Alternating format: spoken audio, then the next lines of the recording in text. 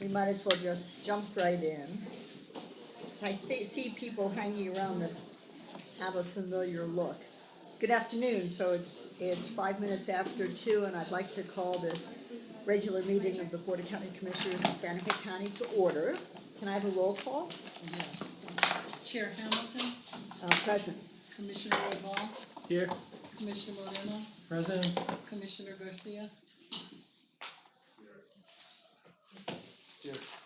Commissioner Hanson. Present. Thank you all. So we have opening ceremonies, but I'm willing to bet it's not by who's listed here. Is that true? I am Matthew Nervice. Today, one of our cooks called You- out, so Matthew, who is our nutrition coordinator, had to go cover Well, in thank Santa you, Anna. Cruz. So I will be Matthew Nervice today. So I appreciate it. Community Services Department is doing the Pledge of Allegiance, Lulu Yon.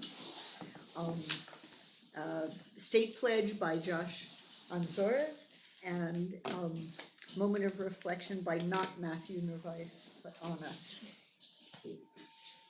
I pledge allegiance to the flag of the United States of America and to the republic for which it stands, one nation, under God, indivisible, with liberty and justice for all. I salute The flag of the state of New Mexico is a symbol of perfect friendship among united cultures. Let us take a moment to focus on the work ahead of us today, being ever mindful of our decisions, and in the best interest of our community, we take a moment of silence. Thank you. Thank you. And before we go on, I believe Commissioner Garcia wanted a moment. If the sheriff can actually walk in, please.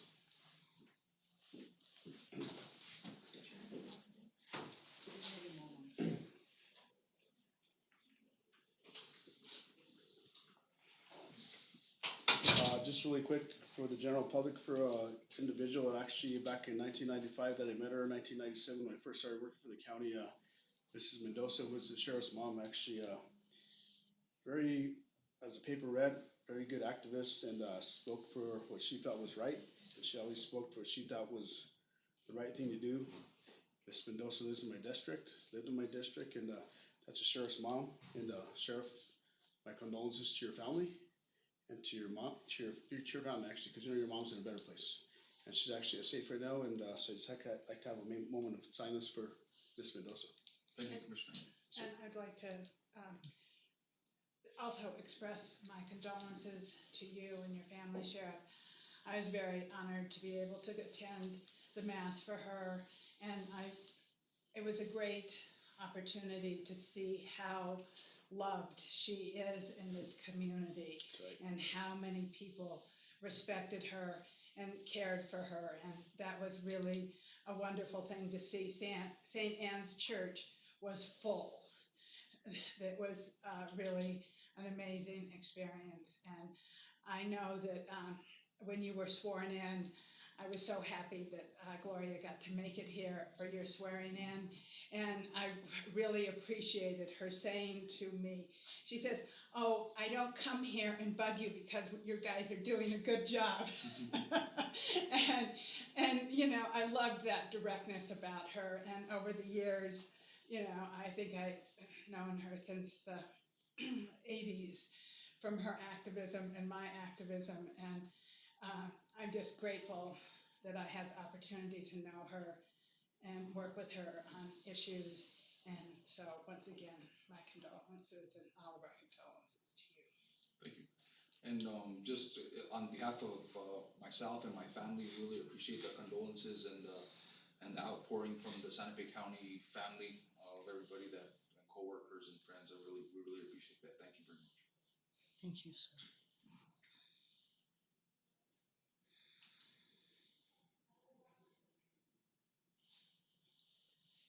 And Thanks, Madam Chair, I have Yes, Commissioner. a few other people I would like to mention in the village of Agua Fria.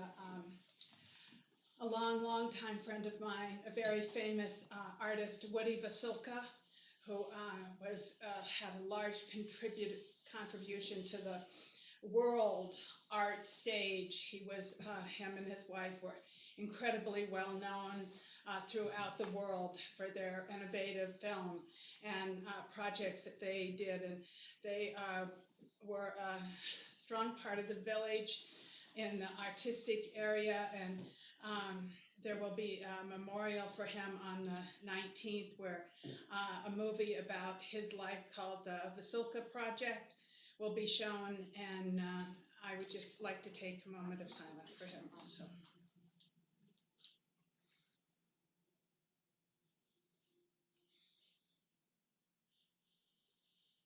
Also, Madam Chair, just really quick in regards to, as we heard probably in the news today, two individuals, two young students, high school students, are actually were unfortunately involved in a car accident today down in the Edgewood area on 41 and Dinkle Road. So two young kids actually passed away today, and so just condolences for their family as well.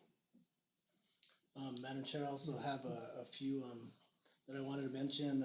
Selena Lopez, Leroy Lopez sits on our land use board, and his wife passed away as well a few days ago. So I wanted to recognize Selena Lopez. Also Ray Romero, and a relative of mine. Her name is Mary Judy Roybal. Her David Roybal's wife, so she passed away. So I just want to remember them as well. And also, really quick, Madam Chair, I guess I worked here for a long time. And so back in 1995, when I met this gentleman, as Manager Miller knows, Steve Kopelman. Steve Kopelman was one of our first attorneys, actually, under the new administration of Mayor Gonzalez. His wife actually passed away as well. And he's actually New Mexico County's director. And so it's just a moment of silence for her as well as for him and his family as well. Thank you.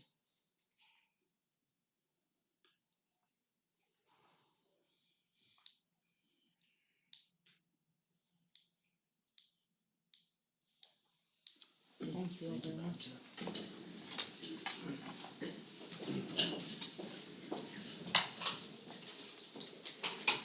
That brings us to approval of the agenda. Madam Chair, are there any changes from staff or noteworthy items? Yes, it's highlighted. We did have an amended agenda posted on Friday at 2:49 on January 10th. The items that were changed from the original posting of the agenda 1 week ago were on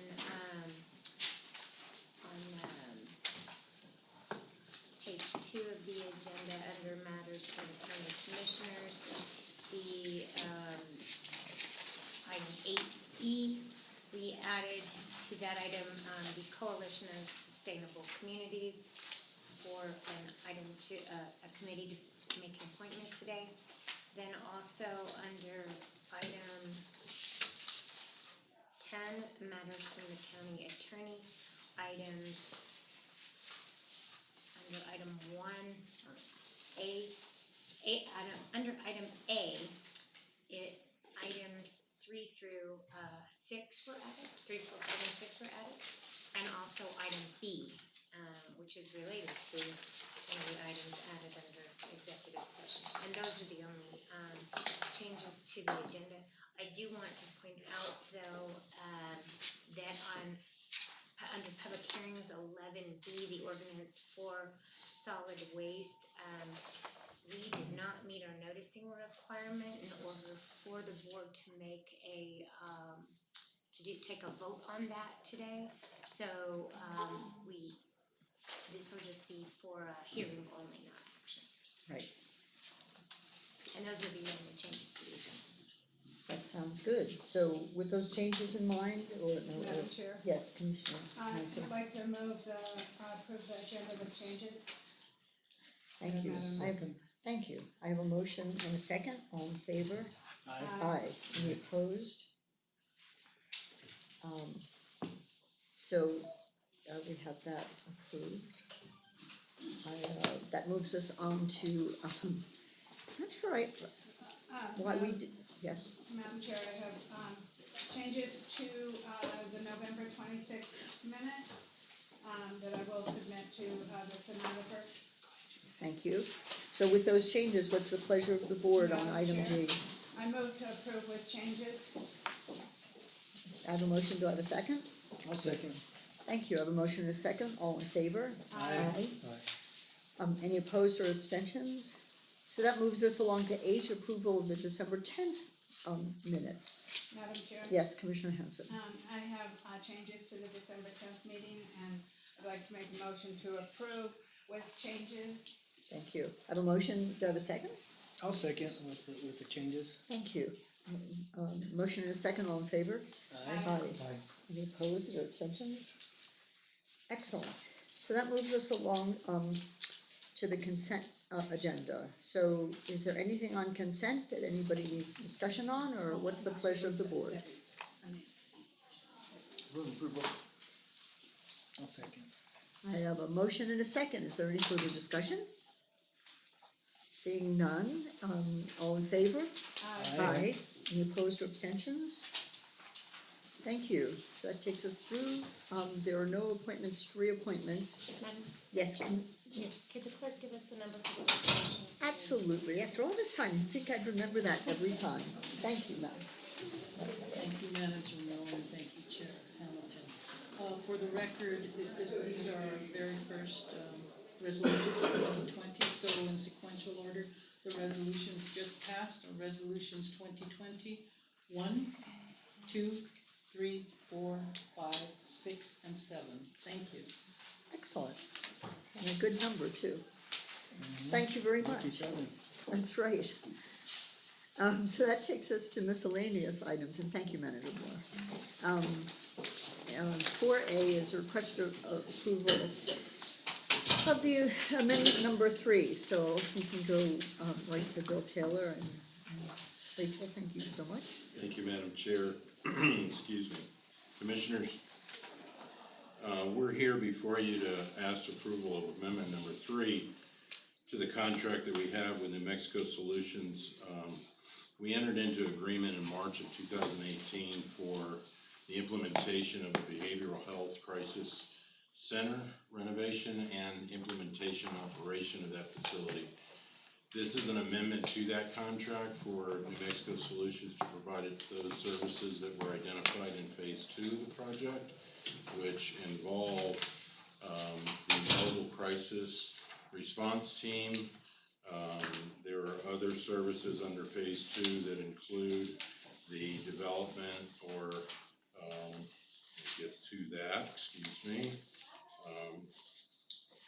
The mobile crisis full operation of the Behavioral Health Crisis Center, and that include services within that phase of services. And with that, I'll stand for questions or defer to Ms.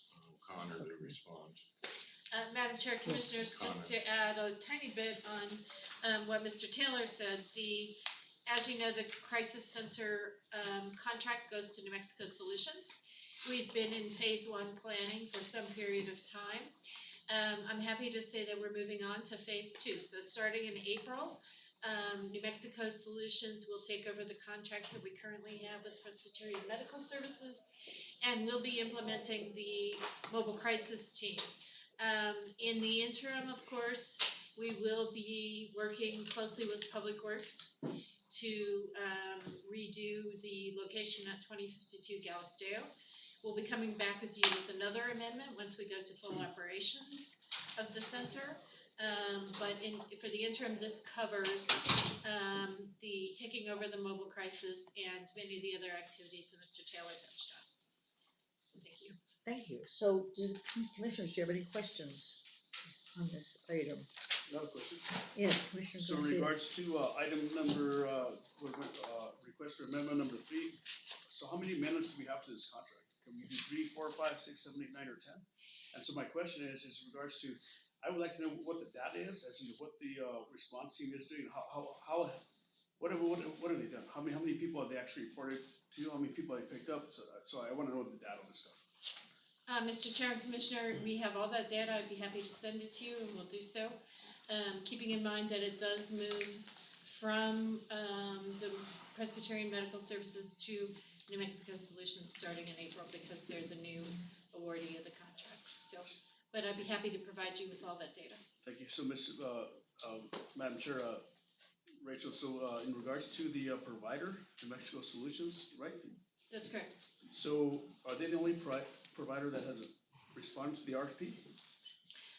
Mr. Chairman, Commissioner, we had several responses to the RFP when it was released in 2018. The independent review team chose New Mexico Solutions at that time.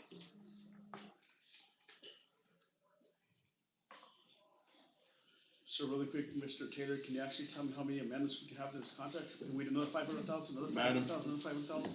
Madam Chair, Commissioner Garcia, this is an agreement for these services to be provided. They're considered sort of a professional services contract. They can go up to 4 years, possibly we could do 8.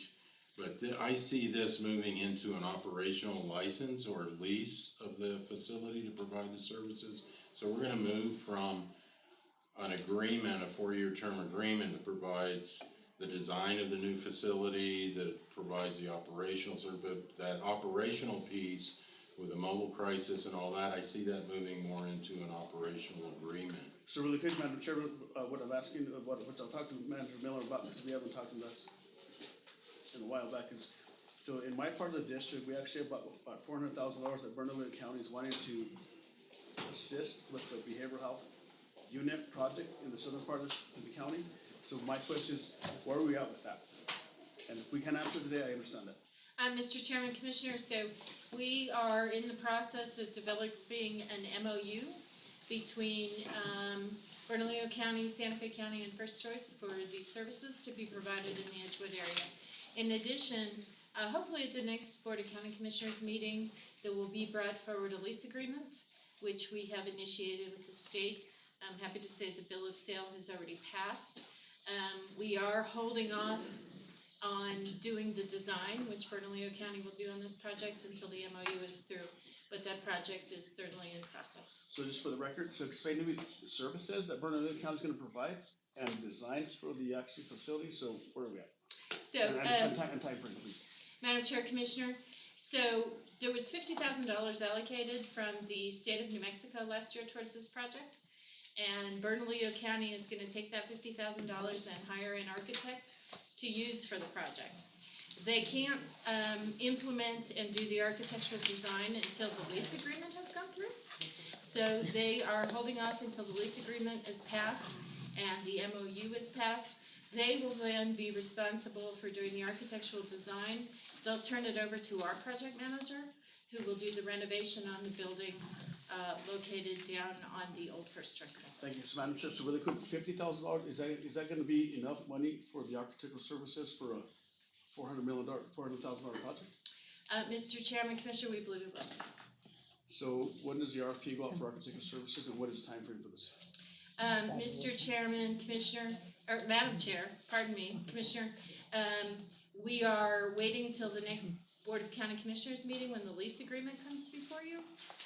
The agreement between the county, and once that is signed, we will be hopefully ready to go to use of the architect who's already on contract with Bernalillo County. So I'd really quick, very Madam much Chair. like to go, stay on this topic, 'cause I recognize they're related, but that, we're getting a little far off topic. That's fine, they'll bring it up from the county commission, so thank you. Sure. Madam Chair. Well, Manager Miller and then Commissioner Hanson. Madam Chair, Commissioner Garcia, and I just want, I checked on the lease agreement, we had some changes at the state land office lease. We had some changes, we have done the bill of sale, but we had some changes, we submitted those back to state land office. Our hope is we will have their sign off on those, and we'll have that agreement back, and in time to put it on the end of the month BCC meeting. And then Bernalillo can bid out the architectural services. We will be doing the actual renovations to the building though, and we have a project manager on board that will be doing that. Right. So Madam Chair, just really quick, do you want me to bring that up from Madison Commissioner, or don't ask the question about the topic? Well, I don't mind asking the question, please go ahead, I just wanna make sure that we're trying to stay on topic on this. And I recognize that the two healthcare things are related, so I just, make sure everybody understands the relationship. And Madam Chair, I do wanna say they are related, but there are different contractors. Right, different front, thank you, so Commissioner Garcia. So just really quick, I can begin from matters from the county commission, but I just wanna know what my time frame is for that contract with actually Bernalillo County and Santa Fe County, not to go out to RFP, actually what it is to start construction and getting it done. Madam Chair, Commissioner, we believe that the lease agreement will be signed off at the end of January. We believe that the MOU will go through in February, and that we should have an architectural design process beginning in March. So real quick, Madam Chair, so for the public, what is MOU means memorandum of understanding, right? That's Between us correct. and Bernalillo County, just so the general public has, we do. Sure. So memorandum of understanding, and then when and how long will the facility start under construction? I know you can't, but Madam Chair, just for the record. I expect it will take approximately 2 months to get the architectural design, because the basic design is already put into place. And Madam Chair, Commissioner, what I expect is probably around May, we will release a request for qualifications for a contractor for this project. So what type of contractor, Madam Chair, like architect or We need to know for that. construction? Maybe PJ. Yeah, thank you, PJ. Madam Chair, Commissioner Garcia, Just for your name, say the. PJ Montano, Public Works. This will be going out with the architect and then going out with a state price agreement is what we had requested. I think the construction budget was $235,000. And so, Madam Chair, so the budget for $235,000, that's for Santa Fe County and plus the $400,000 that the Bernalillo County's gonna put in, right? Or is the $400,000 actually for services to actually operate the facility?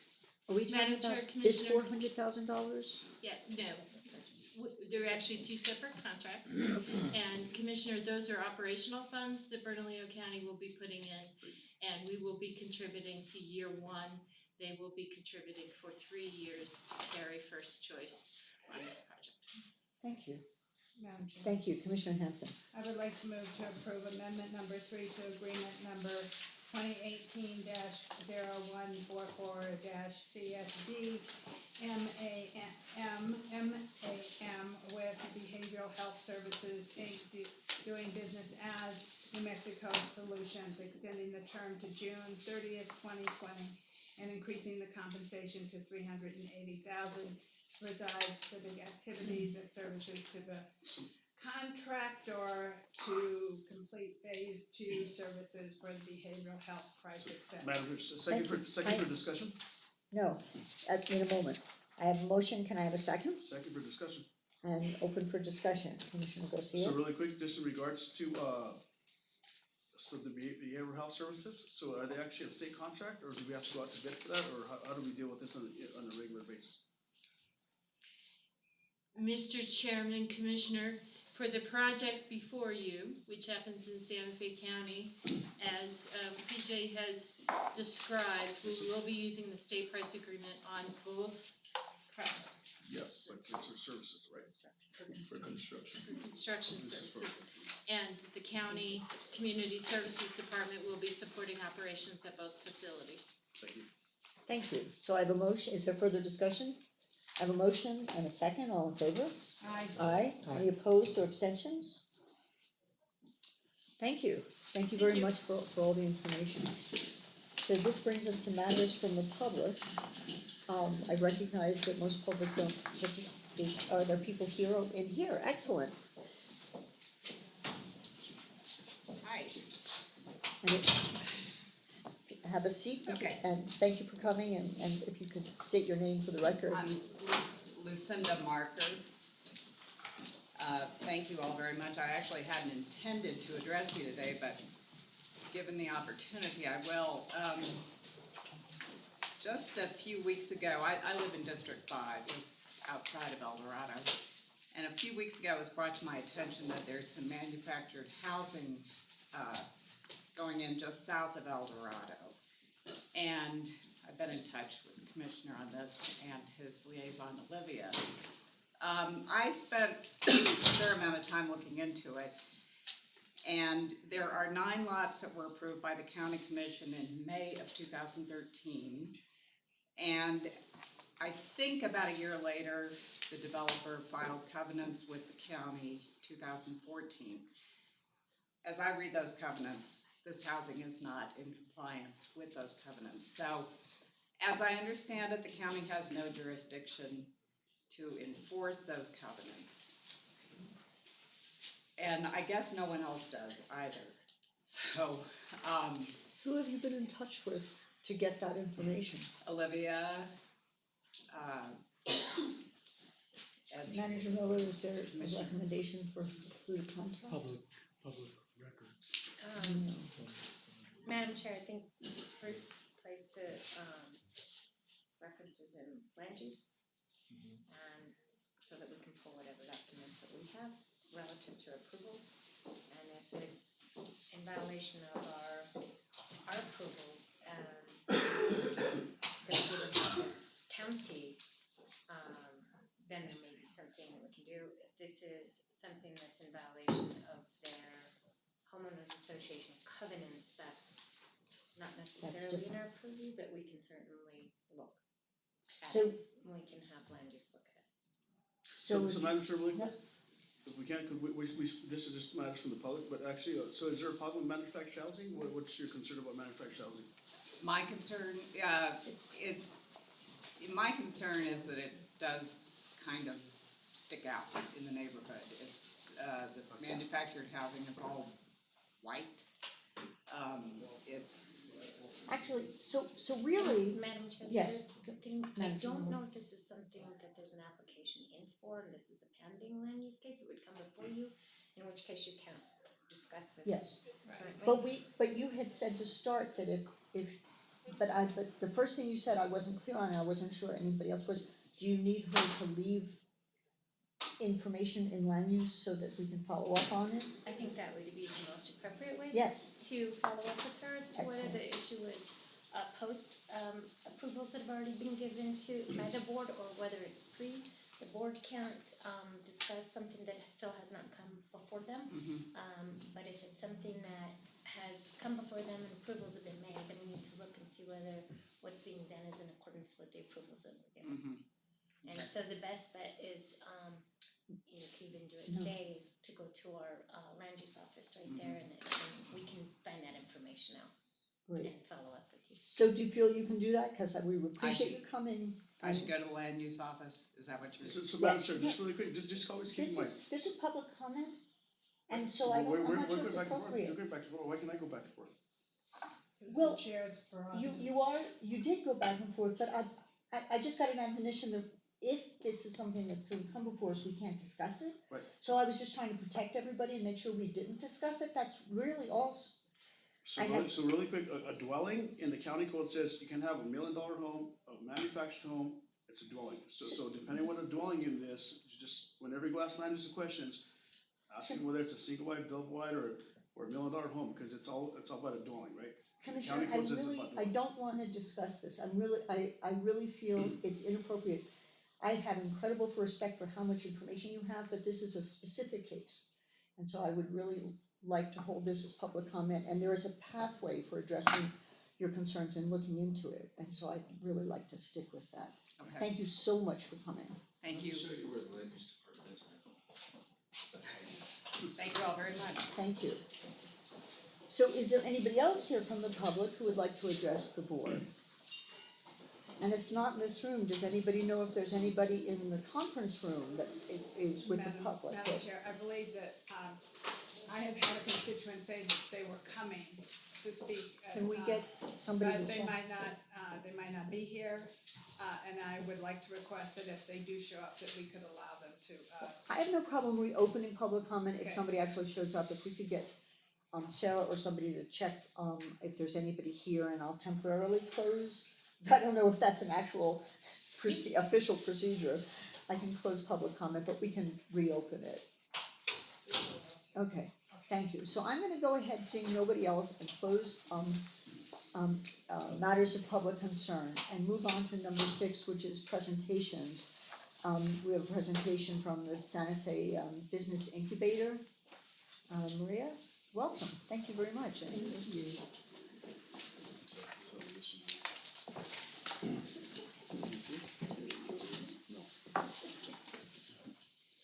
I have handouts for the commission members. Thank you. Madam Chair, Commissioners, the Santa Fe Business Incubator entered into a PSA with Santa Fe County in April 2019. The focus of the contract is to provide business and workforce development services for businesses located outside of the incorporated area of the county. Now that calendar year 2019 has ended, a report has been created to present. And the report outlines how many businesses were created or retained for 2019 due to the incubator's efforts. It also has provision of an updated economic analysis on these businesses, and it provides details on outreach efforts with economic development groups. So their report is included in your packet. As part of the contract, a representative from the business incubator will make a presentation to this body, presenting findings in the report and to provide an overview of the scope of the business incubation services and programs that are offered. So I would like to introduce to you the president and CEO of the business incubator, Ms. Marie Longseer, who will provide the presentation for you. Thank you. Madam Chair, members of the commission, thank you for giving us this opportunity to give you an update on the work that we're doing. You received in your packet about a 2.5-3-page white paper on our impact activities, details on clients, on the types of companies we work with, and on some of the programs and outreach. Because the contract didn't scan exactly with our fiscal year, we took typical quarters and then aggregated that so that you could get a sense of what's happening quarter over quarter with the 21 companies, 2 affiliates, and 20 some odd other individuals who use our co-working space. The handout we gave you today, which has a front and a back, is basically a graphic and more colorful summary of the materials that we gave you in the packet.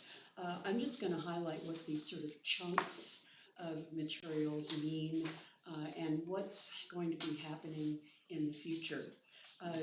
The economic impact data of $2.5 million of revenue, about $1.25 million of payroll each quarter, and investments received just over $2 million. Really shows a lot of economic impact and activity going on. The number of programs and the clients involved is the other graphic. On the top left there you have programs held.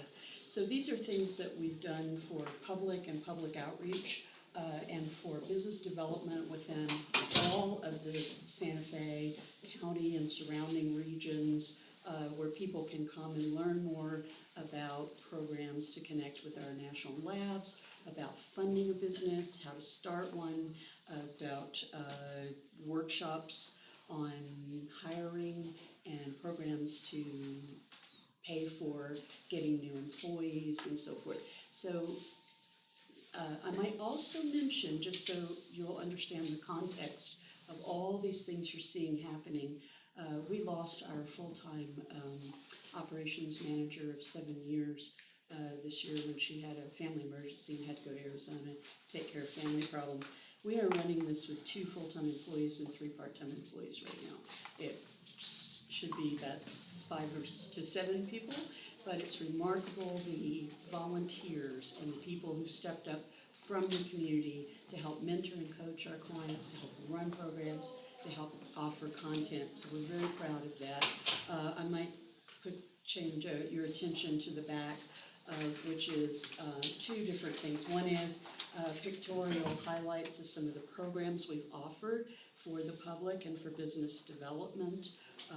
Here again, I'm not gonna read them all to you, you can read yourself and see the pictures of all the people involved, everything from hosting foreign companies to doing workshops with the New Mexico Economic Development Department and the Mexico Angels, etc.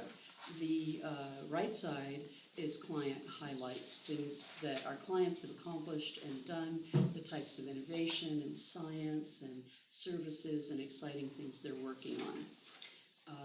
And with that, I'm gonna move on to where we're going in this coming months, and that would be on the front page on the lower right, new programs. We've been very lucky to have been contacted with the State Economic Development Department to do two programs that outreach well beyond our borders into the rural and other areas of the county to help people start a business. One is a solo workers program. I think that would have the most impact on our county residents because there are a lot of people who work out of their home, they run their own solo business, and they need contacts and they need networks and they need ways to grow their own solo businesses that perhaps they're running out of their home or using co-working space or whatever. So we're launching that with the help of the state. And we've got other entities, the city's involved. We'll be doing some of the work under the county auspices to reach out to these individuals. And in fact, if you know a solo worker who would, or solo entrepreneur or a wannabe who would like, we're going to be starting this program in a couple of days and then running it through the next several months. The other is called Pitch Your Way to Runway, which is a way to help people with an idea, determine if it's an idea that is viable. So how do they go about finding the competition and what it would take to start it, and is it viable in the marketplace, and to basically analyze their idea for starting their company. To that end, we're going to be holding a pitch festival at the Santa Fe Brewing, just off of I-25 next month. For people to bring their ideas, and those who have come then will have a sort of mini accelerator program for the next several months to work on validating their idea and getting all the services that they need and connections they need to take it to fruition. And that concludes my report, and any of your questions I'll be happy to answer. Yes, Commissioner Hanson. Thank you, Maria. It's great to see you. Thank you for everything you do for the community. I like the new programs.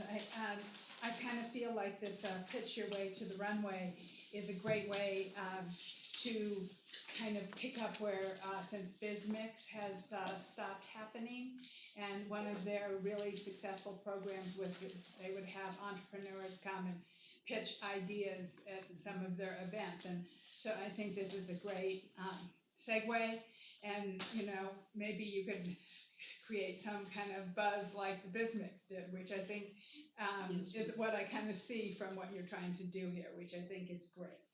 And as a sole business owner most of my life, I didn't have your resources, that I probably could have used, but I think it's great because, I was able to make a living in this community most of my life. Through a solo business ownership and design, and so the more help that we can give individuals who want to do that kind of business, I think is great.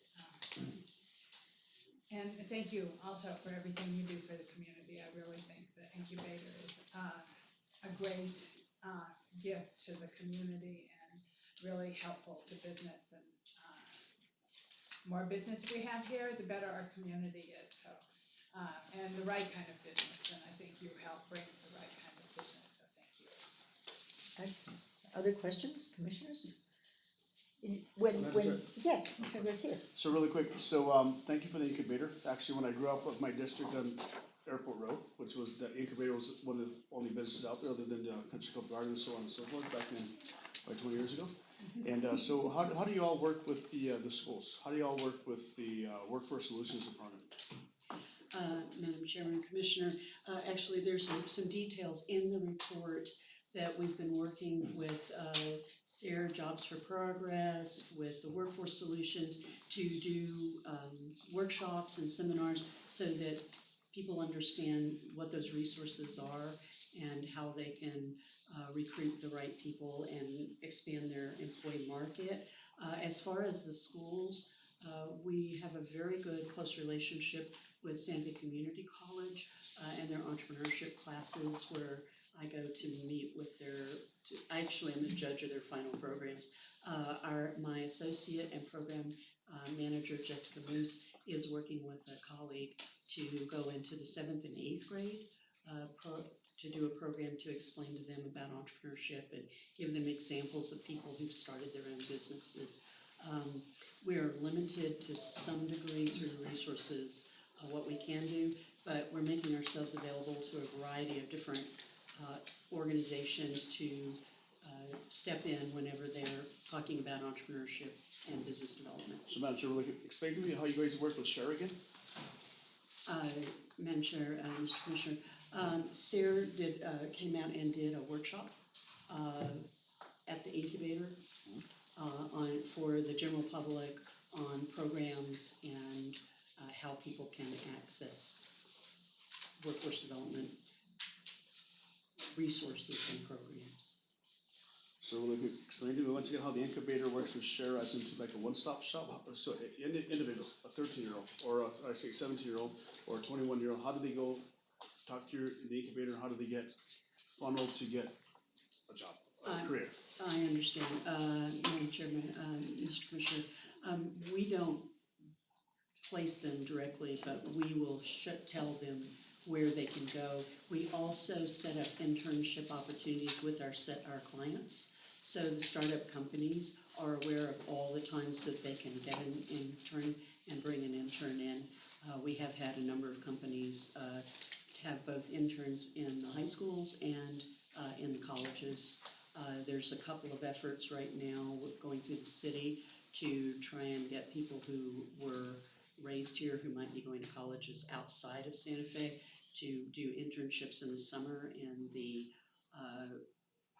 plan and hope is that they will have job opportunities after they graduate to come back to New Mexico. We are not placing people directly, but we are trying to give them connections and resources and paths to those entities and to those agencies, so we get them in the right place. So Madam Chair, really quick, so do you have data as to what you guys have been doing in the incubator for the last 3 to 5 years?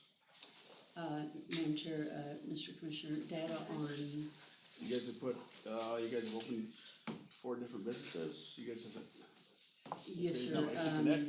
IT Connect used to work out the garage there. Now they're very well.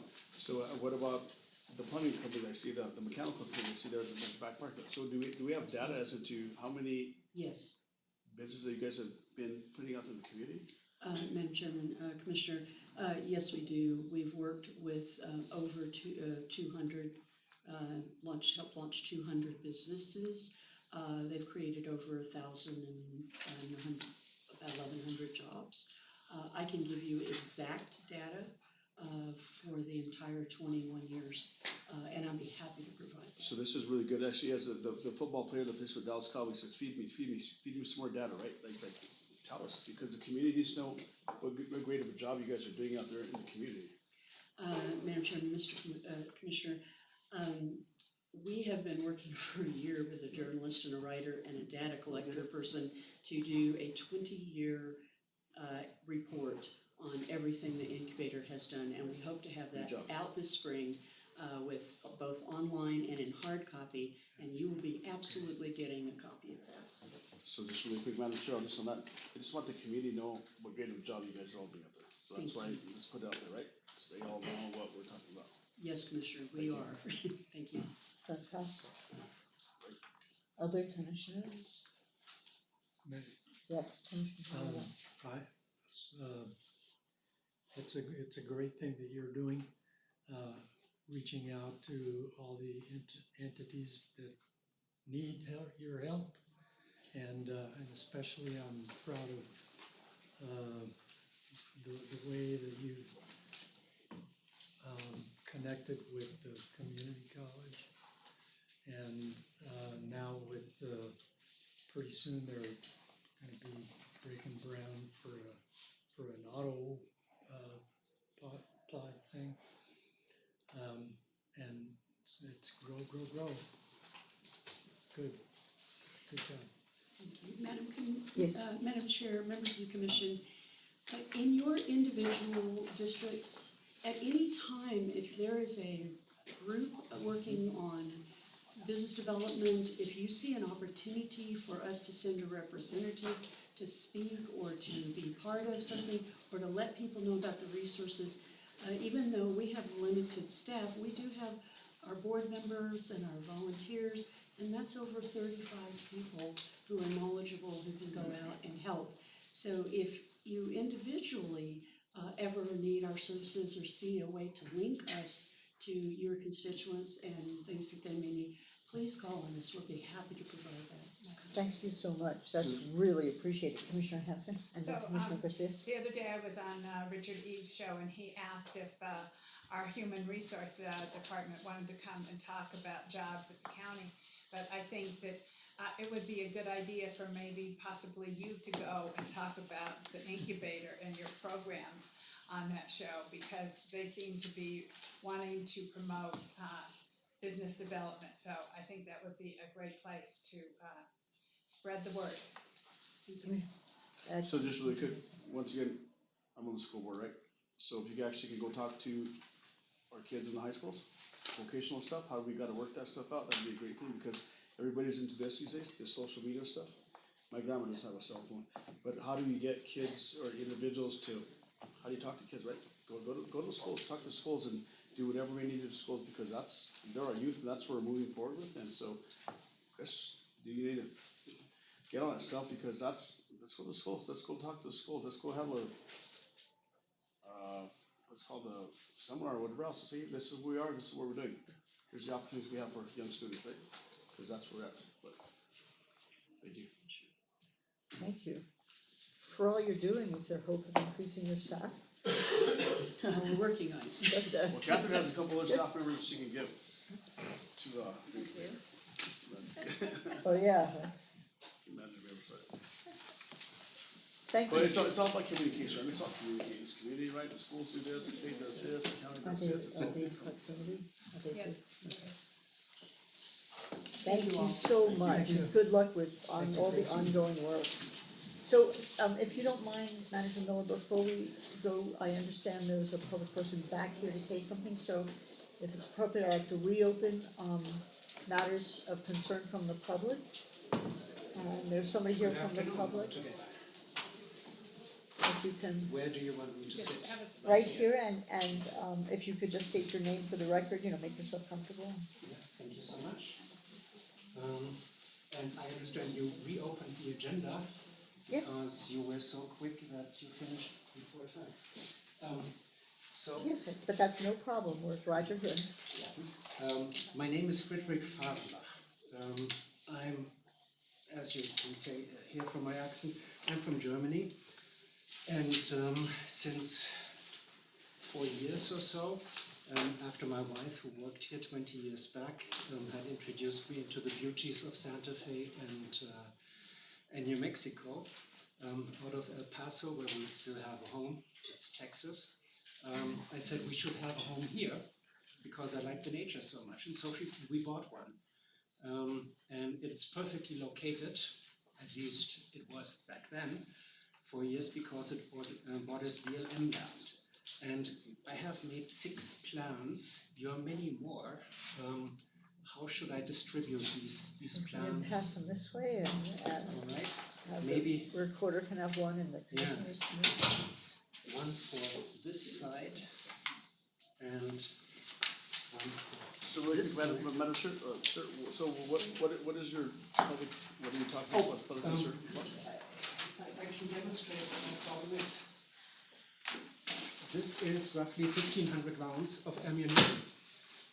Actually casings, it's all dead and empty. This has been shot within a period of 10 days into the direction of my property. The bullets are zipping by.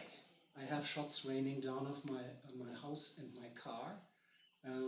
And my wife doesn't come to Santa Fe anymore because we constantly look into muzzle flashes, and I have an urgent instinct, trained to do that, to drop whenever I see a muzzle flash, because it means someone is firing into your general direction. That's my problem. And so really quick, Madam Chair, I know we're not supposed to have a dialogue with probably possible individuals from the general public, but however, I understand why you're possibly here, but the same thing in my district down south is as into the southern part of the county in the San Pedro area, as into, so I have a couple of individuals that actually live in the La Cienega area, and would you actually be willing to sit on a subcommittee as Commissioner Hanson, actually, this is why you're here, why would you like to sit on a subcommittee as to, would you like to clean that stuff up? You've done an excellent job of picking up the shells. So because there's a couple of individuals in my community that say, you know, let's go clean up the place. Let's go sit there on a Saturday or Sunday and let's educate them. Say, let's help clean up and let's get people educated. Commissioner Garcia, I really think you should let him talk, Yes, and then sorry. You can. Yeah, and things are a bit easier if you look at this plan. I can afford two more because, oops, I would like to keep one for myself. So what you look at is This is in my district. This is La Tierra Nueva on the border and Buckman Direct, the road to the Buckman Direct Diversion is at one end right over here on the left, and I believe, so I'm just giving general location. Yeah. Thank you. So what you see here is the Homeowners Association of La Tierra Nueva, which is within Guarda las Campanas. And pretty much in the center you see my misspelled name, Fahrenbach and Hamilton. That's my wife. And as you can see, the white area, that's BLM land. I've indicated the directions. Up is south and down is north. Our property abuts the BLM land, and 4 years ago it was a pleasure to be there. I could walk our 4 dogs, I could ride the 2 horses, I could take my bike out there and enjoy that. However, this has changed. Coming from the east, from Buckman Road, shooters have established first one site, devastated it, then they moved west, opened a second site, devastated it, they moved on, third site, fourth site, and they are now at number 5. Number 5 is pretty much exactly where the N for north sits. And this is along Alamo Creek and off of the Buckman Road. Yeah. So if you look at Google Maps, and I'm happy to show it to you, I had hoped for a TV where we could share the same map, but that's not available at the moment. If you look there, you will find a natural trail. It's called Alamo Creek. It's an arroyo. It's used for a multitude of purposes. Of course, it drains water from time to time, but if it doesn't, you can find cattle there. And I used to ride the horses. I used to walk the dogs there. All of that has stopped because now with the site where I picked up this, and which I can look at from my house, it has become too dangerous. Nobody goes there anymore. These rounds, this is roughly 1,500, and it's just one caliber. So I have 2,500 more if you would like to see that, all calibers, including high-powered rifles. And the problem now is people don't shoot just south, away from us, they shoot towards us. So I hear ricochets humming by. It's a very characteristic sound. It sounds like a hummingbird, and when it goes into the grass, it cuts it. Shots from people who practice clay pigeon shooting. they point into the air, but they point into the direction of my house. So all the shots rain down. When I have a car outside, I can hear it pling, pling, pling, pling, pling, fall out of the sky. And yeah, these 4,000 rounds, and this, as I just said, is just one thing. I collected that 10 days after my latest cleanup. You just, this is what I understand, suggested we should all go there and organize the cleanup. Well, sir, this is what I'm doing since 2 years. I hire crews, I clean up, I collect the shot windshields, TVs, tires, pallets, plastic containers, shards, bottles, and casings. And I drive them to the transfer station and pay for them to be disposed. Happy to do that. But it's only an invitation to move into those cleaned up spots and to just obliterate them again. BLM understands what the problem is.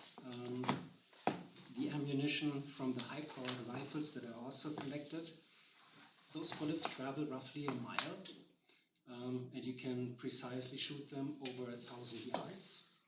I know what I'm talking about. And now that shooter is turned and are shooting into the north, they shoot into the direction of 7 houses. These are my co-residents here. Mr. Nelson, the Little family, the Patterson family, the Reed family, and some others. Yeah, we are being shot at. That's the short story. And my feeling is it won't take long and then something will happen. 2 cows have been shot last summer. One I had to burn because it started bloating and attracted coyotes and all kinds of wildlife. The other, I believe, was collected by its owner, which is University of New Mexico. So these 2 casualties we already have. Another casualty is the environment. And the saddening thing is we cannot go onto this BLM land anymore. BLM tried to do something helpful. They posted no shooting signs. Guess what happened? Shut up. Sure. And from the direction those signs were shot, you can clearly tell they were shot from the south pointing north. So the bullets, and I would assess them as the NATO caliber of 5.56 millimeters. This is a high velocity thing, muzzle velocity roughly 3 times the speed of sound, that goes through that like a hot knife through butter, and then goes on north into the direction of our homes. That's the situation. I respectfully ask you to do something about it in case that's within your jurisdiction. So, Madam Chair. Yes, Commissioner Hanson. Thank you, Frederick, for coming.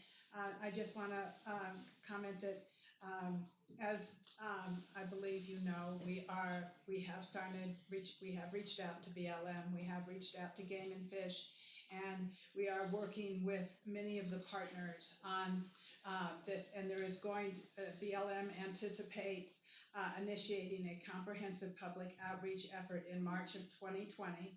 And to seek public input options to address issues associated with recreational target shooting, which is what on public lands in Santa Fe County. So there is going to start to be a process where we can start addressing these problems. When I go to Washington, D.C., I already have a meeting scheduled with Chief of Staff or Senator Udall to talk to him about getting money to build a shooting range, because we have no shooting range anywhere in Santa Fe County. And without a proper shooting range, this kind of wildcat shooting is only going to continue. We're not going to get everyone to come to the table, and we're not going to get some of the bad actors to stop shooting in some of these places. But if we can provide a real comprehensive shooting range, it will help with, we might be able to at least move back to where we were 4 years ago. That would be great. And This is a letter I have from BLM that, I am in touch with them regularly. And I am working with all of our federal delegation on this because this is definitely an issue of public health and safety. Thank you very much, and thank you for coming and informing us of this. Yeah, my pleasure. And I hope you understand, I'm not just talking for myself. I speak for quite a lot of people being concerned who are effectively now banned from using the BLM land because they can't go there anymore. We understand, thank So, you Madam very Chair, much. just really quick, just always keep in Commissioner? mind that this is the administration, it's a federal property, right? And the commissioner here on the right is actually Right. trying to help you out because it's a constituent of hers, but you gotta call the congressional delegation, talk to them, because it's really, Yeah. we're working with them, but Yeah. as the commissioner's doing, so we're trying to work together. I happen to be an attorney. I'm a bar member in Germany, and I have some knowledge, but not profound, concerning public law. Let me please ask you a question. If a crime happened on BLM land, whose jurisdiction would that be? I don't think that's something that the commissioners would address. I think you could, Sheriff. yeah, and that would I be, understand that. Federal government, federal government. yeah. So that is of course something that happens after the fact, investigation. Public safety is preventive action. May I ask who has? We completely understand, we are really committed to public safety, and I think the point is that actions are being taken to try to address that and move this forward in a really cooperative way. Cooperative meaning across jurisdictions, between the county and state and federal agencies. I think your commissioner is working on that. I think that's about what we can say at this point. And we are, and this board has supported that and has voted to continue to work Absolutely. with the federal government and BLM and all of the partners to continue to work to solve this issue.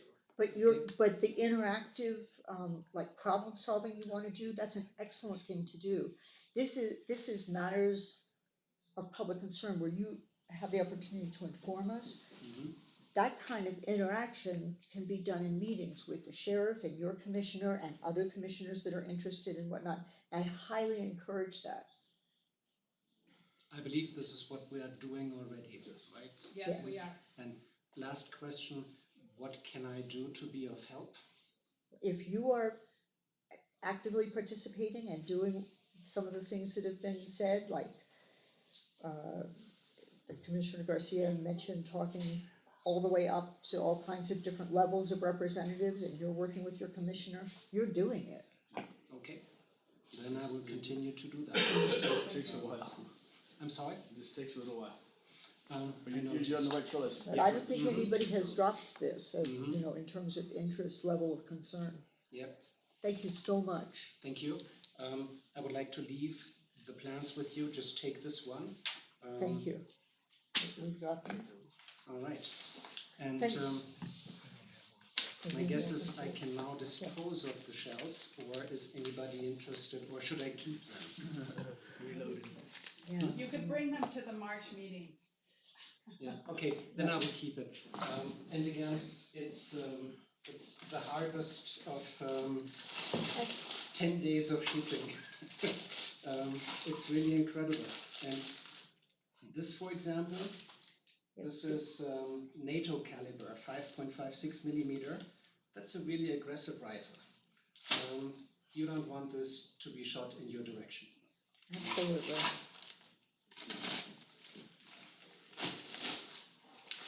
All right. Thanks so much. Thank you so much. Thank you.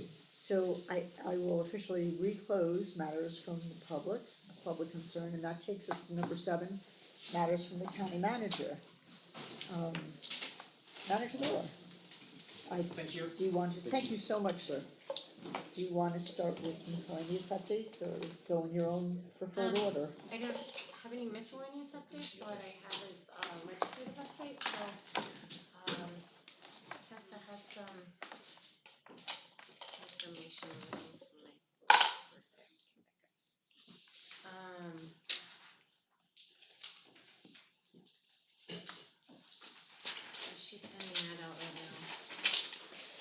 you know, we have the legislative session starting. No, just have a moment. Okay. We have the legislative session starting next Tuesday morning. Tuesday at noon. Did you leave them, Commissioner Henson? I'm sorry, Madam Chair. It's all right, I I'll really wait. I'll wait apologize. until she- Did I not get one? Yeah, I don't see it. Thank you. I'll wait until she-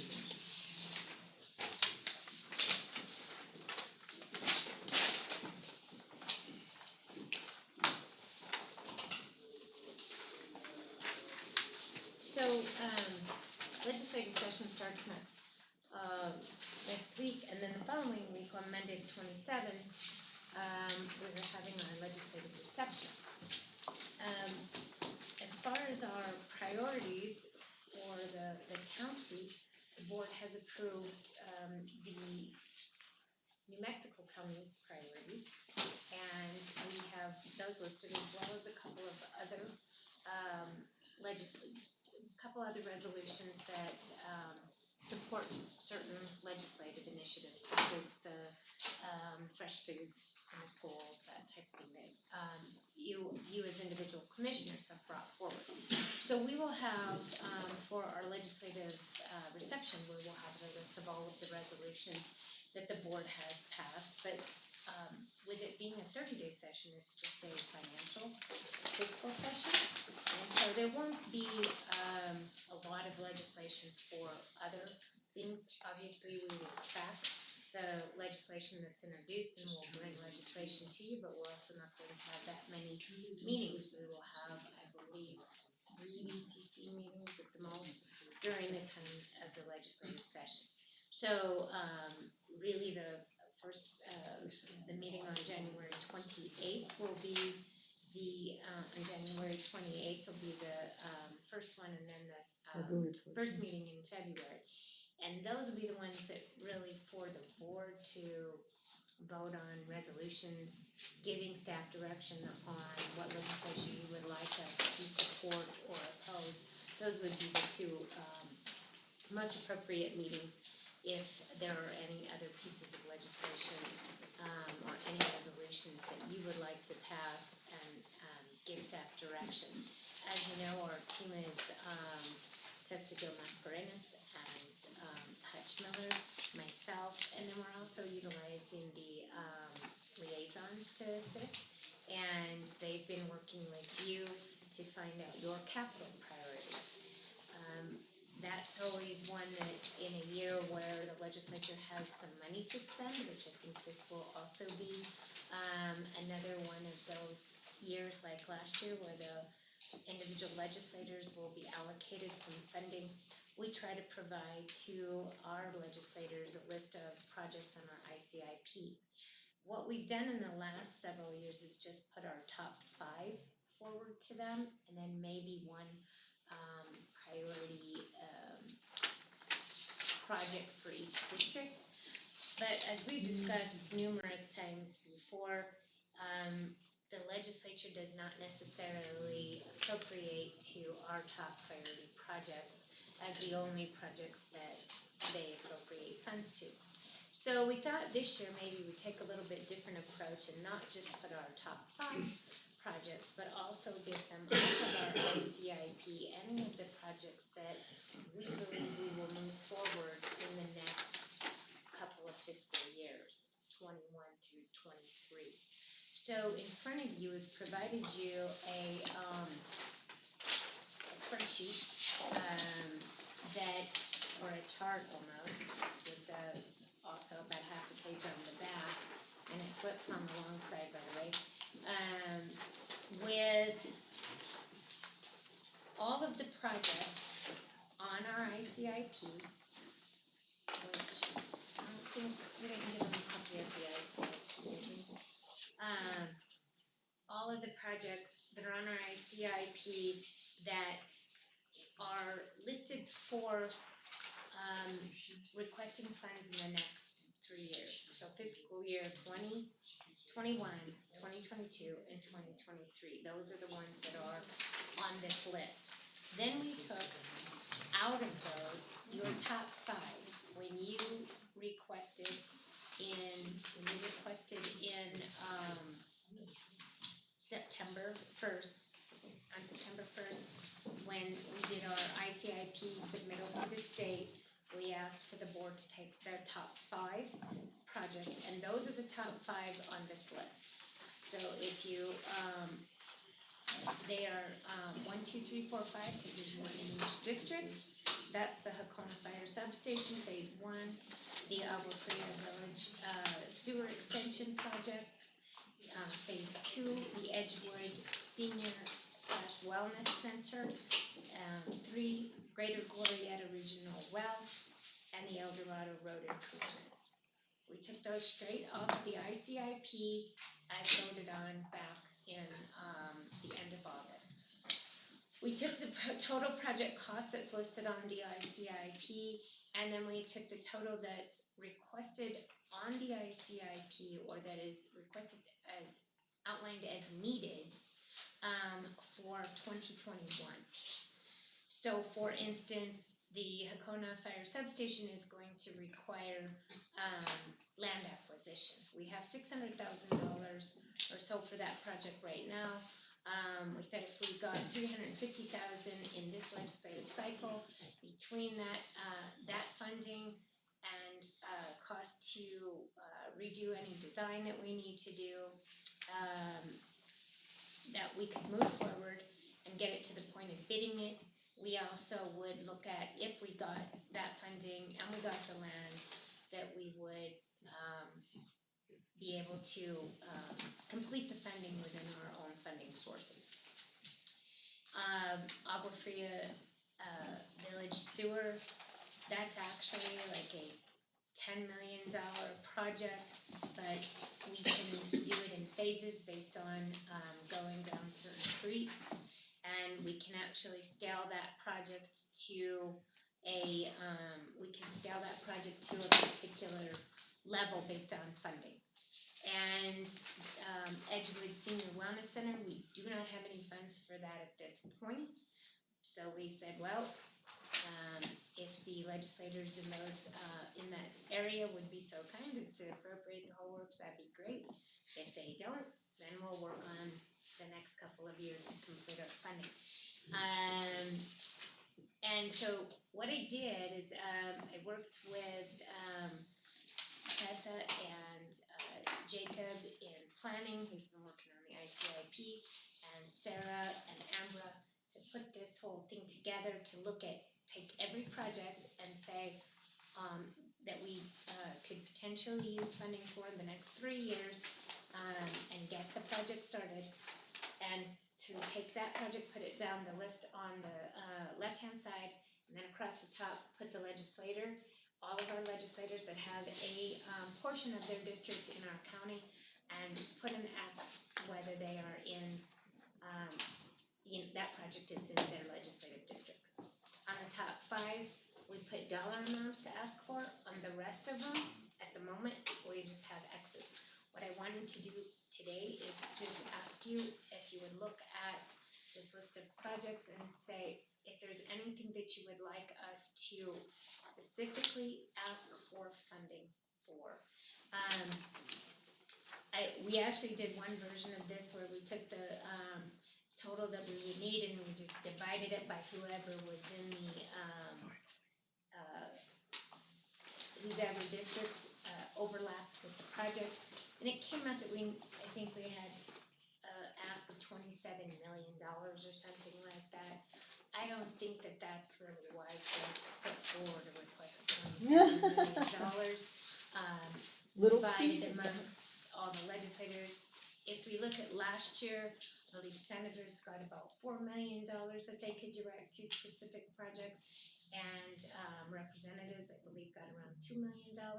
So just to put that in perspective, if you were to take Peter Worth or Brian Egoff, they both, one would get 4, the other would get 2, but they have the city of Santa Fe in their district. They have other mutual domestics, nonprofits.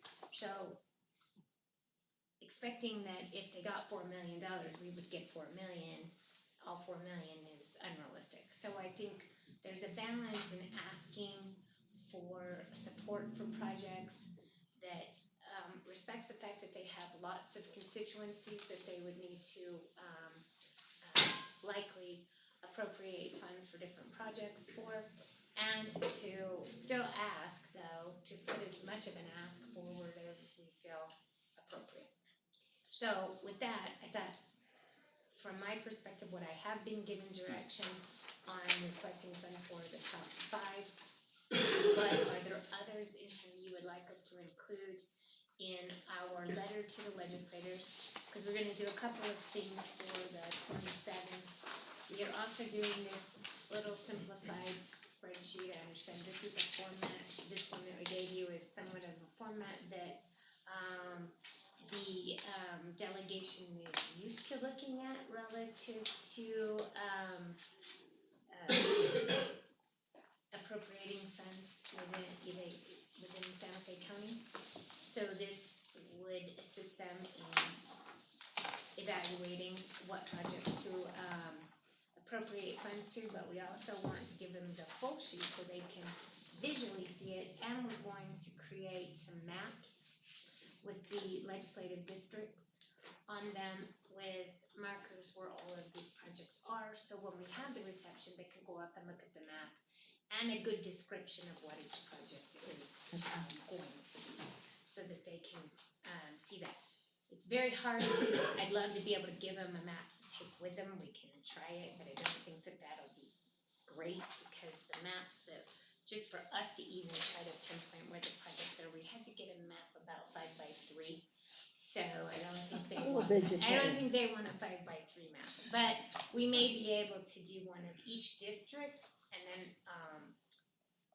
more about this size that we could give them with their own district and show them their projects. And so those are the things we want to give to them on the 27th, and to talk to them about, let them ask questions about any of the projects we have.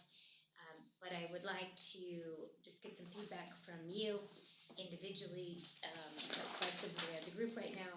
Are there any projects on here that you definitely want us to request funding for? Why don't we do this just in order? I'm sure everybody's gonna have something. Commissioner Garcia, do you wanna start off?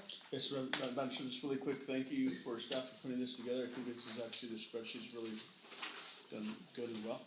But some of the questions I have, so are we gonna turn in a capital outlay request for all of these items on this spreadsheet?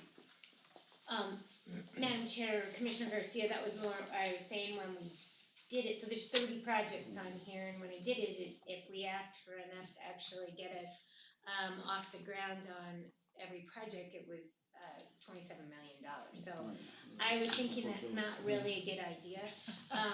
So I thought maybe the first thing to do is say which ones for you do you think are high priorities? Because if we just took what they could potentially have available, it's probably not even $27 million. So Madam Chair, so do we have to make that decision today, or can we talk about it in the next couple weeks? Cause I'm willing to work with staff as they're turning in our different types of projects, because a couple of ones I see on here is in Madrid, we actually have a couple of things in Madrid that we need to work, that the community has asked about. In talking with Speaker Egoff, myself and Speaker Egoff is in regards to State Road 14 and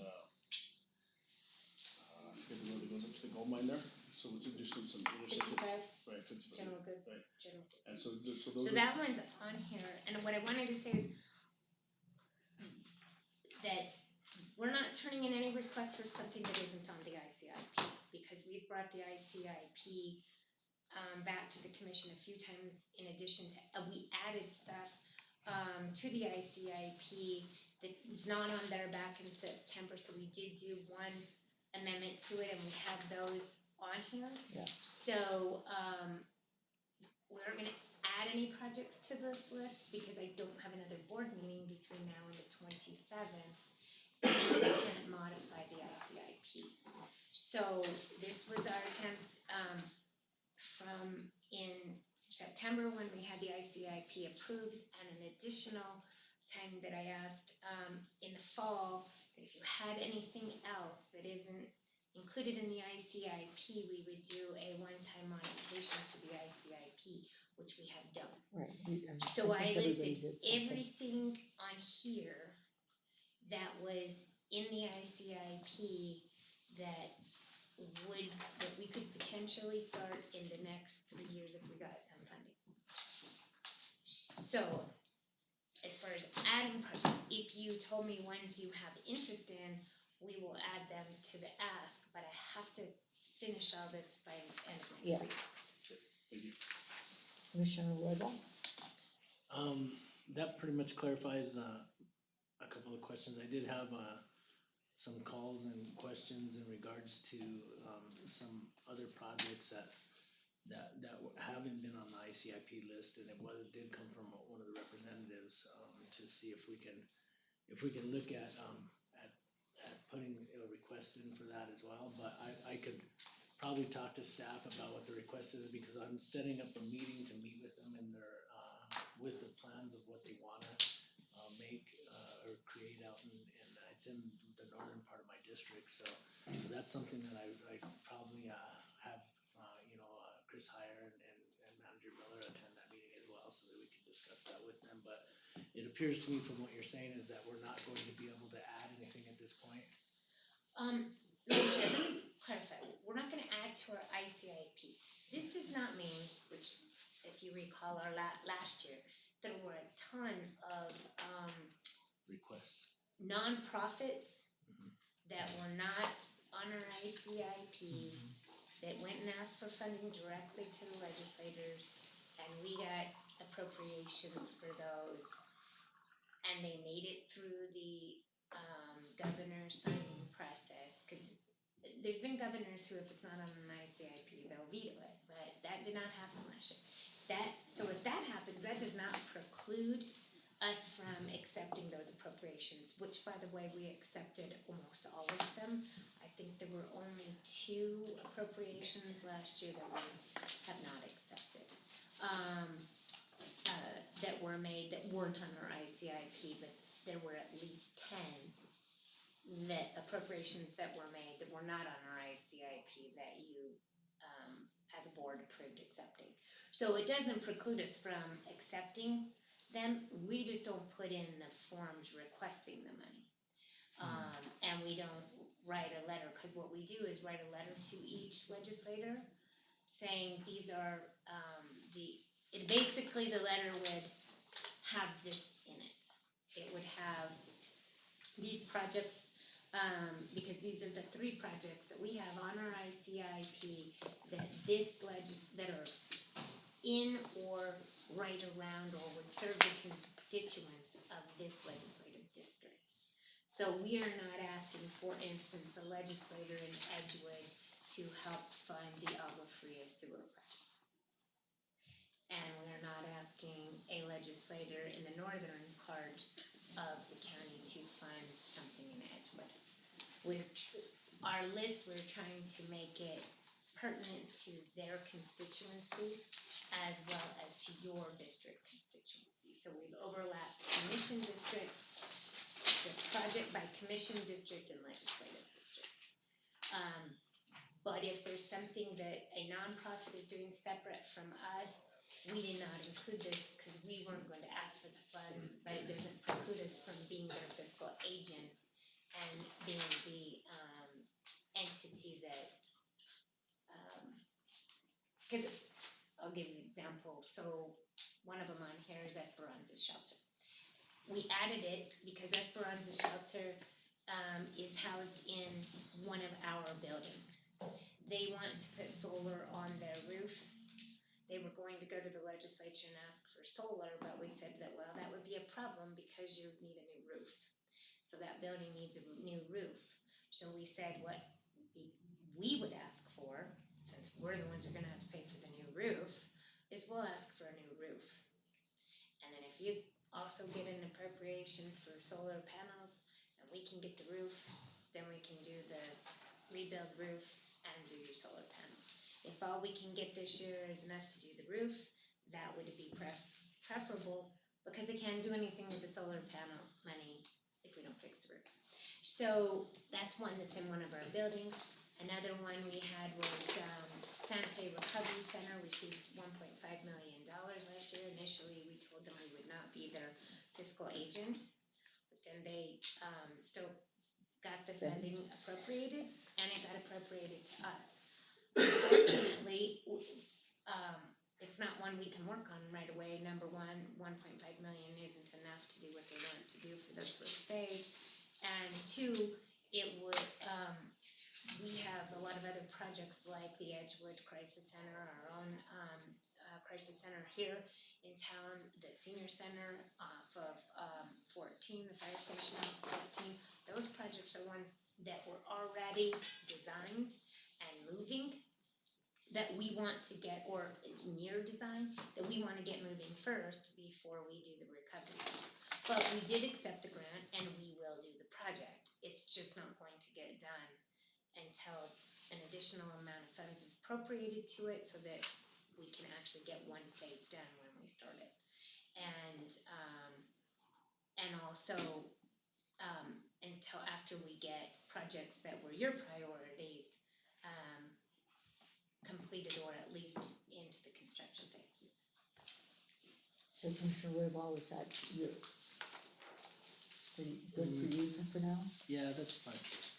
Sure. Commissioner Moreno? In the 4 years I've been here, you've managed to make to make it the simplest that you can make it, and I commend you for that. And it's always a temptation to want something that you would really like, but it doesn't fit the mold, and then that's when problems come up. And so I think the expanded, this spreadsheet is just great. And if you're not comfortable talking to your legislator, just look at the chart. We love spreadsheets. Commissioner Hanson? Thank you, Catherine, very much for working on this. I hope this is what they want. There's only one who's complained about the format that we put it in, and this is the format I understand. So I'm happy to They'd like see to the new see it. format, and I think that's great. I recognize the items on the list. I see the energy efficiency improvements to county facilities. Is that how we listed the request for solar last time? Was it listed that way? I mean, cause I feel like it's not quite, you know, it might need a word in there of solar, or, you know, since that is something that they are willing to give to. And so energy efficiency might not be, I mean, I think energy efficiency is incredibly important, but if we could add in solar or energy efficient / solar improvements to county facilities. So Madam Chair, Commissioner, on the ICIP, it is item 6 on the ICIP, and it is one I was gonna suggest that we do request funding for. It's, and we'll change, this was for you today, but I want us to have a better descriptor for the 27th. But it's listed as energy efficiency improvements to Santa Fe County facilities to address climate change. And then there's a expanded definition, and it says install photovoltaic and electric vehicle charging units on community facilities and public safety facilities in Santa Fe County. That's too specific, because now that we're getting this energy audit done, there's about 10 areas that they have made recommendations, and not just those 2. So I don't wanna preclude that, because some of it would be capital improvements, like I said, for instance, to do Esperanza Shelter, I gotta put a roof on it, I can't just get photovoltaic. So we're gonna have to work on that language, and we will work on that. I don't so much need that from the board, as I do on this list, what are some that you'd like me to move up on the list as far as what we specifically want to request some money? For instance, I would recommend that we request money for the energy efficiency, because we have some, and we also have this energy audit. Anything that we can get funding for, we could use to match and help with the financing that we would probably do with energy savings. Number two, Canyoncito or TL Success, we have two projects, that is phase 1 and phase 2, that's running the water line all the way to Canyoncito, but it's also finishing the distribution system within the Canyoncito village, and that's one that we already have about $8 or $9 million for, but we need another $2 million based upon how we have now designed it. We think that we will finish design this spring and would like to go out to construction, but we may be a couple of $1 million short. I'd like to ask the legislature for some additional funding for that. That helps District 4 and District 5. So those are ones I was hoping that you would look at the list and kind of consider it from that perspective. Anything that we have some current funding on, Northeast Southeast Connector is another one. We have over $9 million of funding in that one, but we need probably closer to 11 million to be sure that we could finish it as designed. So it's things like that that I'd like to, where I could say to the legislators, hey, we have the lion's share of this. We have not asked you for the lion's share. We're asking you to help us finish this project. So those were some, I didn't do it on this sheet today, but I wanted to get your maybe some kind of verbal approval that you'd be okay with me adding those to the specific requests of specific legislators. So, Go ahead. Madam Chair, Madam Chair Miller, I have mentioned the Northeast Southeast Connector to DOT Secretary, and I'm sure Commissioner Moreno has, and he has said, I told him we needed an additional $3 million, which I think is about right, from 9, 10, 11, you know, and there is might be some money set aside for that, but you know, I definitely wanna see us be able to move forward with that, even though it's not my district, it's my colleague's district. But in my own district, what I really think is important is all the things you have listed, of course, but the water line extension to Nancy Rodriguez Community Center, I see that as like the first phase of a larger project towards, you know, possibly a senior center, making sure we can extend Romero Park. You know, with the water line, we can then extend Romero Park and do some of the other things that we wanted to do. So I see that as really important. The Lopez Lane and Agua Fria Street improvements, I recognize that those are important. They are also things that we can bond for. And so I recognize that that's, you know, if we can get some money towards it and we can get some bonding money, that's also important. I'm grateful to see the Esperanza shelter on here, because I feel like they do really important work for our community, and if we can help them by getting a new roof on and then getting solar panels, they have more money to, they don't have to spend money on their electric bill, but they can spend money on services that they provide to the community for domestic women who are trying to get out of a violent situation. So that's my feeling. I am grateful for this list. I'm grateful for you putting these things together in individual packets. I think this will help us, and I think it will help with the lobbying effort and recognizing that we're listening to them is always a good thing. And so thank you, Madam Chair Miller. and the whole team, TJ, Sarah, Ambra, and Greg, and Jacob. And Jacob, and all the people who worked on it, thank you. Thank you. So yeah, two things I wanted to mention. First of all, for the Glorietta, I've spoken, that would be a great project to finish, but that's the complete project. We have substantial funding toward that. The actual ask for this year to complete it is a fraction of this. That's the good news for everybody, because that lets other projects get more money. On And which so, one? The the Glorieta Greater Well? Glorieta Well project. So that would be a great priority, because it is 90 to 95% done. Okay. And I will get you a good number. I've texted, I've spoken to Paul and Jacob. So we should, the staff should, if they haven't gotten a good number from engineering, you know, that should be readily available.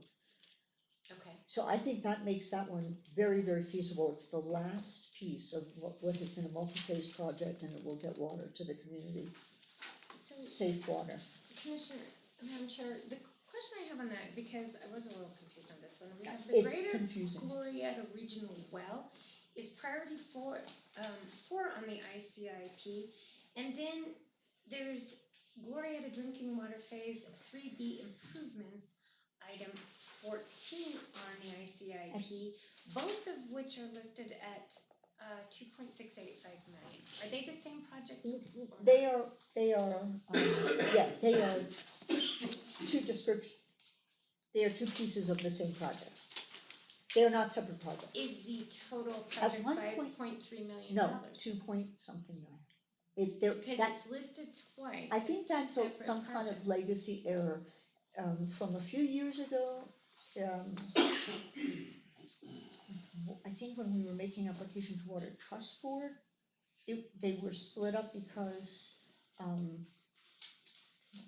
least 3 years ago, Tony thought that Tony and now Commissioner Garcia were doing research on other available funding, federal funding, and there was an idea that the second one, not the well, but the distribution system, the remain, would be very eligible for that, because it's the most disadvantaged of all the Glorieta communities.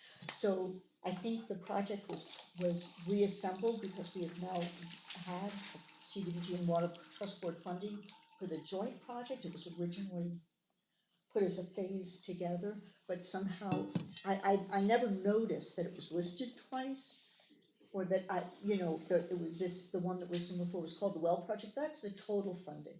And So I only put the well because I thought we can't you ask could drop for the well and two say when they, Glorieta water projects in the same, right, for but the same group of people for the same Right. session, so.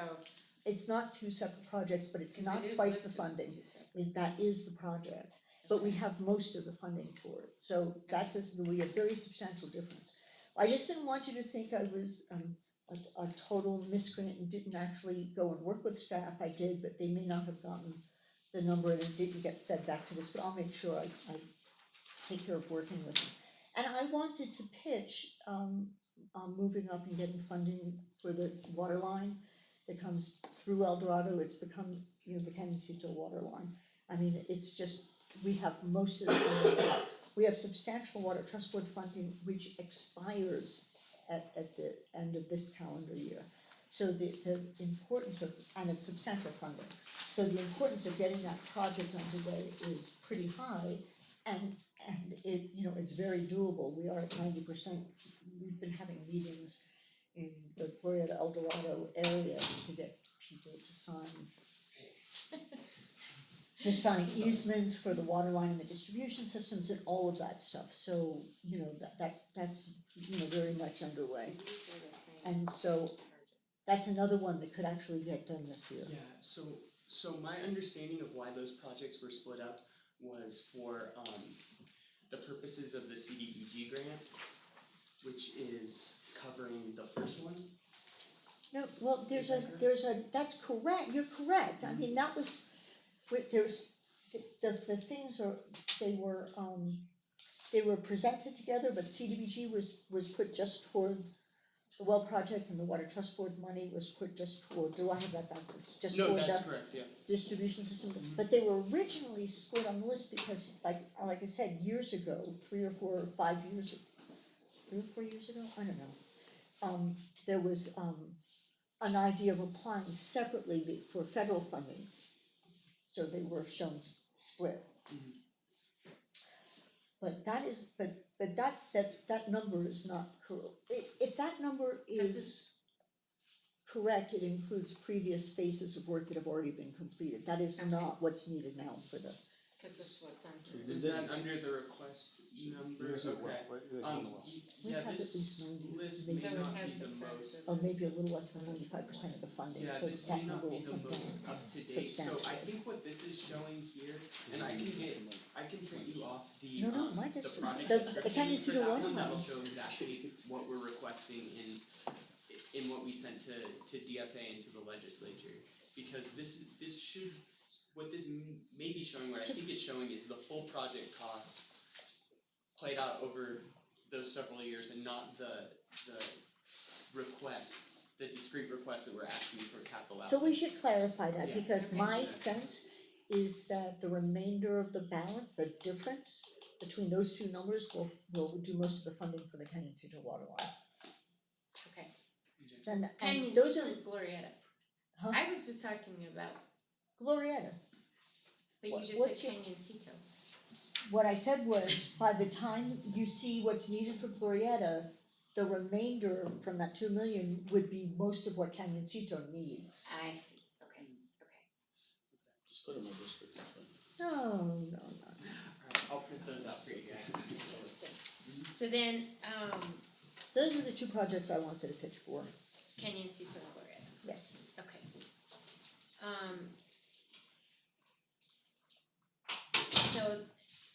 So that helps me, so what I will do is we will update this and move up the ones, and if Commissioner Roybal and Commissioner Garcia would like to just let me know which ones on this list you want, if it's not in the top 5, that you wanna see us ask for specific funding for, that's on this list, cause there, as I said, we took all the projects off of the ICIP.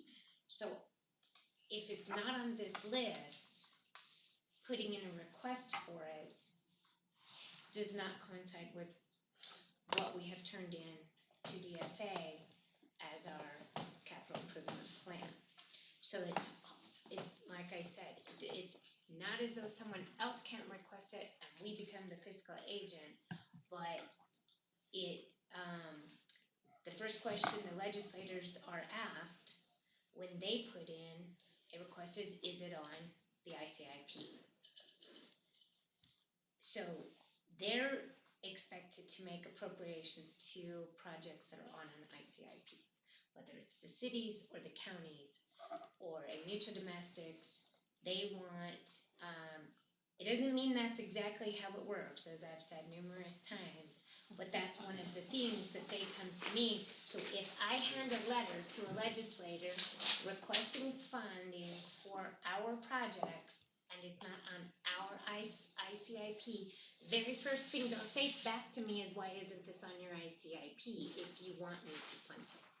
So I don't wanna give them a letter from the county saying, we're asking for money for this project if it isn't on our ICIP. So that's why this list looks the way that it does. If other entities have come to you in the last month or so, and you're gonna get more of them in the next month as well, saying, will you accept our funding? It goes back to what we went through last year, that I'm gonna bring it back to you guys and have you vote on it because it's not on our ICIP. And that if you want to accept it or not, because it then moves our priorities down. And that was what we were trying to do by creating a process. We sent out, unfortunately Jacob left, but we sent out letters to the nonprofits in the area. Now, whether we got all of them, probably not, but we definitely went to all the groups that we have historically worked with and said, do you have a request, that's how we found out about Esperanza Shelter wanting, to do solar on a roof, and did the research that they need a new roof first. So Jacob has included the stuff that he received responses back for, but anything that we didn't get any information on, we did not add to the ICFP. And so that's why you see these 30 projects, not 58 and not 200 like we've had in the past. We're trying to get it to a manageable amount, because we really don't wanna receive funding for 30 different projects. It is almost impossible for the staff to actually move those projects forward, because we usually don't get enough and we get too many different ones.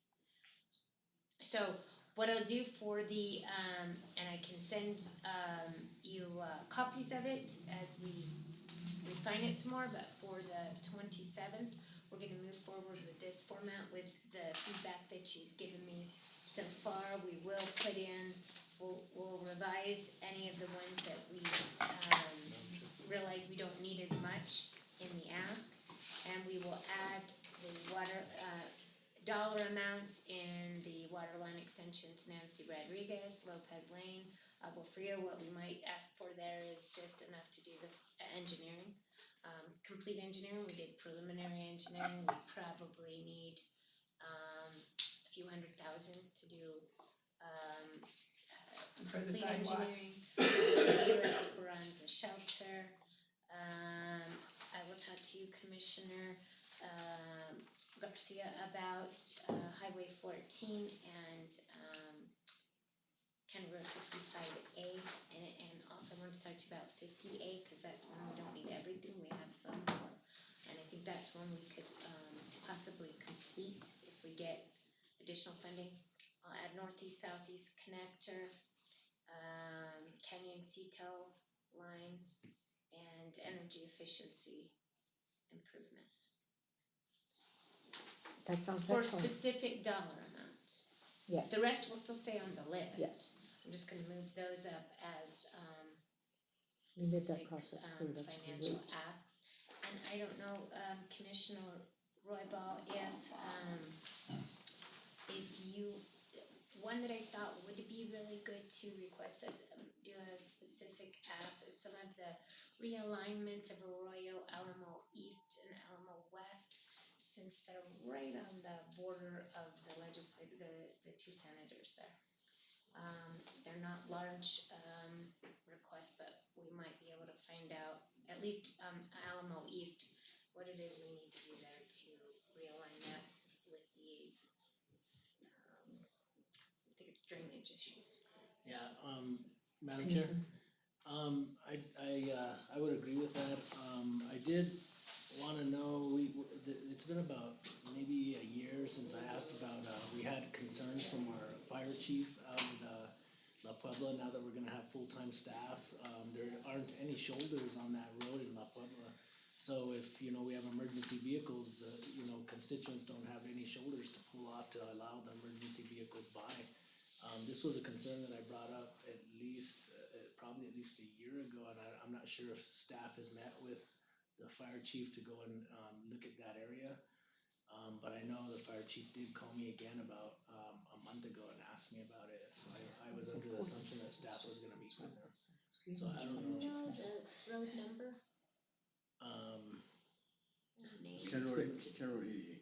Is it 88? It's that main road. 88? Yeah, County Road 88. It was from Arroyo Seco to Public 76, right? Yeah, exactly. After the, And it might be on our, for some reason that one seems like it's in, I'll get some info on that. That one is actually, that's Alamo West, right? County Road 88D, maybe? I think it's 88D is a vein that comes off of it, but yeah. Okay.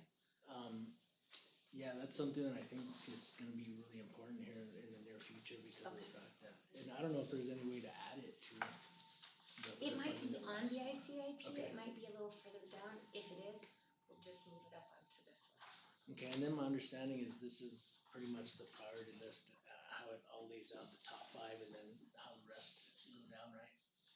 Is that correct? Correct, so what we did is we took the ICIP that you approved, I'm sorry, and I meant to have a copy of the full ICIP for you, but that you approved and which, I think the one that you approved, that we used to have like 50-some projects on it, and then I know Jacob traced it back to about 28 projects that were submitted to DFA, but our CIP has probably 200 projects, 300 projects on it. So, if there's something that you thought you had expected to see on here, and it didn't make it on here because It might be still. yeah, it could be, it's just not in the next 3 years of funding. If you don't see it on here, it was something that we didn't expect that we would have the ability to start any work on in the next year. That doesn't mean it can't be reprioritized, particularly because this coming year we're gonna have in November 2020 we will have our bond question. So I'm gonna be coming back to our bond question. So I'm gonna be coming back to you right after the session to start our discussions on how to prioritize what you'd like to see in our bond questions. And we almost always do a question on roads, we do a question for water and wastewater, and we do a question for open space and trails. We may want to do a question on energy efficiency to improvements to county facilities. That would be So great. we may want to do a housing question. The last one we did the last round in 2016.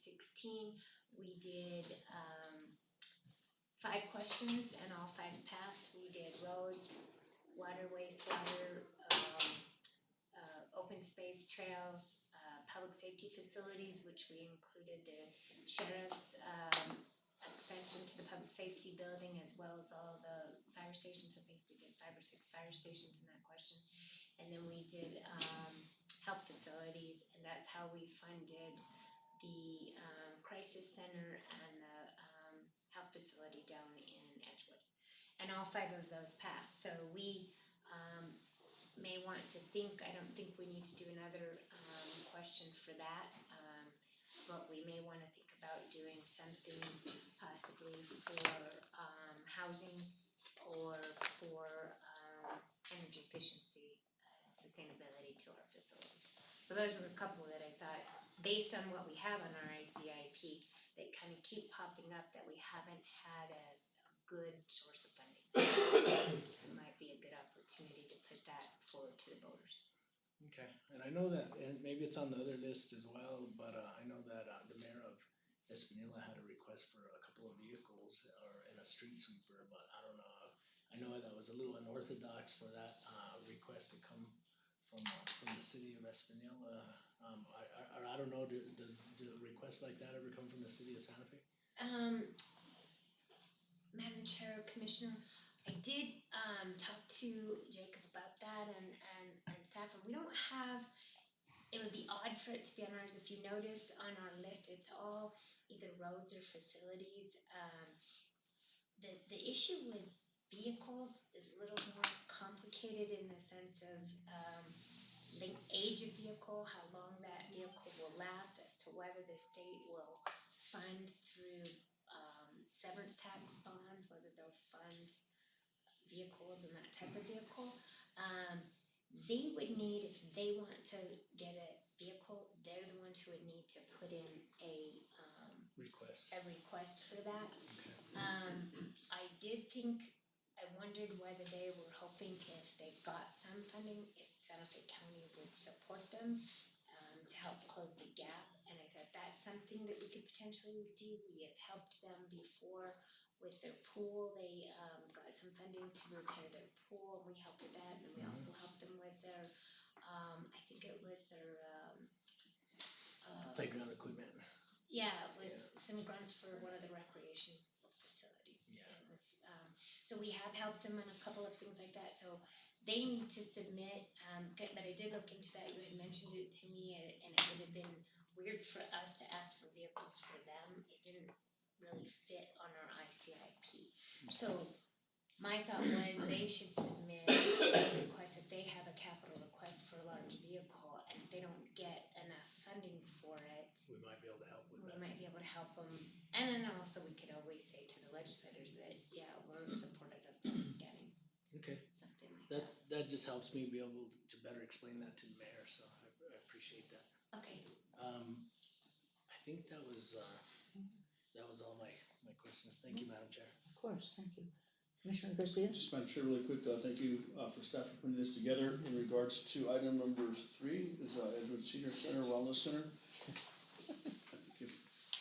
Actually, we still need money for that, right?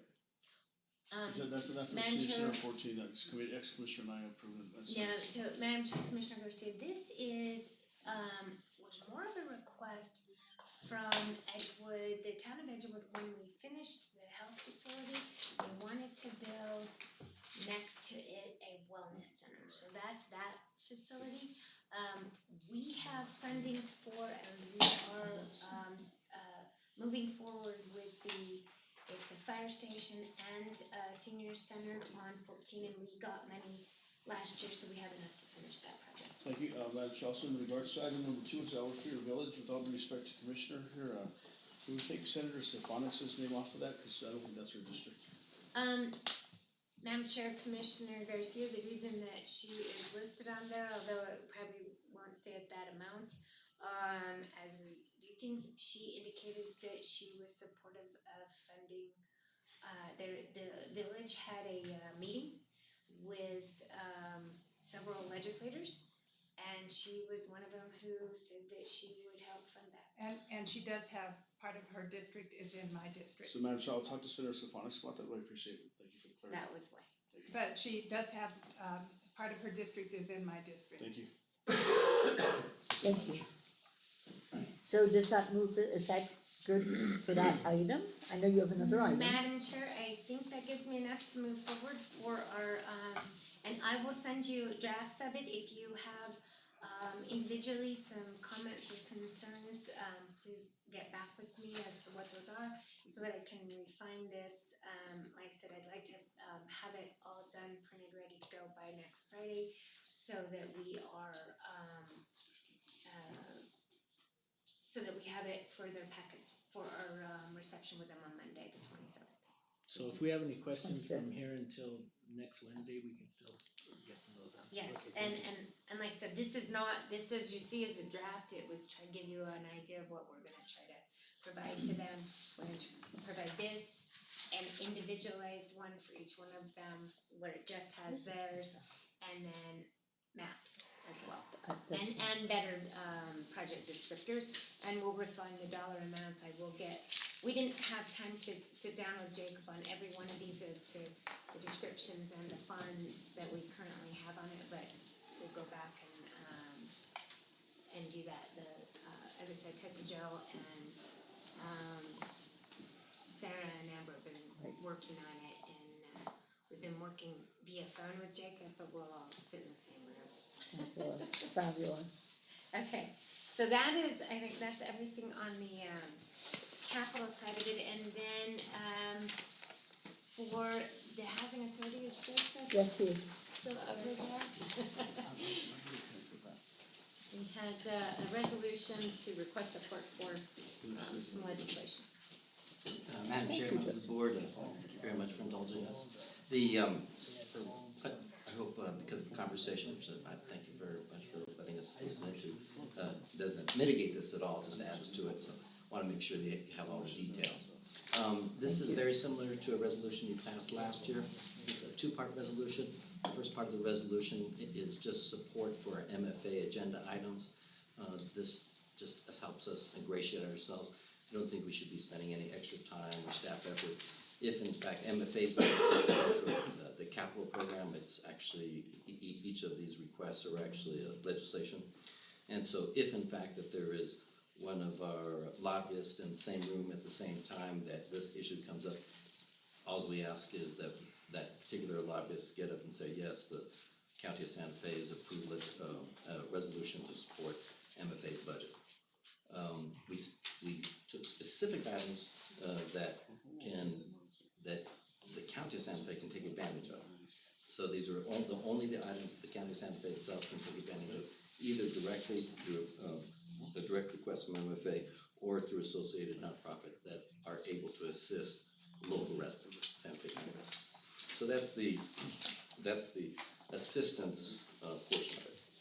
We do have 3 particular requests for the Housing Authority, and I was really glad to hear the conversation because they're directly germane to your decision-making processes.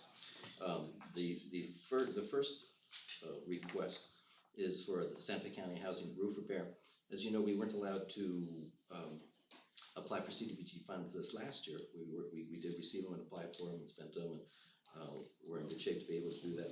However, there was other priorities, and so we are still having enormous problems with the roofs. So the roof problems didn't go away. In fact, they've increased considerably.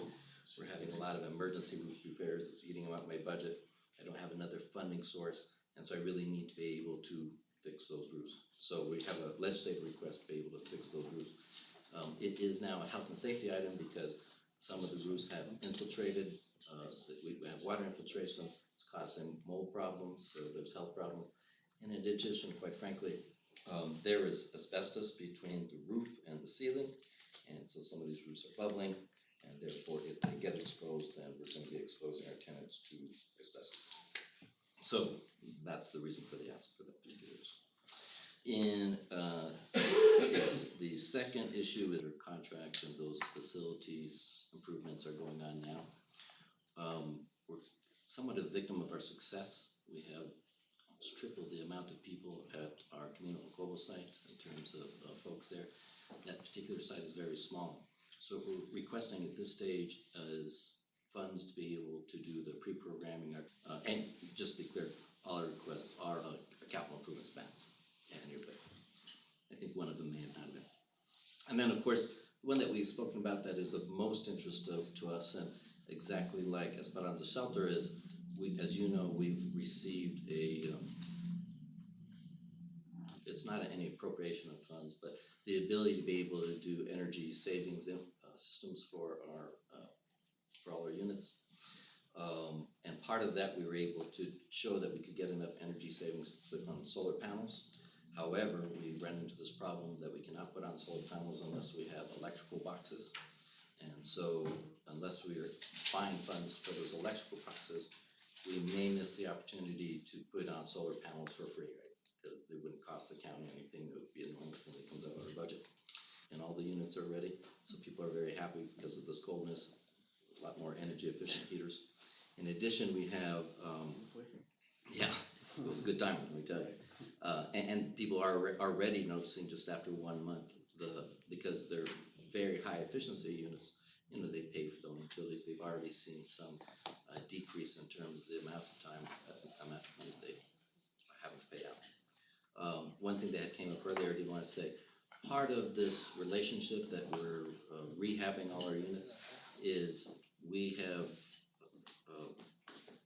subcontracted through ICAST the use of youth training funds. And so we receive funds from the Department of Labor and youth training funds, and we're using YouthWorks and the community college. So these are folks that are working through a youth course, working through YouthWorks that are receiving credit through the community college, just as some previous conversation had indicated. And so we're actually hands-on assistance. So things like wrapping the heaters, changing up all the light bulbs, changing out the water efficiency units, in some cases toilets, things of that nature, and are all going forward, and they've moved very quickly. So we're already over a third through all our units, and a little concerned that we may have to stop work if we're not able to get funds for the solar panels. And actually, not the solar panels, the boxes. Right. The electrical boxes just aren't up to code, so they won't allow us to install those. So with that, I'm hoping that you will approve this resolution and have considerations for at least some of those requests. Thanks so much for bringing this specific information. Are there any questions?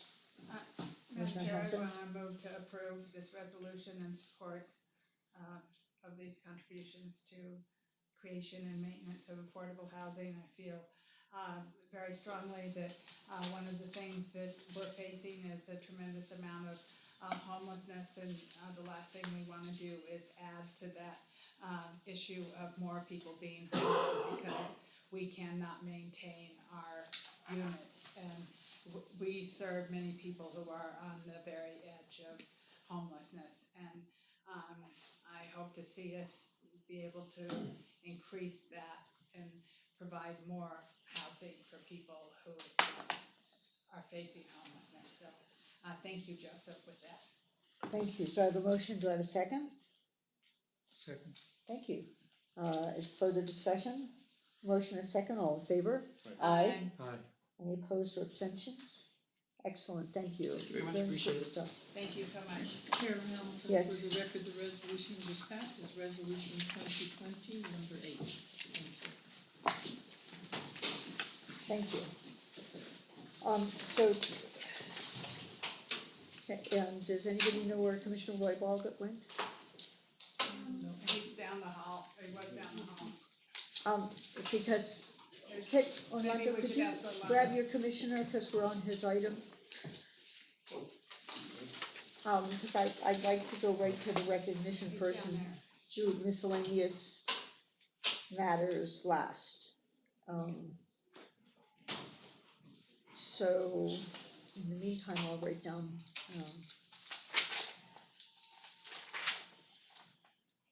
resolution number. Done that. Slowly, please come in, welcome. Take us to, Madison County Commissioners, and the first thing we'll do is 8B. Recognition and acknowledgement of Terry Warner for her outstanding work and accomplishments during her 11 years on the Santa Fe County Fair Board. We're very, very pleased to be doing this, and now I am in time-wasting mode until Commissioner Roybal walks back into the office. So, anybody know any good third grade jokes? Don't go there. So Madam Chair, just really quick, what's interesting is actually, I wasn't part of the district, but I appreciate all the dedication work that you actually have done. It's in southern Santa Fe County, as you know that, you live in my district, I've actually worked for the county for many years, and you have done an excellent job with the fair board, as well as Mr. Butler here. People don't know who Mr. Butler is here, is actually, and that's when the rodeo road used to actually have a dead end. Dirt road. Dirt road, exactly. Two-lane dirt road. But also, Thank you. thank you for what your family has done for the community, whenever the road is happening, as well as collaborating with the fairs, because we actually utilize the same parking lots for Yes, sir. the things that are happening, which is very good. Once again, Well, it's and it's- Partnership. Yeah, it's a good partnership, and we wanna continue that. I mean, I think it works well for everybody. We try to be good neighbors. I've been on the fair board for 5-6 years. So I volunteered there anyway, and I just thought, cause it's fun. I've got 32 years in with the public schools, so I like the kids and stuff. It just, I thought, they said, well, you gotta become a fair board member. Okay. So we're on 8B. So also really quick, Mrs. Warner, as you know, and whenever ex-Commissioner Mike and I was on the county commission, as well as ex-Commissioner Robert and I, you've been involved with the fair board for many, many years before I was here. And you know, we've done a lot of things for the fair. And you guys have done your volunteer work that you all have done for the fair, especially. Members of the commission, our chair of the fair board, Bruce Martin, regrets that he couldn't be here. The accident in Edgewood today was very near and dear to actually our county fair families. Yes. So Very much he, condolences. so Mr. Butler, Jimmy is representing our board today. Thank you, Madam Chair. Apologies, I had to step out for a moment, but, I just wanted to, thank you guys for, all the work that you do on our fair board. I mean, it's gonna be huge shoes to fill, and I think the big thing is that, I'd love to see you guys help as much as you can to make sure that that the transition is smooth and that, everything goes, according to plans. I mean, you guys have done a great job, and just the knowledge that we're losing, is huge. So, I mean, everything you can do to help would be great. You still have her phone number. Okay, good.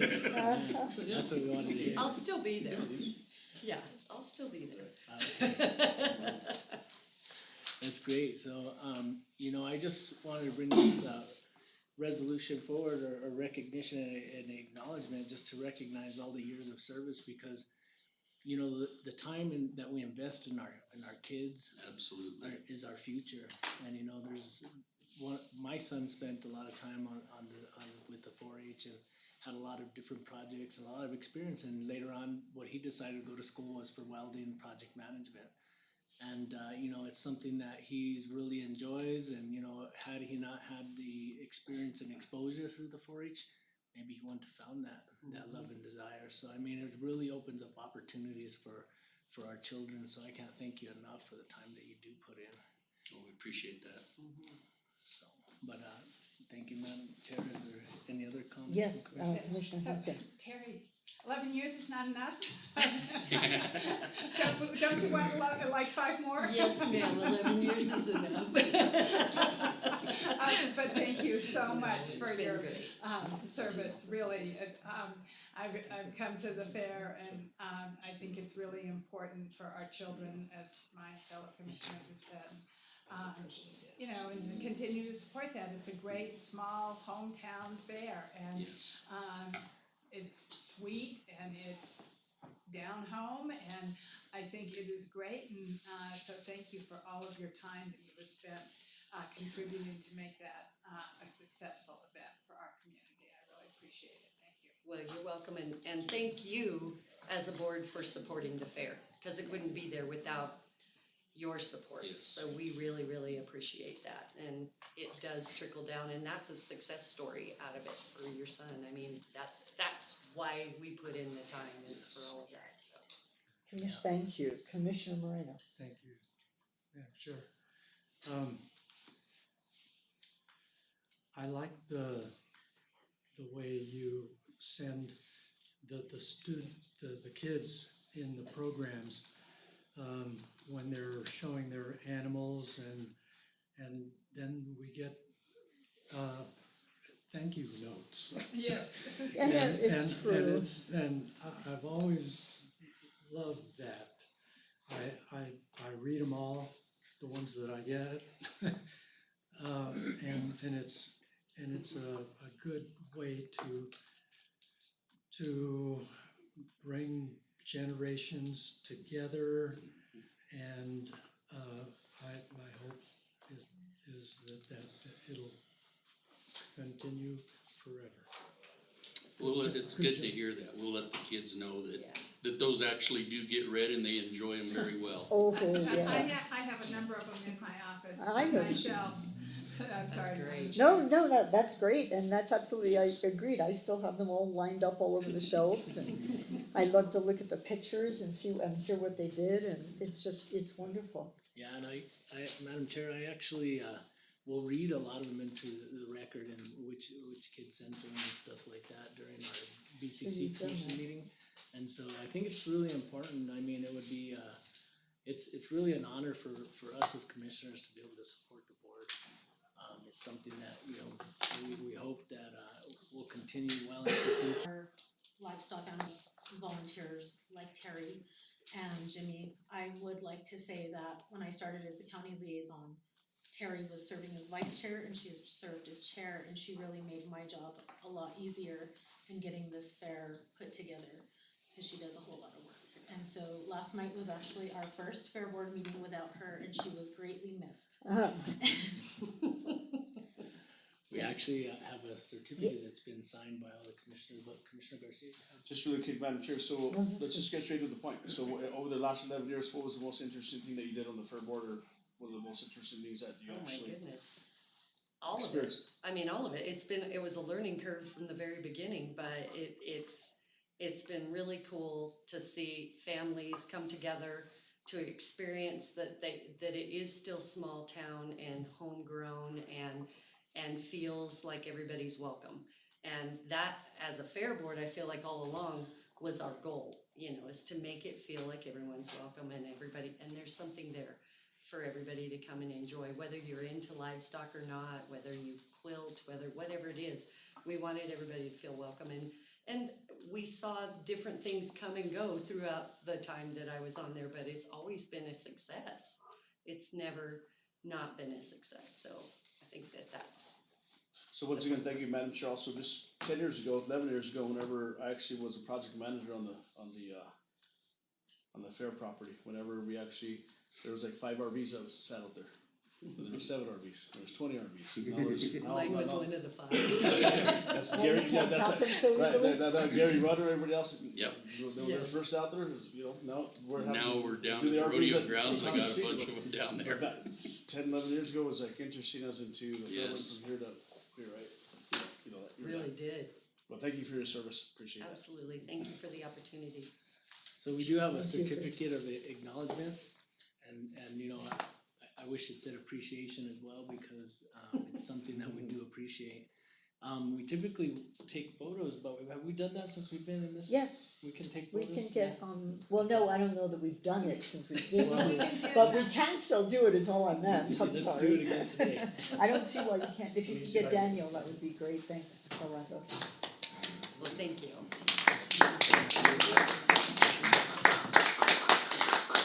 Madam Chair, members of the commission, I would like to say that You're Terry the is never professional. far away because she runs our Stanley Cyclone Center, that she has booked 7 days a week. So she has really brought lots of events there, so she is never too far away from us.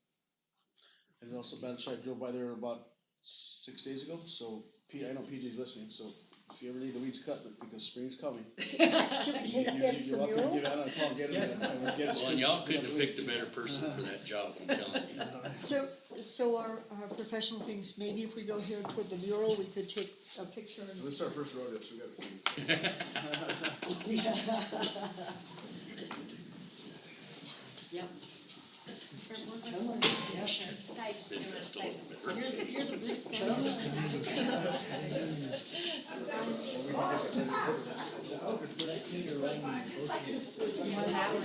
Whatever Jess says.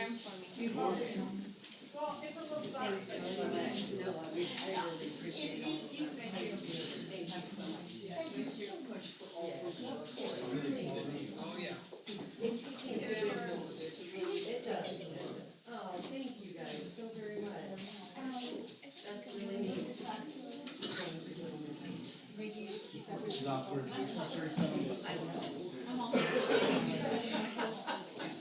Wait, do I know something, this is why I'm going, you guys into the center. Oh, is that the way it is? Yes. Let's have some. We need to lose the chairs. No, I think we have more room over here. Oh. I just don't think you can get far enough away. Oh. You can dance on the tables. Stand I know this is on the crazy, railing. but you sit on- How about if we stand up on the No, railing? I'm not having him climb on the table. Oh, yeah, sorry, how about if we stand up on the railing? Yeah, let's do that. But then when he hurts himself, okay, So we're gonna. We're gonna go stand on the railing. Okay, guys. I said it too. Yeah. I was just- That was gonna show some senators, but we're close.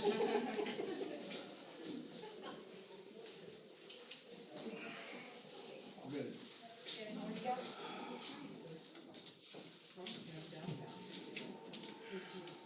And then there's a show that goes to the airport. Oh, wow. I've always wanted to travel to, LA through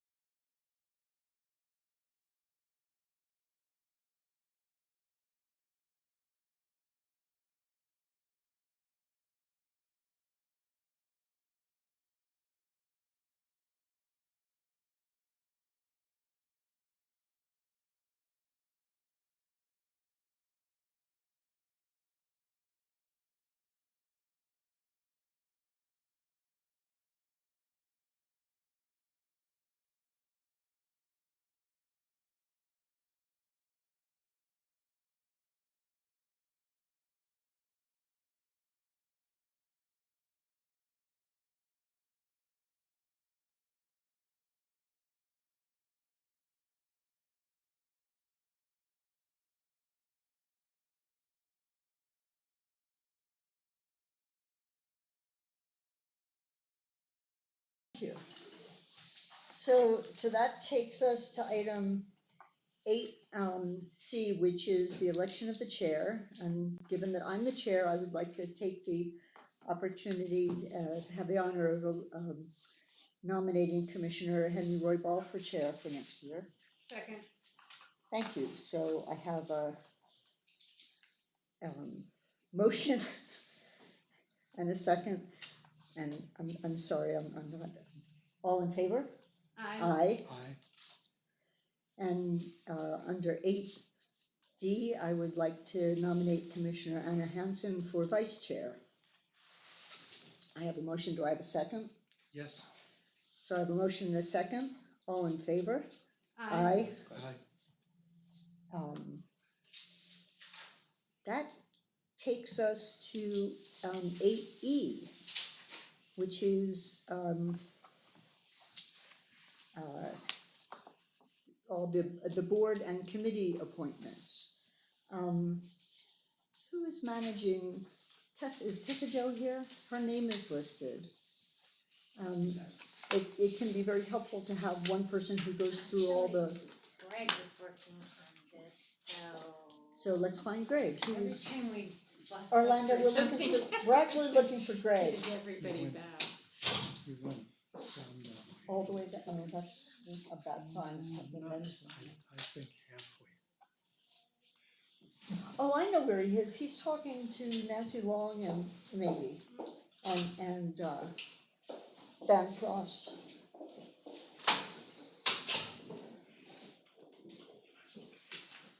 See, Commissioner Hanson.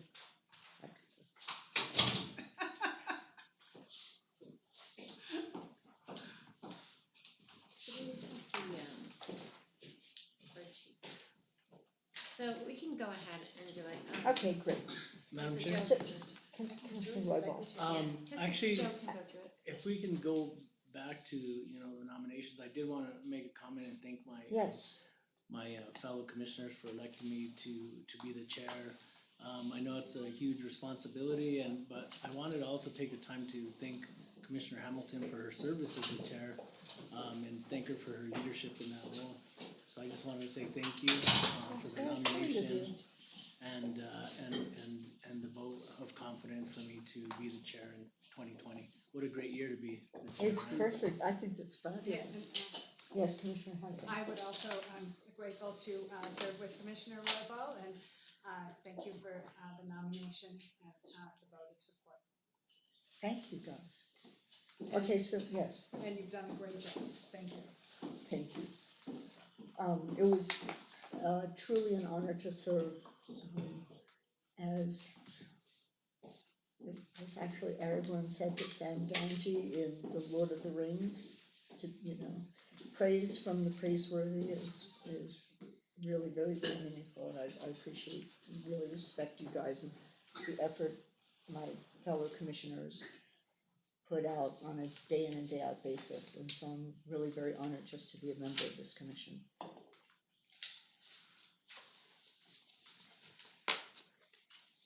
Okay, So we're doing appointments, it's just in the dead silence. So, Oh. Madam Chair, Yes, Commissioner Hanson? I would just like to continue to serve on all the committees that I serve on.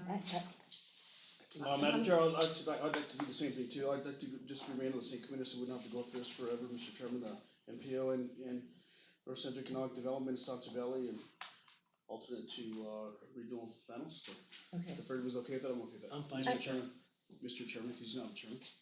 Oh, Actually, I was going to say, since we've had an election, shall we switch seats and? Yes. No, Madam Chair, usually we just finish out the meeting. meeting. Yeah. Just Madam for Chair, I would agree that simplicity's I'd like sake. to see you finish what you started. Okay, thank you.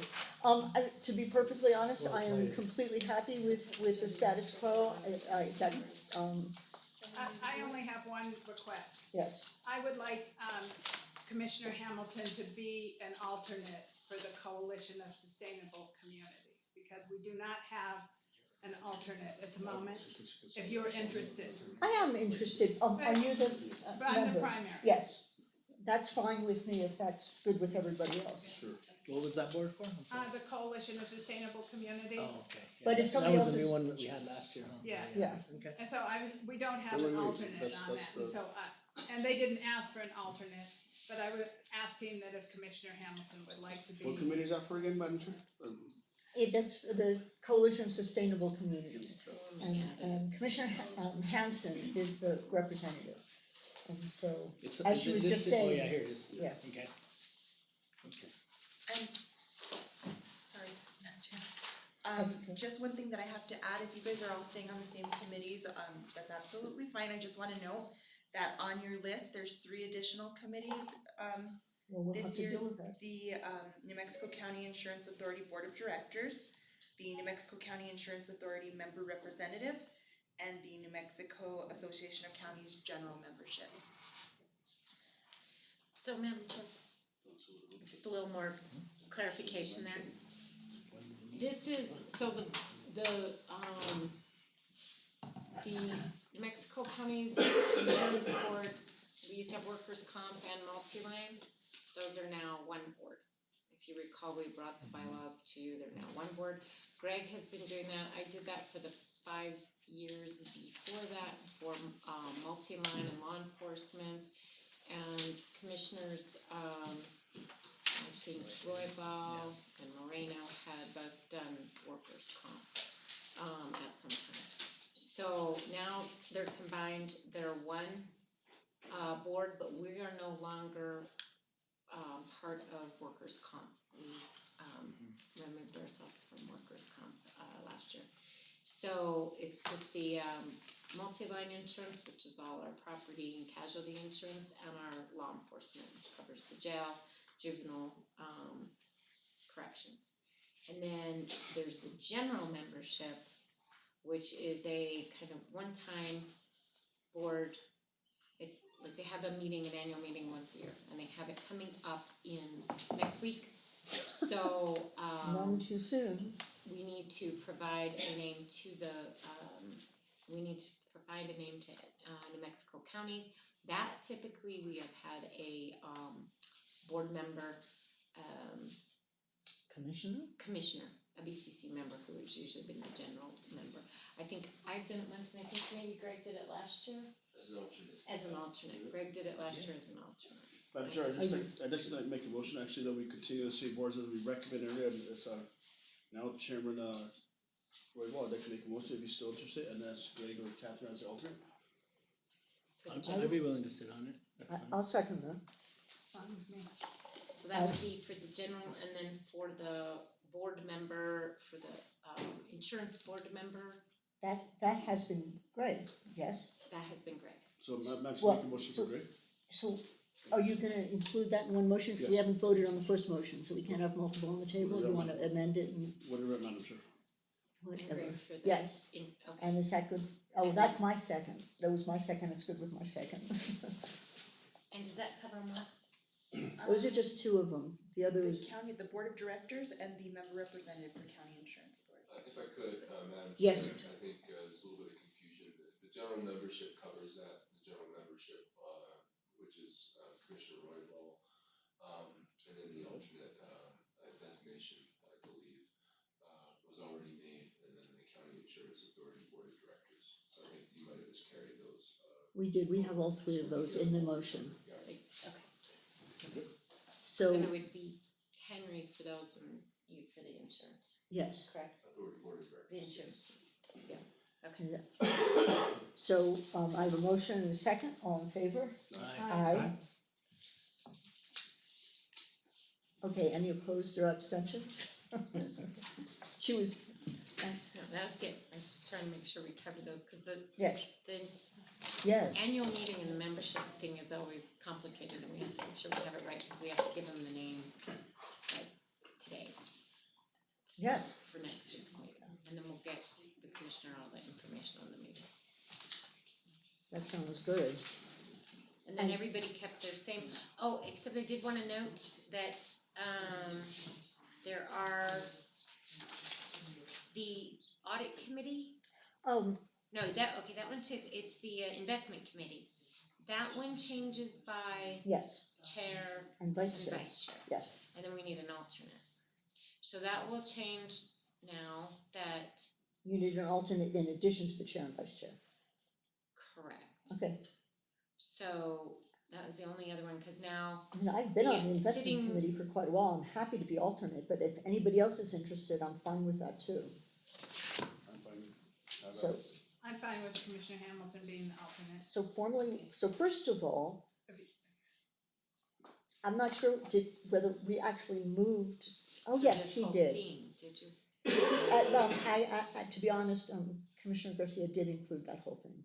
Okay. But so we would need a motion for the investment committee alternate, right? Correct, because it will automatically change that investment committee will be the chair and vice chair, and then we need the alternate, so I we would need move to. that, if Commissioner Hamilton be the alternate. I'll second. Thank you, I have a motion, a second, all in favor?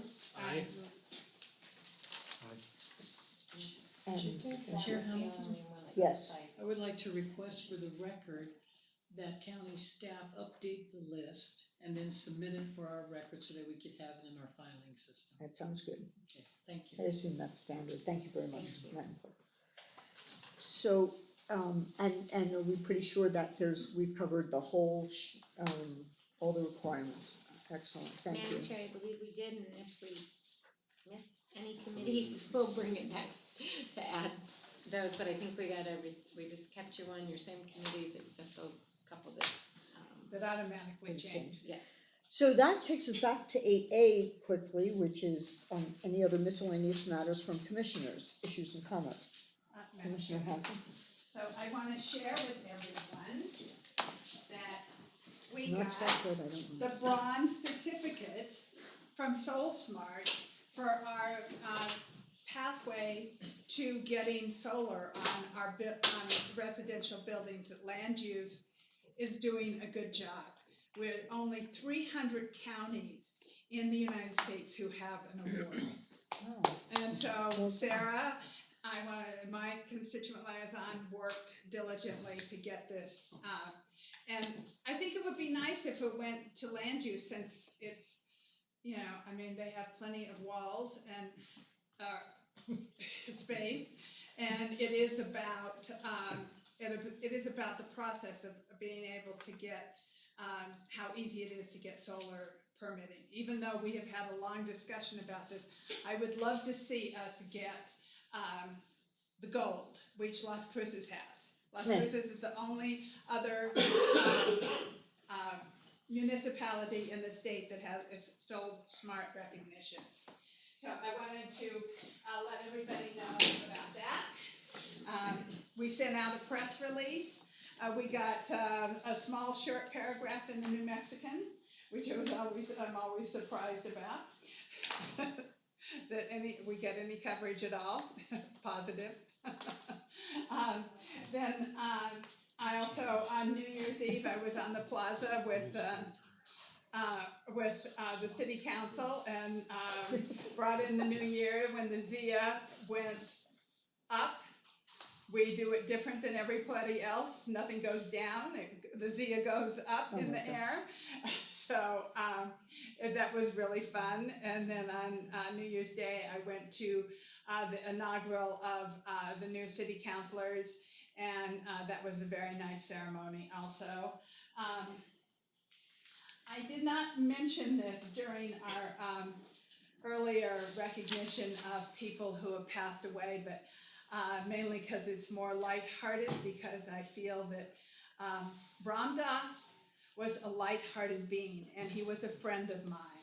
And I have photographed him over the years, and his passing is, I would think he would want us to celebrate his passing and not be be in a celebratory mood about him. And I just want to recognize that he has influenced a generation and was a very influential person in my life also. And It's kind of the end of an era. It well, feels a little bit like. yeah, but the beginning of an era, as I just want to remind everybody that this is the 50th year anniversary of Earth Day. And Santa Fe County is we're working on projects. I have a resolution I'm working on to bring forward soon to celebrate with all the other organizations around that are working on Earth Day. So I think that kind of goes along with Rhonda. Somehow I put them together. But I just wanted to recognize him for his contribution to a generation of people. And so that's all I have for the moment. Excellent, thank you. Other commissioners? No, I just think it's, Madam Chair, I think it's a great recognition and I appreciate you bringing that forward. I think that here in the near future, we really need to focus more on renewable energy and work in that direction. So I'm glad we did see on the legislative list that we did have that as one of our priorities mentioned. So I think it's, you know, it's something that we really need to focus on in the future. So thank you for bringing that forward. That's really excellent. Yes, Commissioner Moreno? Be here now. Be here now. Yay. Thank you, remember that. Yeah, and I'm glad to hear you mention that because frankly, the idea of having some crises on hand is made very, you know, made very much aware just by what's happening in Australia, where aside from the you know, the incredible human impacts and the mass extinctions that are expected and we're all connected on that, and things we can do now will help improve the global condition, but it will help make us more sustainable. And that's what I think at the local level of government, which is what we've all committed to do for these kinds of reasons, will really help our constituents to have a sustainable quality of life. I think that's very meaningful. And I also wanted to mention that in the ongoing, it's 2 weeks away, first Saturday of February will be another Coffee with the Commish. But because it's the new year and everybody is still on resolutions, I will be sure to have something healthy like fruit in addition to pastries. So that's the big change, but it's the first Saturday, which is February something, 4th, I believe, at 9 a.m. at Hondo Station 2. Commissioner Garcia, do you have anything? Yes, just really quick, thank you, Madam Chair, in regards to, I just want to talk to Manager Miller about this stuff, as into the Fair Board, will probably be starting in the next 4 months, to be here before you know it. But if we can actually look into the improvements that we actually have been promising the Fair Board for the last 3 or 4 years, one of them is actually the, for lack of better terms, for the pig runways, we need to get that covered up. And there's 2 or 3 more others that actually, I think Chairman Mark and I actually have some questions about, so if we can have one of our staff look at the pig runway because what happens is whenever you're running the pigs through, they sit out in the sun, and so it's very hot. So we can, yes, so we have it covered, and so there's a couple other, but if Anna can actually check with PJ, see what they want. And then also in regards to, I have some concerns in regards to our community in the La Cienega area, so I understand that El Dorado, with all due respect, Commissioner, is El Dorado might be applying through the state land office for a well permit, another well permit, and so I need to know where we are in regards to our Condoncito water line, getting water through El Dorado to Condoncito, as well as El Dorado supposedly wanting to get a new well permit for a new supplementary well in the El Dorado area, because that definitely affects my area, which is the La Cienega area, so. And yes, it does. Supposedly it's actually within the state land office, so I heard that through several individuals, so if staff can actually look and see where we are, or where the state land office is in regards to talking to the El Dorado Water Association, where the county is in regards to talking to El Dorado. Are we gonna wheel water to them to get them to Condoncito? Where are we at? So if somebody can just give me an update on that, I'd appreciate that. And just happy New Year, glad to be here. Excellent. Thank you. And I assume it's the state engineer's office, but your point, like one of the advantages, just to add that, of the Condoncito water line and the negotiations that were done with El Dorado that get them on the line and not just going circumventing El Dorado, is that it gives water management options, which are desperately needed because things are connected, and the possibility of having conjunctive use with El Dorado as well, that would let their, potentially let some of their wells recharge and improve the La Cienega area drawdowns, which affect the lower Santa Fe River. I mean, if things are connected, and that is one of the potential benefits, and it's an excellent thing that you. So we're really Look back into. so I guess what I, as a board, as policymakers, what we really need to sit down with the El Dorado utility and ask them, what are you guys gonna wanna do? Do you guys actually wanna connect to the county system, or we're gonna funnel water through the county, to the condensate there? Are you guys gonna step up to the plate or not, where are we at? So I just want an update as to where we are with El Dorado. And I think there has been some of that discussion, and so if we all get together, Just an I'm update? happy to participate. Yeah, it's a great thing. Well, no, we want to get we can get an update next week. Yeah, we should do it offline. Commissioner Moreno, will you? Or I'll go. Yeah, That's fine. So that, if that finishes, matters from commissioners, why am I squinting? That takes us to matters from other elected officials. Madam Yes. Clerk, do you have? Yes, I do. Thank you, Chair Hamilton, Commissioners. First of all, I wanna wish everyone a Happy New Year. And thank you for all the work that you have done throughout these years, especially when it comes to elections. We appreciate all the support and the processes that you go along with us when we run elections.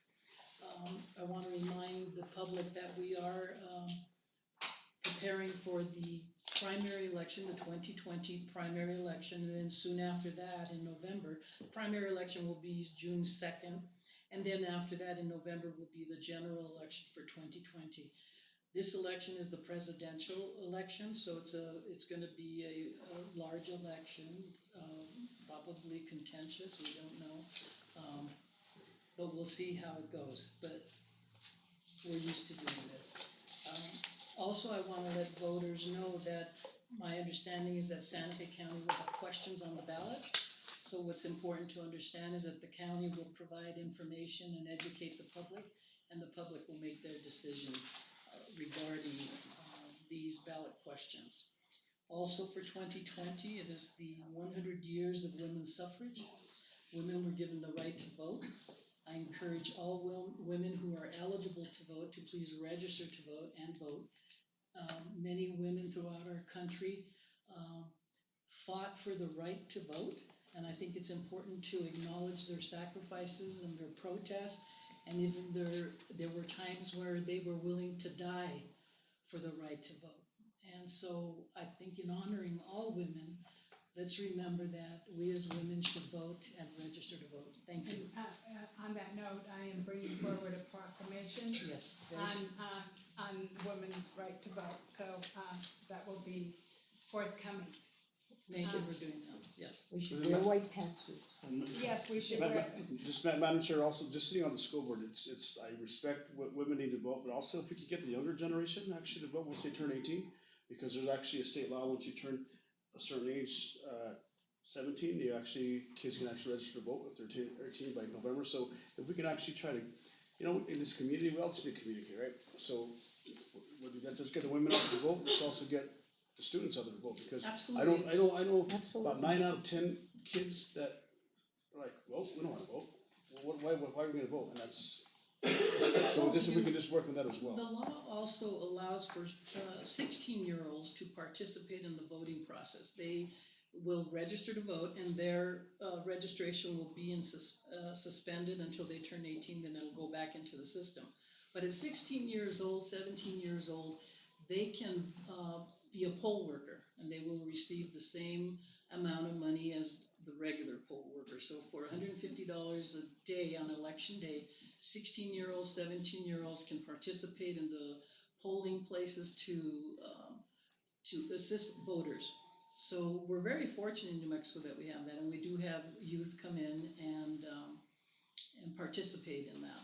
Once they're 18, it's pretty neat to see at a polling place where poll workers, when they announce first-time voter, they all clap and they acknowledge and they welcome a new voter. So, yeah, they do that. So that is something that the Santa Fe County Clerk's Office does, and also the League of Women Voters. We go out, when we have a chance, we go out to youth works or to high schools to encourage and register youth to vote.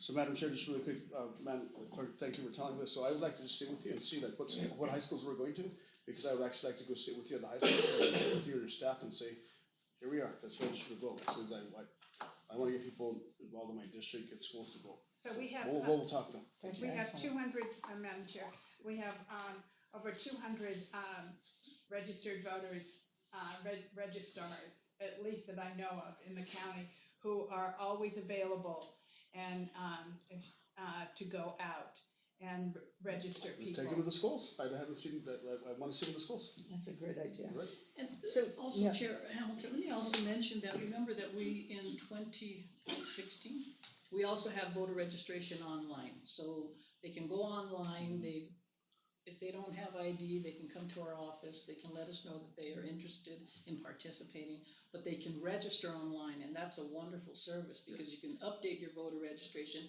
and you can register to vote for the first time on that system. So in New Mexico and in Santa Fe County, there are many venues of how you can register to vote. Third-party voter registrars, online voting, coming to the clerk's office, even on election day or during early voting, people can register to vote. Those applications will come to us, so there's different ways that people can register to vote. Thank you. Thank you. Okay. So, seeing no other elected officials here, I'm gonna move on. Madam Now- Chair, I know we already went past the time for the commissioners to comment, but I just wanted to see if on our next meeting, if we could have an update on the AMAT and where we're at with that. Sure. So, thank you. Madam Thank Chair. you, that's great. So we have people waiting for our executive session, and obviously the people here from the public for the public meetings. So it's kind of a toss-up, it is just barely, it's 4 minutes before 5. I Manager, Are you right? you know, I Madam can Chair. take, so Manager Miller, I was thinking that we might want to go ahead with executive session first, because we have people waiting for that as well as for the public meetings, but if you have a different opinion, I'm totally open. I was thinking we should do executive session first. Yeah, okay, well, that's where I was, so I'd like to go on to matters from the county attorney. Thank you, Madam Chair. I would like us to go into executive session pursuant to NFSA 1978, Section 10-15-1H2, 7, and 8, which is limited personnel matters, threatened or pending litigation, and discussion of the purchase, acquisition, or disposition of real property or water rights, and specifically to discuss executive management personnel matters, Buckman Direct Diversion Board versus C.M. Smith et al., potential acquisition of real property for the county fairgrounds expansion, utilities division, and other potential uses, potential sale of real property for public school purposes, and Armendariz et al. Versus Santa Fe County Board of County Commissioners. Madam Chair, I'd like to make a motion for to go into executive session in accordance with what our county attorney has mentioned. Second. Thank you, I have a motion and a second, can I have a roll call, please? Chair Hamilton, Yes. Commissioner Roybal, Yes. Commissioner Moreno, Yes. Commissioner Garcia, Commissioner Hanson. Yes. Yes, yes. Thank you, so we are in executive session, we'll be back for the public meetings as soon as possible, but at least 45 minutes in my opinion, or estimation.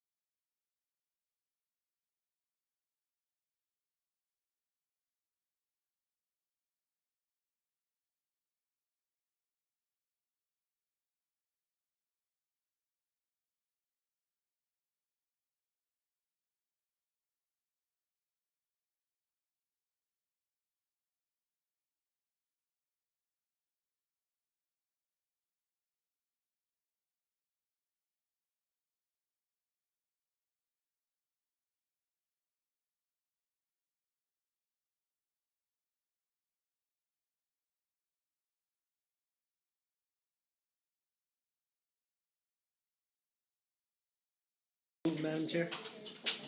Do I have, I can, so moved and we only talked about that which was listed on the, The only items that were discussed were the items that were summarized by our county attorney, Ms. Brown. And we don't need to do people. So I have a motion, do I have a second? You have a second?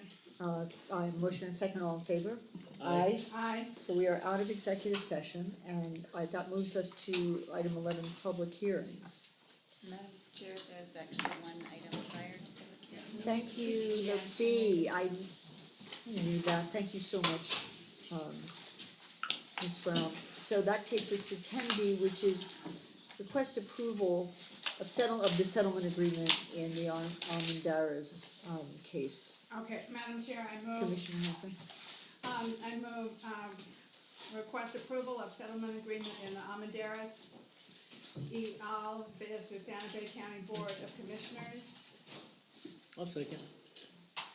Thank you, I have a motion and a second, is there any discussion? All in favor? Aye. Aye. Any opposed or abstentions? Excellent. So now we're on to public hearings, and 11A is an ordinance amending the lodger's occupancy tax ordinance. And who is, Chris, are you taking the start, or you were just listed, I'm sorry, there's. Oh, okay. Madam Chair, Commissioners, we were here last month, asking for permission to publish title and general summary of changes to the lodger's tax ordinance. And we did so in the local newspaper. It's, the summary's been in there, and we're back here now for the public hearing. So if you remember, do you wanna talk about it? Yes. So, Commissioners, last legislative session, the state legislature amended their definition of short-term rentals to include all lodging facilities, regardless of the size of the facility. Previously, only facilities with 3 rooms or more were taxed. This amendment would remove the exemption for small short-term rentals and bring the county's ordinance in line with the state's statute. Staff also recommends expanding permissible use of the lodger's tax proceeds to include support and improvements of other tourism-related events and facilities, as well as open space and trails. Other tourism facilities include the Stanley Cycling Center, exposition buildings, field houses, auditoriums, welcome centers, tourist information centers, museums, convention halls. Yeah, whatever, the whole list. And if you remember from last month, we also, besides changing the ordinance, we are gonna be looking at issuing an RFP for a company to tell us more information about short-term rentals. So we would like to be able to understand where they're located and how much they're renting for, and then if they have complaint mechanisms hooked up and all that kind of stuff. And so we are working on the RFP. We have a draft of it, and we're gonna be issuing that, probably trying to hit next week. And then that will inform the, Penny was here last month, if you remember, talking about possible ordinance changes for short-term rentals to exist within the county. That would be informed by the results of that study. Correct. Thank you. Correct. So with that, Madam Chair, I think we stand open for any questions, and if there's anybody from the public here, we're happy to answer any questions. So, I'm inclined to open public comment now and then ask questions of the board, but so is there anybody here from the public who wants to speak to this ordinance? Does anybody know if there was anybody waiting, or did you know whether there was anybody here that we need to check the conference rooms or anything? Madam Chair, not in our conference room when you were in the other conference room. Yeah, I don't think anyone's left in the conference room. okay, well, I'm just trying to be thorough. So if there's nobody here, I'm gonna close public comment on this. Commissioners, do you guys have any questions? They're standing for questions on this. Commissioner Hanson? So I wanna thank Lisa and Chris for working on this. I think this is really important. Of course, I think it's important to be in line with state law. So that's good, and I think doing this RFP and trying to find out where all the short-term rentals are and how we're gonna define that. I read in the materials, you know, like they list Santa Fe, and Santa Fe could be Galisteo. You know, so I think it's good that we start defining the boundaries so that we can recoup some of the money that needs to be coming to Santa Fe County. And with that, I will make a motion to approve this ordinance amending the lodger's occupancy tax ordinance number 1999-10 to delete the occupancy tax exemption for premises which do not have at least 3 rooms or accommodation for lodging to otherwise conform to occupancy tax exemption to state law, and to expand the use of tax proceeds for tourism promotion. Thank you. Thank you. I have a motion and a second. If there's no further discussion. Discussion. Okay, Commissioner Garcia? So just really quick, so is the county commission actually gonna see this RFP that's gonna go out? Because what I'm interested in is actually, you guys have already said there's about $400,000 here that's actually gonna be, that we're losing. Who determined that? How do we determine that? That was Madam Chair, Commissioner, that was an estimate that was given. There are several companies out there that can scrub data. So they look at the various platforms like Airbnb or VRBO or Host Compliant, or any of the host helper is what it's called. Any of these platforms, and they look at how many of the listings there are and what they're going for and make an estimate. So just really quick, Madam Chair, on that note, when it's hard for the city of Santa Fe to actually find out what the Airbnbs are out there within the city limits, how are we able to know within the limits of the county that it's $400,000 that we're actually losing? If the city of Santa Fe is challenged as into, they can't find out who an Airbnb is because it's not a legal business, it's not, so how did we find that out? And why do we need to go hire a consultant if you guys all have it all laid out here? Madam Chair, Commissioner, we don't have it laid out. We're only listening to various people that are talking about how to go about finding this information. It is difficult to find. I don't know if you've been on the Airbnb site, but usually they don't tell you the location. Right. You only have an opportunity to rent a house and the general area.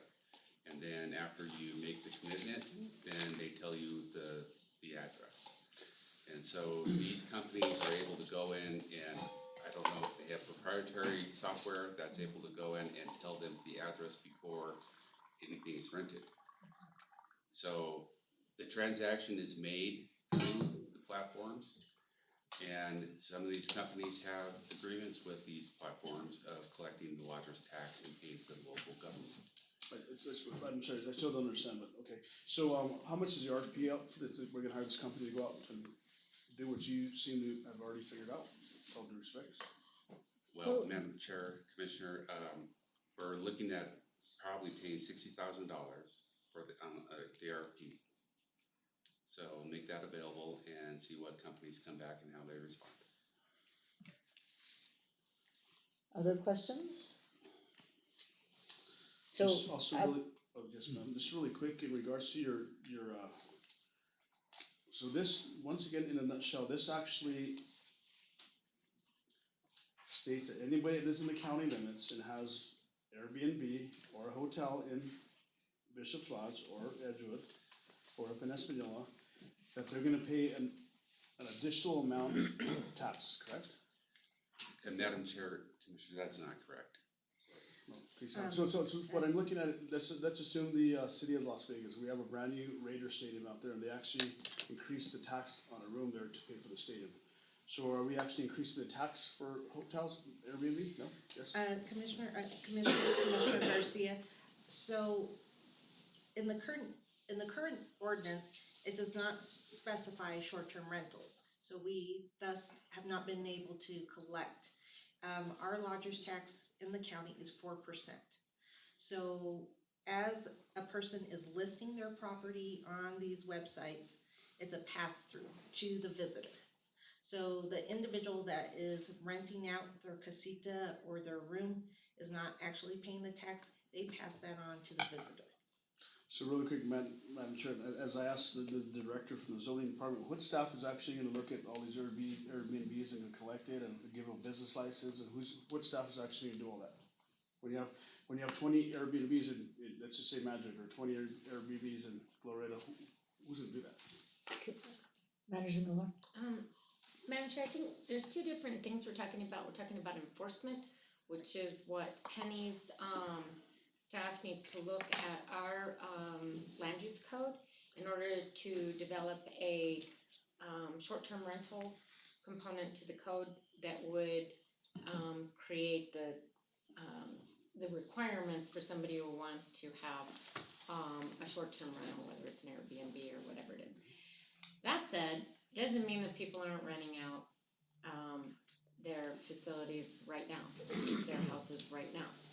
And we don't have any ability to collect on those right now, because, so this ordinance is based on the way state statute was previously written, says you can only collect lodger's tax at the local level on facilities that had, I don't know how many. Three rooms. More. Now, the law has changed, so you're renting anything out, we can actually collect the lodger's tax. We wanted to make our ordinance conform with state law so that we can collect. It's, we haven't got the enforcement side of it, we're just trying to make it so that our actual, those who, so Airbnb, so once we pass this, then Airbnb can just add it to whenever they rent out a room out in the county, they can add 4% and remit 4% to us. VRBO, all of these where you book through an online site, that's where they get their estimate, because they already know the zip code, they already know the addresses. And so they can mine data, these companies can mine data and say, yeah, well, we know there's 200 houses out in Santa Fe County outside the city limits that are renting on our site through Airbnb. But we right now collect nothing. Yes. If you pass this ordinance, we would be able to collect something without having to go know exactly where that property is. That's not our, that's not this piece of it. This piece of it is about allowing us to collect it. The part that Penny's working on, that she gave the schedule of when she hopes to bring back something, is the enforcement side of it. I think. So Madam Chair, just really quick, I understand, and so one of the questions, okay, we. No, I'm sorry, I wasn't saying. So Lisa has an Airbnb in El Rancho, right? How do we know that she has an Airbnb without a business license? How do we know that she's gonna pay that 4% every time she rents it every single night? How do we go about doing that? I don't know. Madam Chair, Commissioner, we don't know that. Yeah. The money would be collected through Airbnb, and Airbnb would remit to us. Madam Chair, so it's almost like Amazon, when you buy something online, you actually, Amazon pays the tax. Exactly. Right. So, yes. So just keep in mind, the last meeting that we were here with Mrs. Ellison, which is the director for the zoning department, she actually brought up that whenever the tax goes to Airbnb and your Airbnb, now they're gonna want a business license. So now what is it gonna take her to actually get a business license? Oh, we're gonna want you to upgrade your road, we're gonna want you to upgrade this, we're gonna want you to upgrade this to collect that 4% tax, which I understand. And keep in mind, sometimes individuals wanna go to Glorieta, and they don't want a paved highway, they want an Airbnb where they can actually go and sit in a little off the middle of nowhere. So just keep in mind, it's gonna come up, because whenever the zoning department actually starts to go and asking them for a business license, now what? So let's just think a little bit ahead, because that's where we're gonna go, because we're gonna say, Miss Lisa, you have an Airbnb, so you should have a business license. Where's your business license, right? Oh, now you have to go get zoning. What does that entail? Just saying, it's just, we're gonna get over there, but I think this is a good tax that we should probably be collecting because everybody likes to come to Santa Fe, so just bring it forward. Thank you. Commissioner Roybal.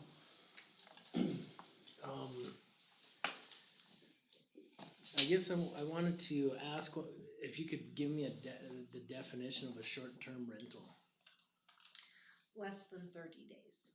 Okay, so there isn't a tax collected or a lodger's tax on somebody that has 1 year leases? Correct. Okay, and what's the difference between those two? It's the intention of your stay. So somebody 30 days, somebody who decides that they wanna go on a ski vacation with their family versus someone who is here for work, that probably needs a place to stay, for a longer term amount. Thank you. Commissioner Hanson? So the way I see this is kind of the first step that we're moving towards, in the collection.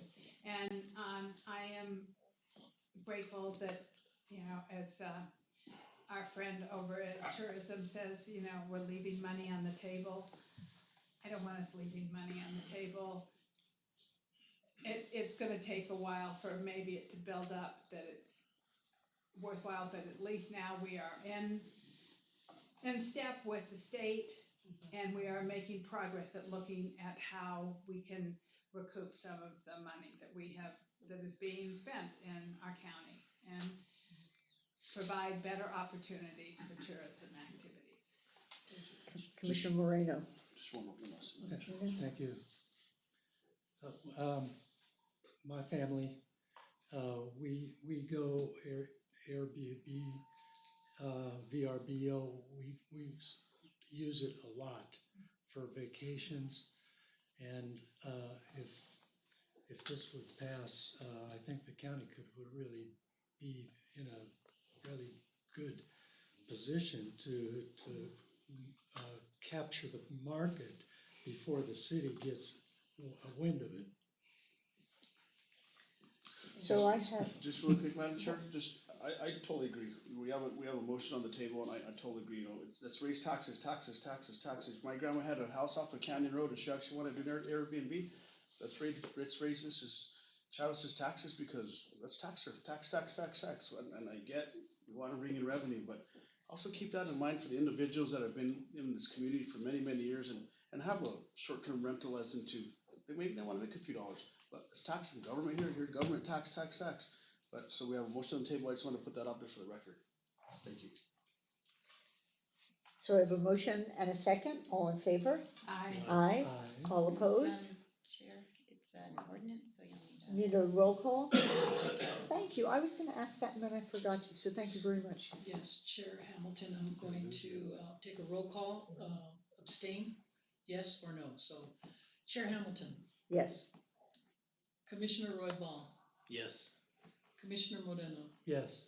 Commissioner Garcia. No, I'm abstaining, because I'm a little bit still challenged by this. Thank you. Abstain, thank you for the record.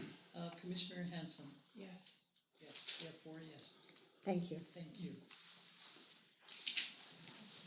Thank you, commissioners. I'm doing that. Thank you very much. Thank you. So, this takes us, let's see where it takes us. And for the record, Chair Hamilton, the ordinance you just passed, which is your very first one for the year 2020. So the ordinance is 2020, number 1. Thank you very much. Okay.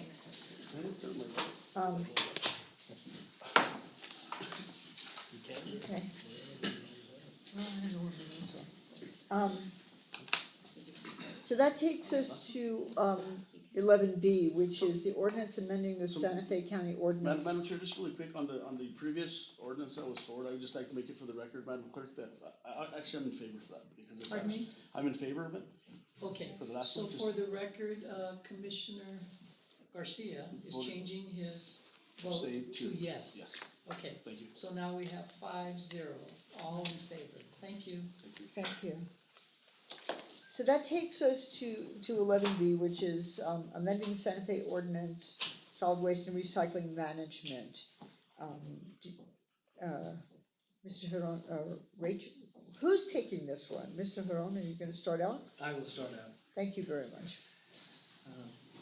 Madam Chair, Commissioners, this amendment will address concerns that purchasers of 6 and 12 trip punch permits in calendar year 2019 may have purchased those permits without realizing that they expired at the end of 2019. So this will allow the qualified individuals, as outlined in the ordinance, to receive a one-time trip-for-trip credit for each trip remaining on a 12-trip purchase permit and a 6-trip purchase permit that expired at the end of 2019. That was a tongue twister. Yeah, Chair, if I could Yes, add to that, it please. also includes the 3-trip punch. And the current ordinance before you has a deadline to request the credits of February 28th, 2020. And given that this is not an action item, it'll be an action item at your next meeting, I would encourage you to consider changing that deadline to the end of March. Yeah, that was my only concern, so, Manager Miller? The one question I have about how it is written is it says it says any permit that expires at the end of 2019, so that would only be the permits that were purchased in 2019. Correct.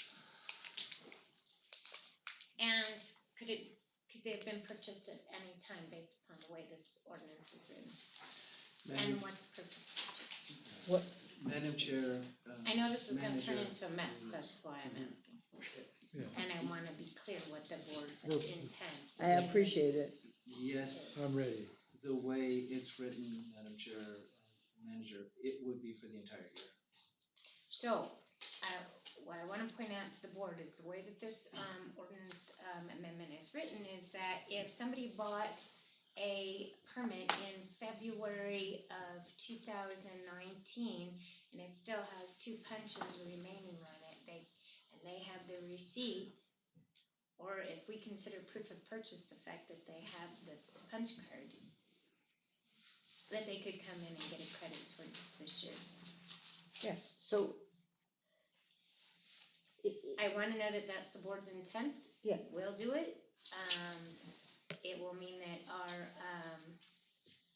because they also, just so you recall, the price goes up to $140 this year, correct? In 2021. In 2021, so Yes, they're the sir. same price? Yes, ma'am. Okay, so they will get a credit for anything, it's essentially what you're doing by passing this is then saying that nobody's punch is expired for 2019. So, I If they recognize move that, forward. but. And I'm okay with that, I just No, wanna I- make sure everyone understands because the staff has gotten hundreds of phone calls about this. And I don't want there to be confusion about what we're actually doing. I think that a couple of things need to be made clear, like, when we talked about this ordinance, not this change, the ordinance that switched over to having the punch cards expire and whatnot, we did several things to try to make that a more fair system. We took off the economy of scale issue, so people could buy like a 3-punch card, so the punches were all the same cost as a 12-punch card, so you didn't have to buy a big one, like if you were there, sitting there in August and needed more punches to go to the, and you weren't losing that economy of scale.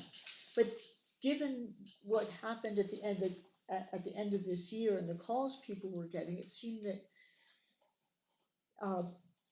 people were coming in and just buying 12-punch cards, even if it's written on the card, not recognizing that they, not realizing or remembering that they expired. Lots of people are around for a long time and remembered that, you know, their punch cards were good forever, and started raising concerns. So if in one time we make good on that and give them credits, the other part of it is the educational part, which Mr. Hearn had lots of good ideas, and so did you, you know, where we now really make it a point, like, staff probably is very conscious of saying, hey, these expire, it's already October, you should only buy a 3-punch pass. But there are other places where people go to buy the cards, and it's just like, okay, whatever you ask for, I'm selling to you.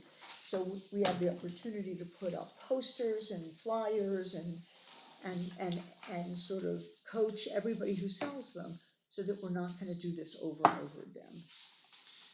And Madam Chair, we will do that. We will develop a way that we will be able to inform everyone that is buying a card from whatever site about expiration and kind of the terms of use, so that it is something very simple and not buried in a bunch of language.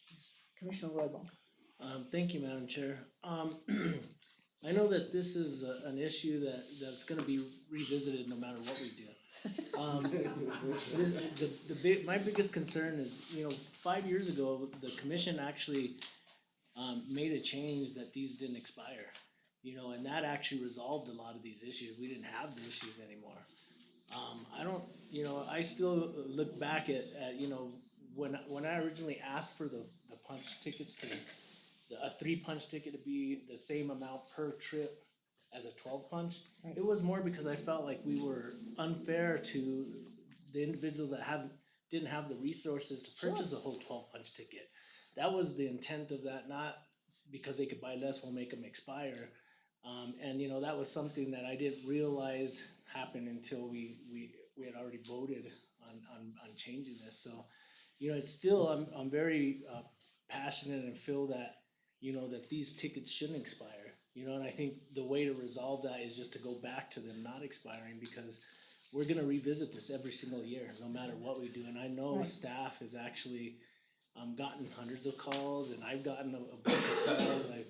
I've seen the ramifications for people being upset about these expiring. So I really, Yeah. my feeling is that I would really like to see the board consider not having them expire, because what does the county really gain in a sense? If I paid $10 or $9 or whatever it is to go through with my trash, why should I lose that right?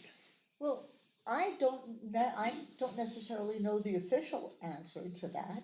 My understanding was that this was voted on or suggested at a time when the cost of running the, transfer stations and whatever were being reevaluated, and the need to actually cover the costs at maybe not 100%, but at more. We were so far away from, covering the real cost of the county doing trash, that we had to start raising prices incrementally, which we did, but it's hard to raise prices incrementally if people see that and buy like 15, 12 card punches and they never expire. And that is the rationale. So, I started by saying I wasn't sure. That's the only piece I see and recall. So I don't know if there's more to it than that. Manager Miller, I don't know if you have something to bring to that. But I mean, it's certainly a philosophical argument. Manager Miller, and then I've got two I actually commissioners. do have something to bring to that. Yeah. Because if we go back to why we set this ordinance in place to begin with, we actually we had permits that expired. We revamped the whole program to 12 punch, not 24 punch. We did all this stuff to say what we were trying to get to, instead of recovering about 10% of our cost, we were trying to recover 30%. We had a task force, they made a lot of recommendations. They came forward and said that the county should strive to recover through permit sales 30% of the cost of the operations of the transfer stations of trash. And so we set out with 12 punch permit passes, 1 punch a month. Those were the cheapest per trip, as the commissioner had said it. And then if you bought, and they were like $75, and then it was going to go the next year to $85, and then it was going to go to $95, $110, and $140. This is like 8 years ago, and we're still not at 140, because we have pushed that off and pushed that off. And the other thing that we did is it was a deal to buy the 12 punch. But what we found is people would then, is right before there was going to be an increase, they'd buy 2 12-punch. And so then, It's gaming the system, it's, who wouldn't? so, but you know, the postal service does it, never expire stamps. You know, and if people wanna go buy books of stamps, I guess they can. My point is that I think we've lost sight. Nobody uses those anymore. I think we've lost sight through the numerous changes of what the original intent of the automatic increases to the permits were. And having them not expire, the idea was you got a permit for a year. I mean, go all the way back to why we even had 24 punches. The idea was, we just want you to be able to throw your trash away, and if it takes more than 1 trip a month, so be it. But then everybody said, well, you're making me throw away good punches. This is truly one of the most frustrating programs the county has, because we keep trying to fit a square peg in a round hole. I think now that you've gone to this concept of, doesn't matter whether you buy 3 punches, 6 punches, 12 punches, every trip's worth $9.13. Is that what we said it is? 17. The credit, $9.17. I don't know that it matters whether they expire until you raise the rate. It doesn't, and we're not getting anywhere near 30%. Madam Chair? No, well, I'll come back to you. Commissioner Hanson and then Commissioner Moreno. Thank you, Manager Miller, for your explanation. When somebody else was talking, I remember that our goal, it was to get 30% recovery. And, you know, the passes are going to raise in 2021. So we're doing this midterm fix, and at the same time, hopefully educating people that the punches expire. You know, that they are from January 1st to December 31st. They're a yearly pass, and that is what you get. And so we have 1 more year where the passes are not going to be raised again. So I think just creating this moratorium, giving people an opportunity to reclaim their passes, even though I know it is a lot of work for staff, is adequate. But I think that possibly with this opportunity and with what's happened now, although I think most of the time I've been on the commission, the passes have expired, is that correct? Madam Chair, this is the first year since you've been on the Okay, commission. this is the first year. That they have expired. Okay. It was voted on. 2014. That they not It was expire. voted before us, but it, Every pass that anybody held in their pocket Okay. was still good at that point. Okay,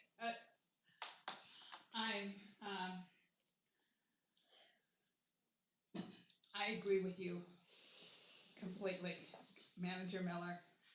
This is Commissioner Moreno. complicated. Director Hero, Yes. do you have a better plan? No pressure. No pressure. You have hypothetically, you have a year. Could you do it? And make sense? A system that people can understand without the monkey wrenches at the last minute of a commissioner's honest his last meeting. But do you have any idea what would you do? Madam Chair, Commissioner, and then I'll wait for the manager to chime in also. He But says. I would say that there are ways for us to have a better conversation with the community about dumping your trash and having passes and how you do that and when they expire. And if they are going to expire at the end of every year, I think we can do a better job of having that conversation with people in a way that it's very simple and easy to understand.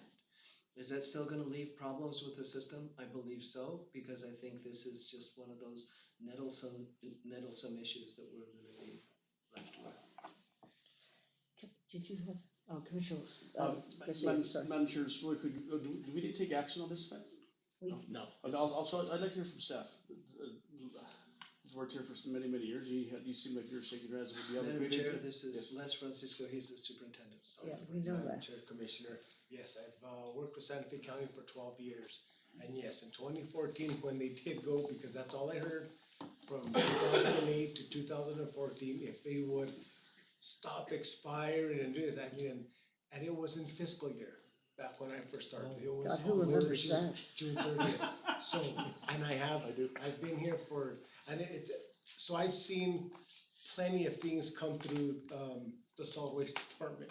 So in 2014, when they passed the rules that they would not expire, oh man, I think all the staff, life took a back seat, is just cruising. Now we know what the 60s were like. Everybody just cruising. So after having said that, the staff, Why, cause you're not old enough. yeah, like Otherwise. but staff was just absolutely relieved, and they didn't get harassed by the constituents, or they didn't get, and I get it. I mean, I'm a taxpayer, and I have to buy budget, so I get it. But when they came to the expiration date, and honestly, we stayed ahead of the 8 ball. We put our signs out, we put all our stuff that when you guys passed the laws that they would expire. We even put it in black and whatever, but yes, give and take, people either read it or didn't read it, or however it may be, it still became a huge problem here. Since before November, I've been getting phone calls. And again, I just, I don't side with them, I have to be very neutral, but I do tell them that just don't get rid of your card. I know the commissioner, everybody's talking, I says, but I can't tell you what, when, or where. But, and then this, when I kind of read this part, this is my belief, I know, so please, I mean, No, this is good. That's the what deal we're asking. was, the buyback and the stuff, oh man, the county resources and the time that we would be spending fixing those cards to do what you have to do would just be taxable, would be horrendous. Okay, well, that's a really good point. So I have a couple of questions. One of them is, if we make the cards just not expire, it's really not a problem until you have to raise rates. And so now you either let it feather in until people run out of cards and are forced to buy a new one, or you make it so every time somebody comes, you know, if it goes from, just to make the math simple, $9 a trip to $10 a trip, they have to do a punch and pay $1. I mean, it's just, you know, January 1st and the rates go up and your punches never expire, but they were all labeled as $9 punches or something, or whatever the next commission figures out for, you know. Maybe you don't allow So them to purchase more than one 12 punch ticket at a time. So you can cut okay, so there are Yeah, ways that to would do be- it.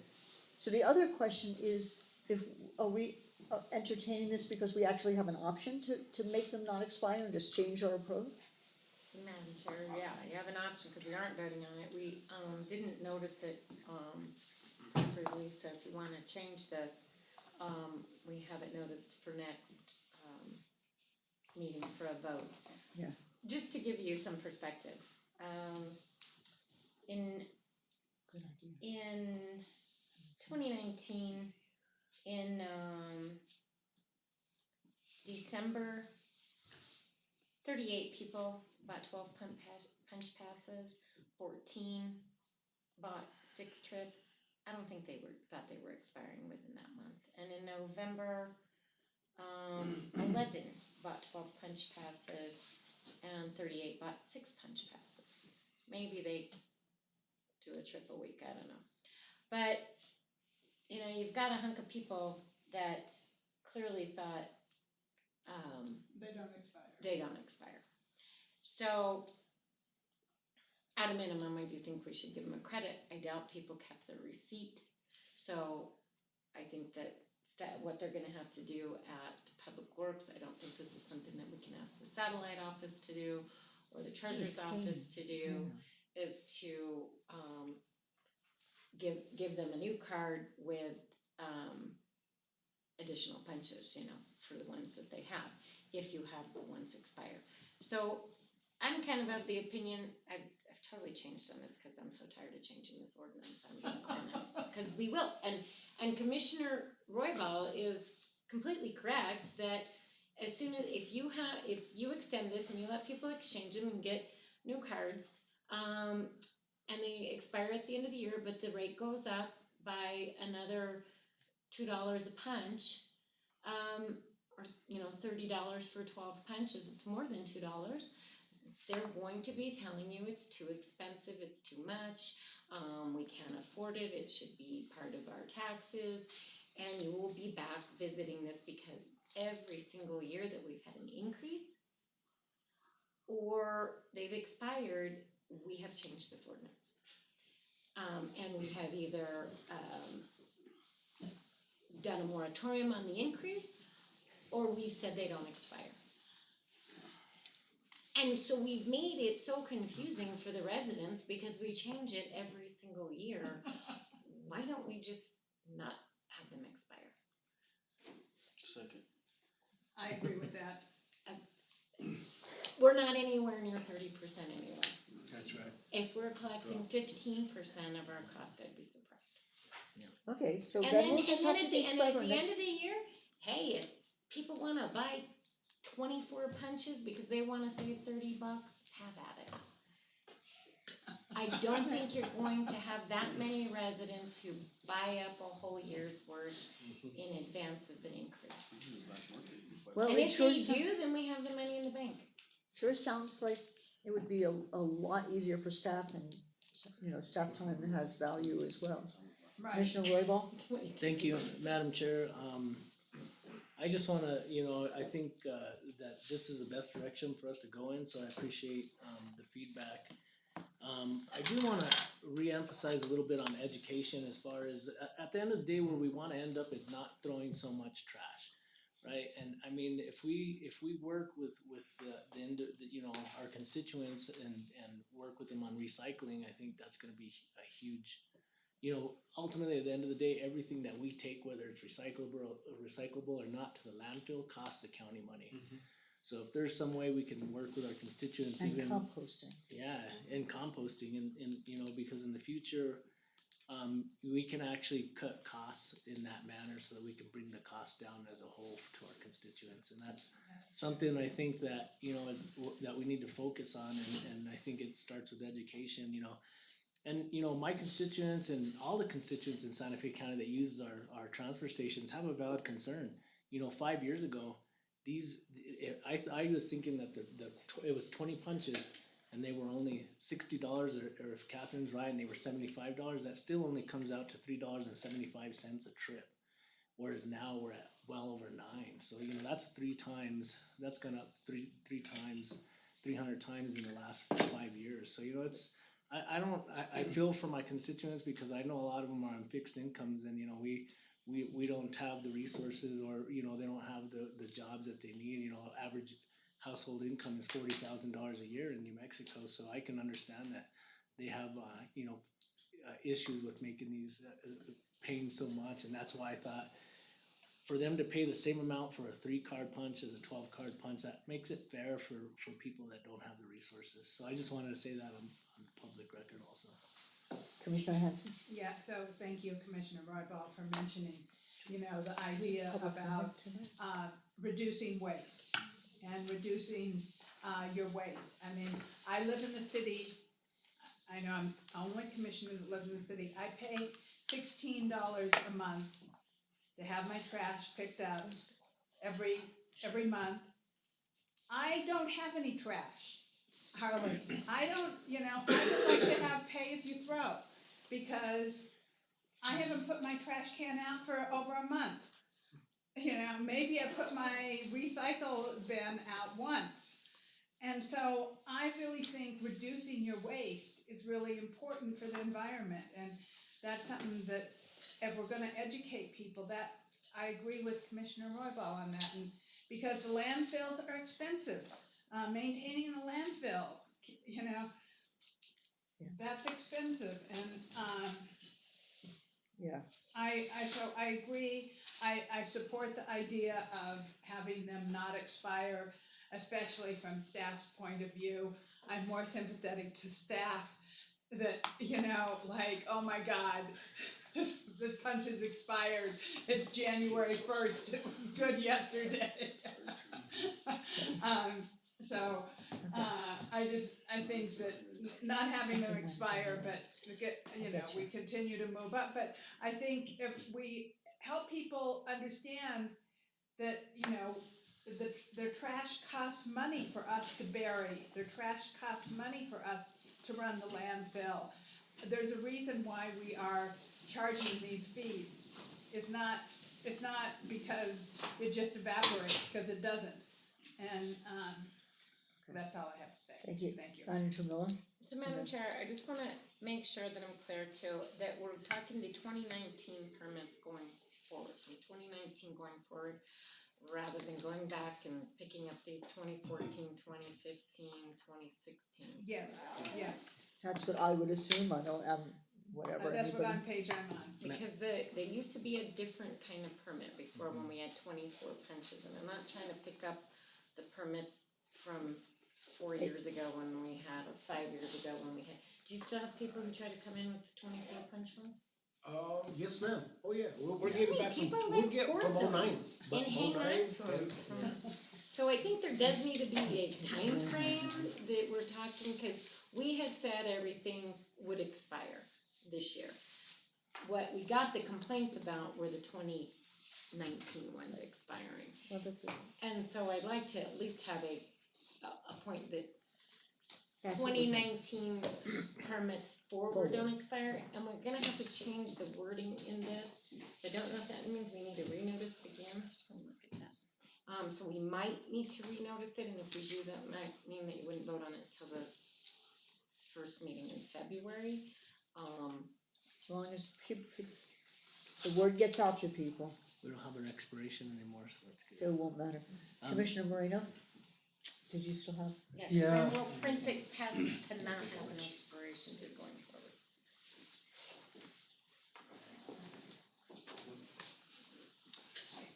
I'm gonna vote for this, but, We're not voting tonight, oh, okay. and we're changing it, we're considering Okay. changing it. Okay, I'll take that back. I'll see you come back Okay. next time. We would need public comment. Yes, we'll do public comment. Madam Chair, Commissioners, County Manager, if we get this right, that still from 2014 to 2018, those again Those have still, expired. yeah, those are still the same, we're just talking about 2019 to 2020, right? 2019 2019 forward. Going forward. Not 14, okay. And Commissioner? Madam Because Chair, we had Commissioners, this how we which are the got- ones that are out there that do not expire still? They vary all the way from 2009 all the way to 2018. So, We're getting old That's ones. the problem. The only ones we do confiscate, we actually have some people Yeah, bring stop in the old ones that have 2 punches and they're like lime green or orange. That was when I was finance Mike, 20 years our ago. county compliance officer, county commissioners asked us to, we do not have those ones though. Okay, Thank you, Madam Chair. Actually, that kind of was a clarifying point that I wanted to bring forward, but, just, look back on how many people actually saved their cards for a long time. I still have my card from lunch in high school. oh God, I got TMI, that's all I get. I still got my. Okay, we don't wanna know about your party. So anyways, on a serious That was note, actually, we do, there was only a certain matter of time that where the punches actually expired. I think if it doesn't say on there that they expired, then they're probably something that we would still honor, right? I mean, cause there was at least 4 or 5 years that they didn't expire. Madam Chair, Commissioners, County Manager, yes, from 2014, when they did pass the resolution that they said that they were not gonna expire anymore, I mean, there was a few words again, just like the County Manager says, in 2014, permits do not expire, blah, blah, blah. So that opened up the door from 14 down. Instead of saying from 2014 on up, they don't expire. It just said in 2014, we passed a law that they didn't expire, so that just opened up the door for all the other ones that had come by. So as we were talking, Gary and myself, was that from 2014 to 2018, we have been preaching that they don't expire till all punched out. So in 2019, when they came into this, it just didn't go up. Blew up. Yes, and the revenue was a huge downfall in 2019 versus 2018. It's a big. Okay, well, that's good information. I do, Madam Chair? Yes, I'm sorry, I thought you had the floor, I would have called on. No, I appreciate all the feedback from my fellow commissioners and the county manager. I think that this is a better direction for us to go in. I think that that's really the only way to mitigate the situation that we have every year of complaints from our constituents. And I totally feel for them because I still have 6 punches on my ticket. So anyways, that's it for me. Thank you. Yes, Commissioner. Madam Chair, I'm Manager totally Miller. confused, so even though we said that all passes expire come 2019, December 31st, 2019, that's not how your staff has That's the way understood it. Madam Chair, Commissioners, County Manager, it's not the way it was, No wonder every resident is confused. spelled out that from Yeah, we can't even get a 2018 back still does not expire till punched out. Only 2019's expire December 31st, 2019. Okay, so then are we going to have to say that from 2014 forward, nothing expires? And still honor every single punch that's in somebody's pocket, wallet, drawer? Hanging Is out that what with you're Commissioner telling me? Royball's lunch card. That staff has been doing? Yes, ma'am. That's exactly the way it's See, I been. might They're have still saved bringing it one that's so old 2014, it's 2017. deteriorated. Cause I wanna get it clear in the ordinance. That sounds If we're good. gonna change this, we're gonna. Just so that we can change it so that re-clarify we it don't have next to year. change it again. So, 2014 forward. Okay. And Alright, 2014 forward, so everybody got another big Christmas present, but if you had a that's pretty little pass in your Christmas. drawer, it's still good. So we'll write this to say that the new punches still are the price that we had put. So it doesn't matter whether it's 12 or 6 or 3, it's $9.17 a punch. And any punches that are still left out there on a card from 2014 forward do not expire. And it's still gonna go up to whatever the price is for, $140, For County Manager, 12. for a 12 punch in 2021. and the other, and 6 and 3 also Will are the also be same higher. price, No, but they're the same price per punch, correct? I have not looked that far in the ordinance, ma'am. Well, that's, Cause we need to make sure that it is. that's what I So thought. it'd be $11.66 per punch. Starting January 1st, 2021. But if you have punches in your pocket, they're whatever you paid for them, $9.17 or less. And Yeah. they're still good. Okay, great, so we Okay, have so some. that's what we'll be bringing forward. We okay? have some clarity, and despite all the changes, we are looking to take public comment, so I'm gonna open public comment and ask if there's anybody here from the public who came to speak to this matter.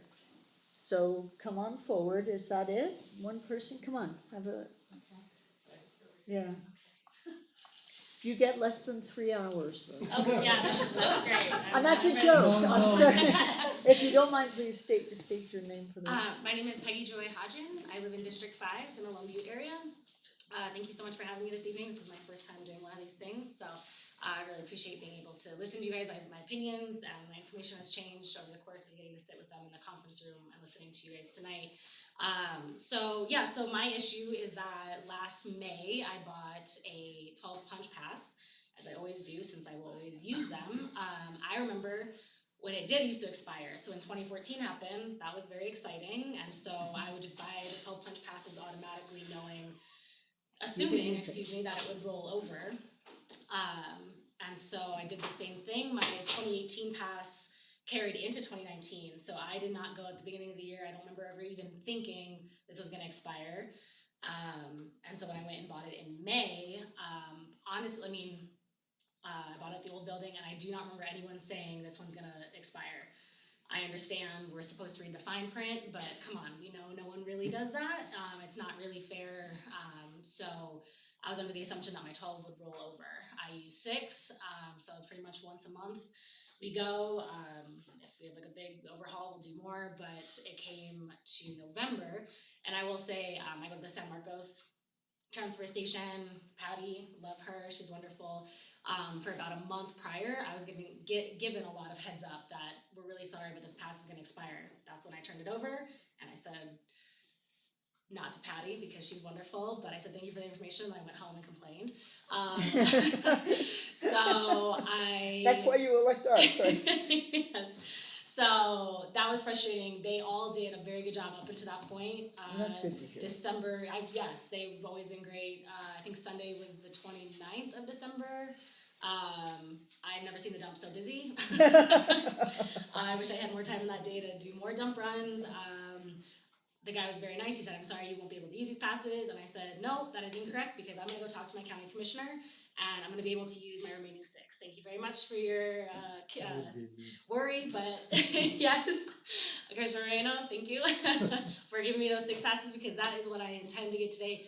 I really just came in here. I didn't even expect to speak. I spoke with Les yesterday. He was very nice. He got an earful from me. But he, again, was very helpful, informative, let me know that this was happening today. When I went, I bought a pass last week. So 2 sides of this. One, I would like to be able to use those 6 passes because it wasn't. So now that I was expecting to come in here and have a much stronger speech, and now it sounds like we're all on the same page.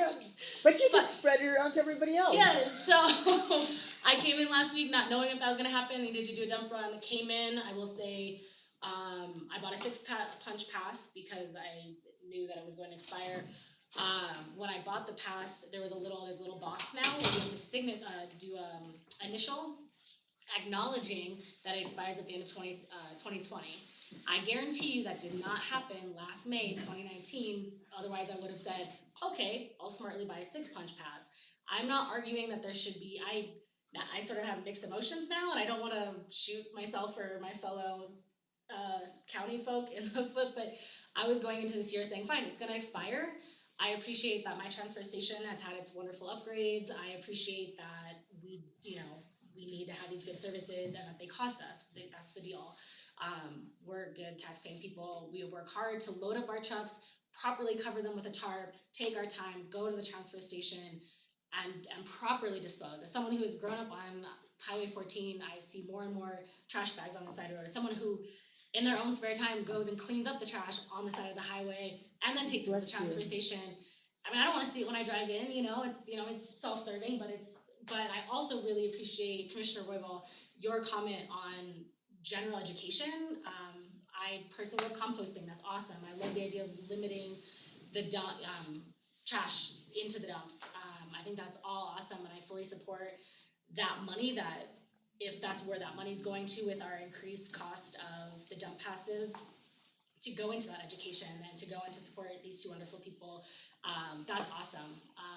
I can get behind that. I just think, personally, I came in just to say I want to be able to use those 6 passes because it's fair. I wrote my signature, my initials next to when my dump pass saying it'll expire at the end of 2020. I look forward to hearing how that goes. I bought my 6 punch knowing that will happen. I would say the people that are living in the county don't necessarily have enough money to spend $500 on 5 passes at the end of any year before it goes up. I guarantee you that won't happen. And Manager Miller, I think it was, I believe that if that is the case, then that's great. Then we have that money in our bank account, right? That's great. So I guarantee you that'll be a very small percentage, I'm assuming. So, as someone who has enjoy the benefit of having those passes roll over, I would appreciate that. I've also committed to knowing that mine will expire at the end of 2020, and I'm okay with that. I would just love to be able to take the pass that I currently have in my wallet from 2019, take it to Patty, and have her happily punch those. And I will say, Patty, I went to the commissioners board, and she will be proud of me, and I'm very excited for that moment. So, I think we're all sort of on more of the same page than I realized. I really appreciate you guys offering to have this public space. It was very nice speaking with you this evening. I feel like, public discourse and getting to have this opportunity is, I'm very excited about it. So thank you so much. Thank you. Thank you so much for coming. Thank you for coming in. Is there anybody else here from the public who wants to address this issue? Seeing none, I'll close public comment on this. And Rachel, can you let us know what's gonna happen next? Because this was an informational. Right, we will either renotice or be back at the next meeting, depending on what we determine is necessary with revised ordinance. Excellent, thank you very much. So that means, and thank you guys, thank you, and thank you Les for coming all the way. Thank you guys, appreciate it. So if I'm not mistaken, that takes, and thank you so much for, do this again. Yeah, no, this is great. Thank you. Thanks, that's so nice to meet you. This takes us to C with case number 53, the Univest Rancho Viejo La Entrada subdivision phase 1. So I assume we have to give everybody a moment to actually get in here. Yes, that's a little slow. Yeah, I think they're on, yeah. Hey, That's Vicky. here, yay. You got the high sign, Happy Vicky, New Year, Vicky. we're on C, the Rancho Viejo case.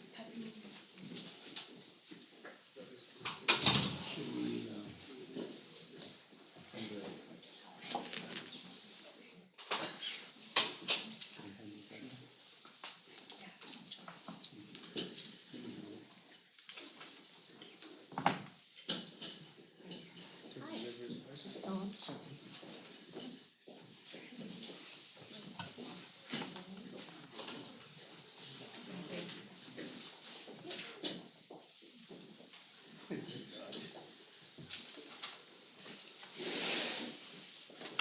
Thank you.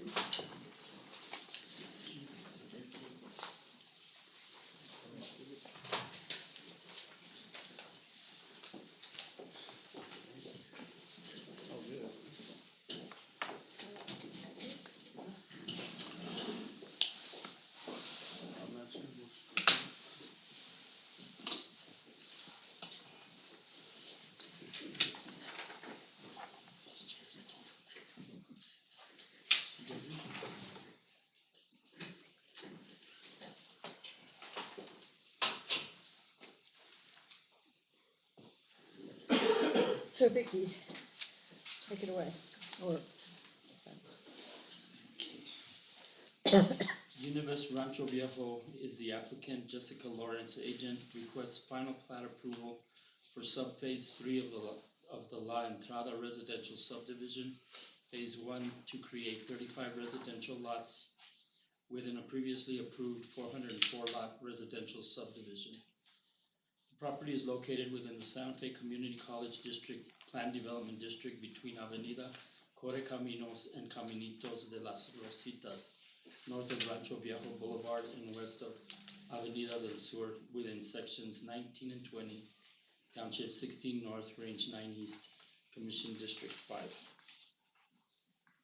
The chronological history of the project is as follows. On April 11, 2006, the Board of County Commissioners granted master plan approval for Rancho Viejo Village West for mixed-use development consisting of 1,250 residential units and 117,250 square feet of commercial space on 668 acres to be developed in 3 phases within Rancho Viejo. On September 12, 2006, the BCC approved the La Entrada subdivision phase 1, which was part of Rancho Viejo Village West. The BCC granted preliminary plat, final plat, and development plan approval of 456 residential lots with a commercial community center on 249 acres with the approved master plan and variance to permit a cul-de-sac road exceeding 300 feet. On June 10th, 2014, the BCC approved the vacation of a platted archaeological easement located within La Entrada Phase 1 residential subdivision, which has been mitigated.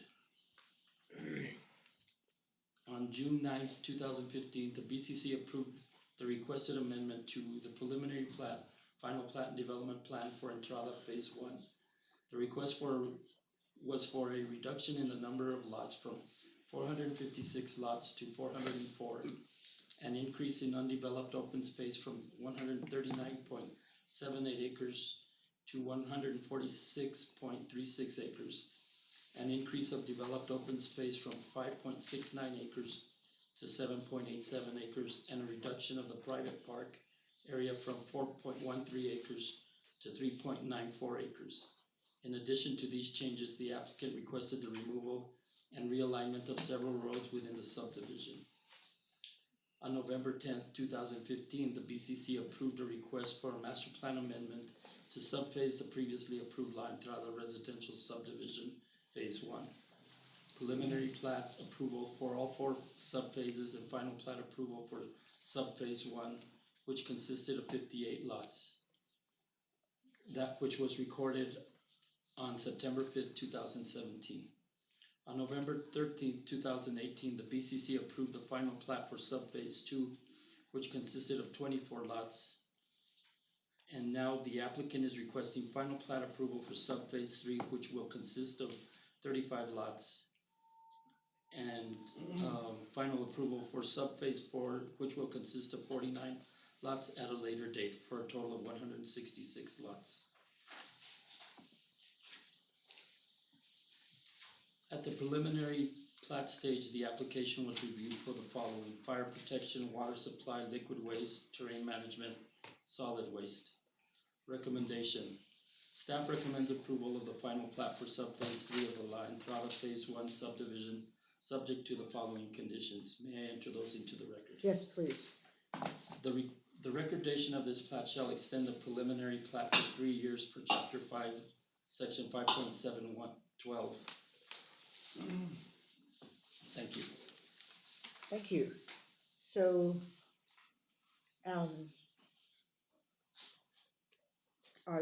we can have comments by the applicant, right? And we could do that now. My name is Jessica Lawrence. I'm representing the applicant for this application. We really have nothing else to present at this time. This is 35 additional lots. It's subphase 3 of 4. I'm happy to stand for any questions. Thank you. I entertain any questions, I think, before we go to, public comment. Madam, Commissioner Hanson? I'm trying to figure out how you were getting to 166 lots. It's the 58 lots, the 24 lots, and the 35 lots. It still doesn't add up to 166, so how are we getting to the total of 166 lots? 49, 35, Madam Chair, 24, and Commissioner. 58, is that right? That might seem right there. 58. I just didn't see all the numbers.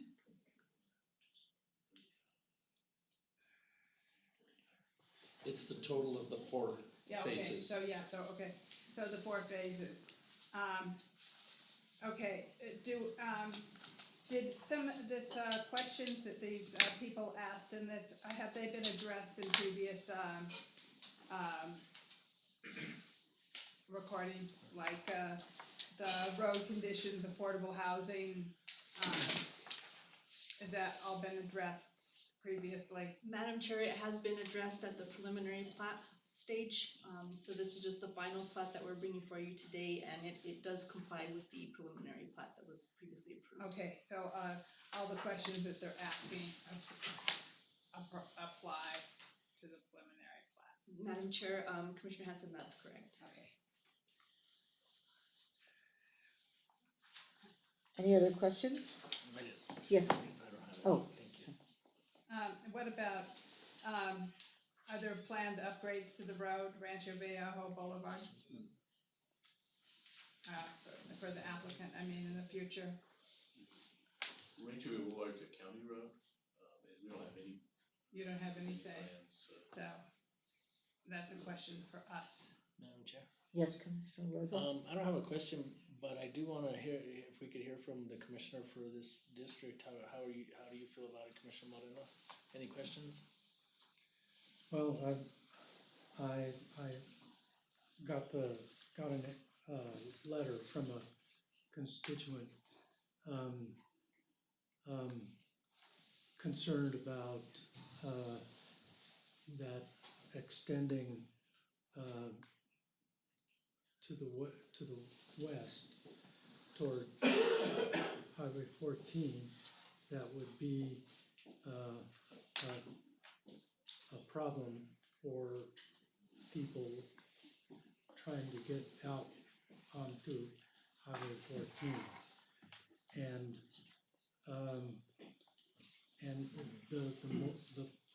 the points are made. At that point, there isn't an access point. There is one from your development to Highway 14. But I don't know where the traffic from that point, how much traffic would be on that road. Do you have any estimates? You know, can I interrupt you?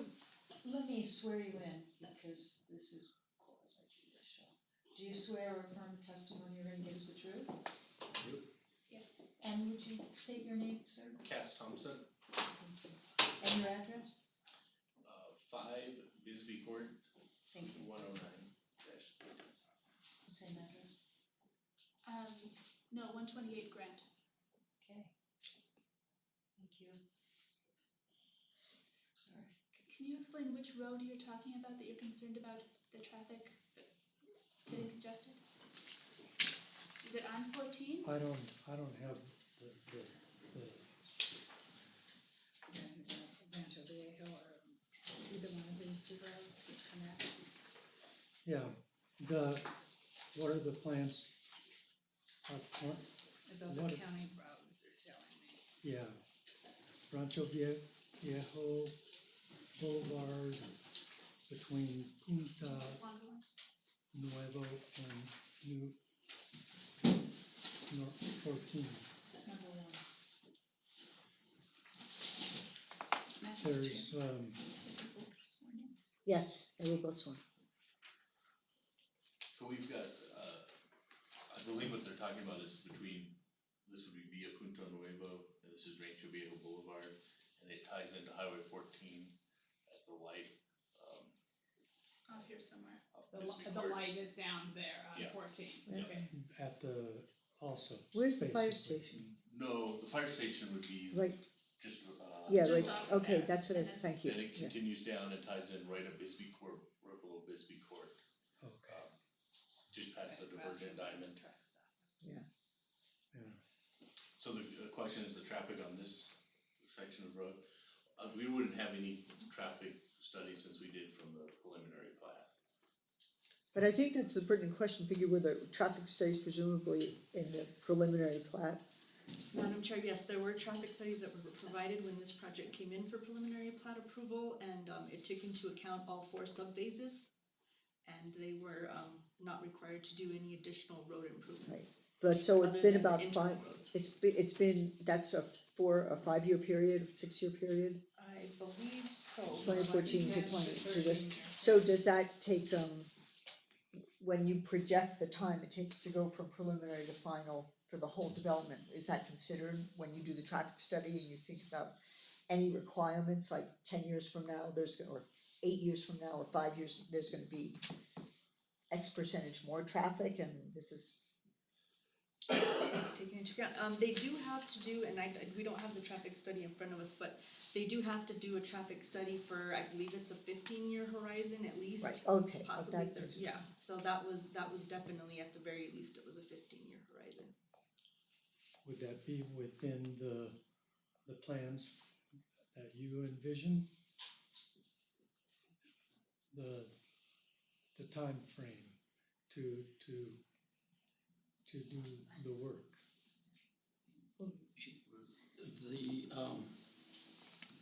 The preliminary plat and master plan was done in 2006, so that would give them up to 2021 as far as that study goes. They have a year.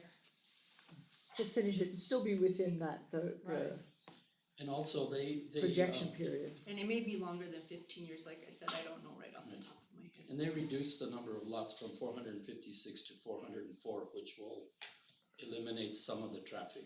Right. Okay, that might be a good thing. Not saying, but that's, okay, that's, thanks. Are there any other questions before I open it up for public comment? No, Madam Chair.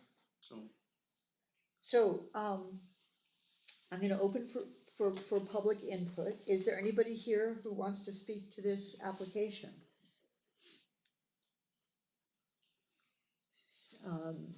And again, I feel obligated to ask, we have no evidence that there are people waiting outside, right? So once again, because it is broadcast, is there anybody here from the public who wants to speak to this application? Nobody's running down the hall.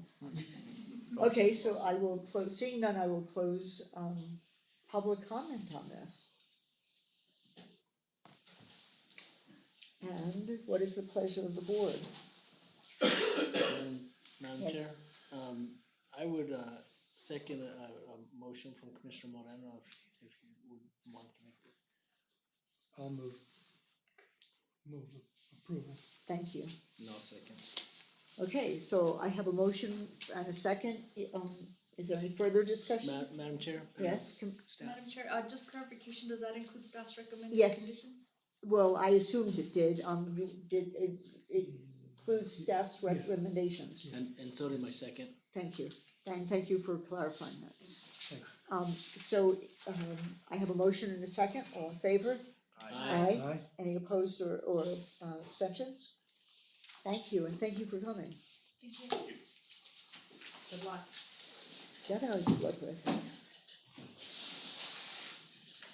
So that takes us to 11D, the Anthony Royhouse appeal.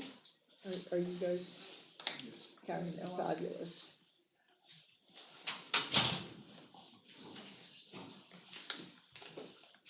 Next consent.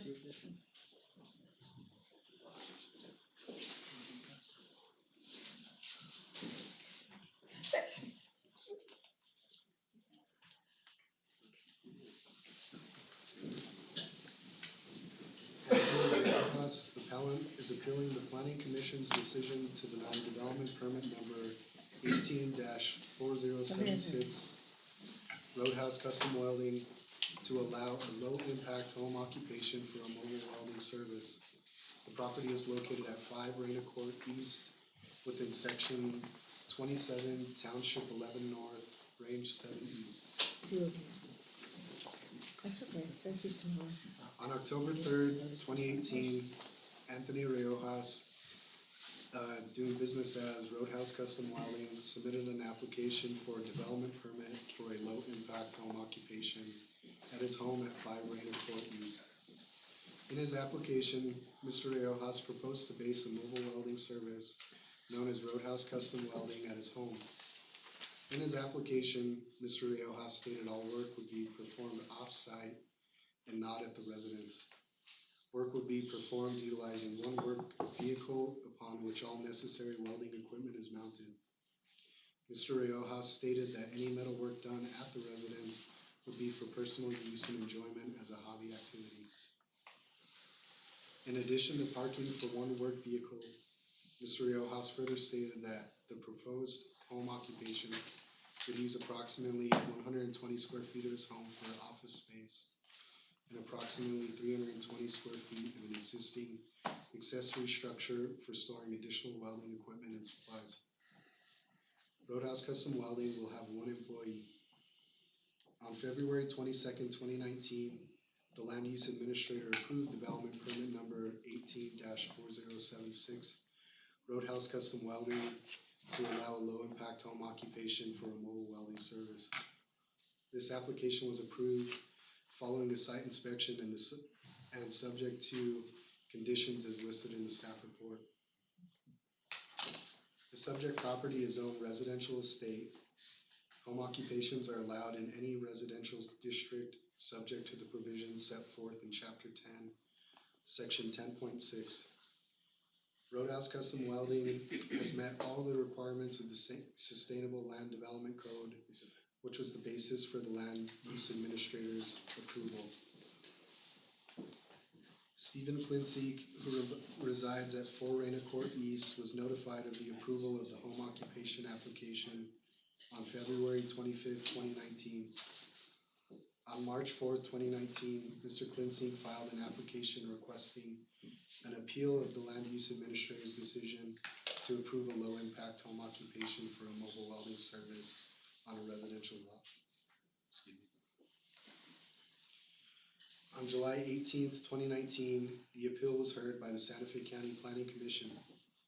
Staff recommended that the Planning Commission deny Mr. Flinseek's request and for the Planning Commission to uphold the Land Use Administrator's decision to approve development permit number 18-4076 to allow a low-impact home occupation for a mobile welding service at 5 Reina Court East.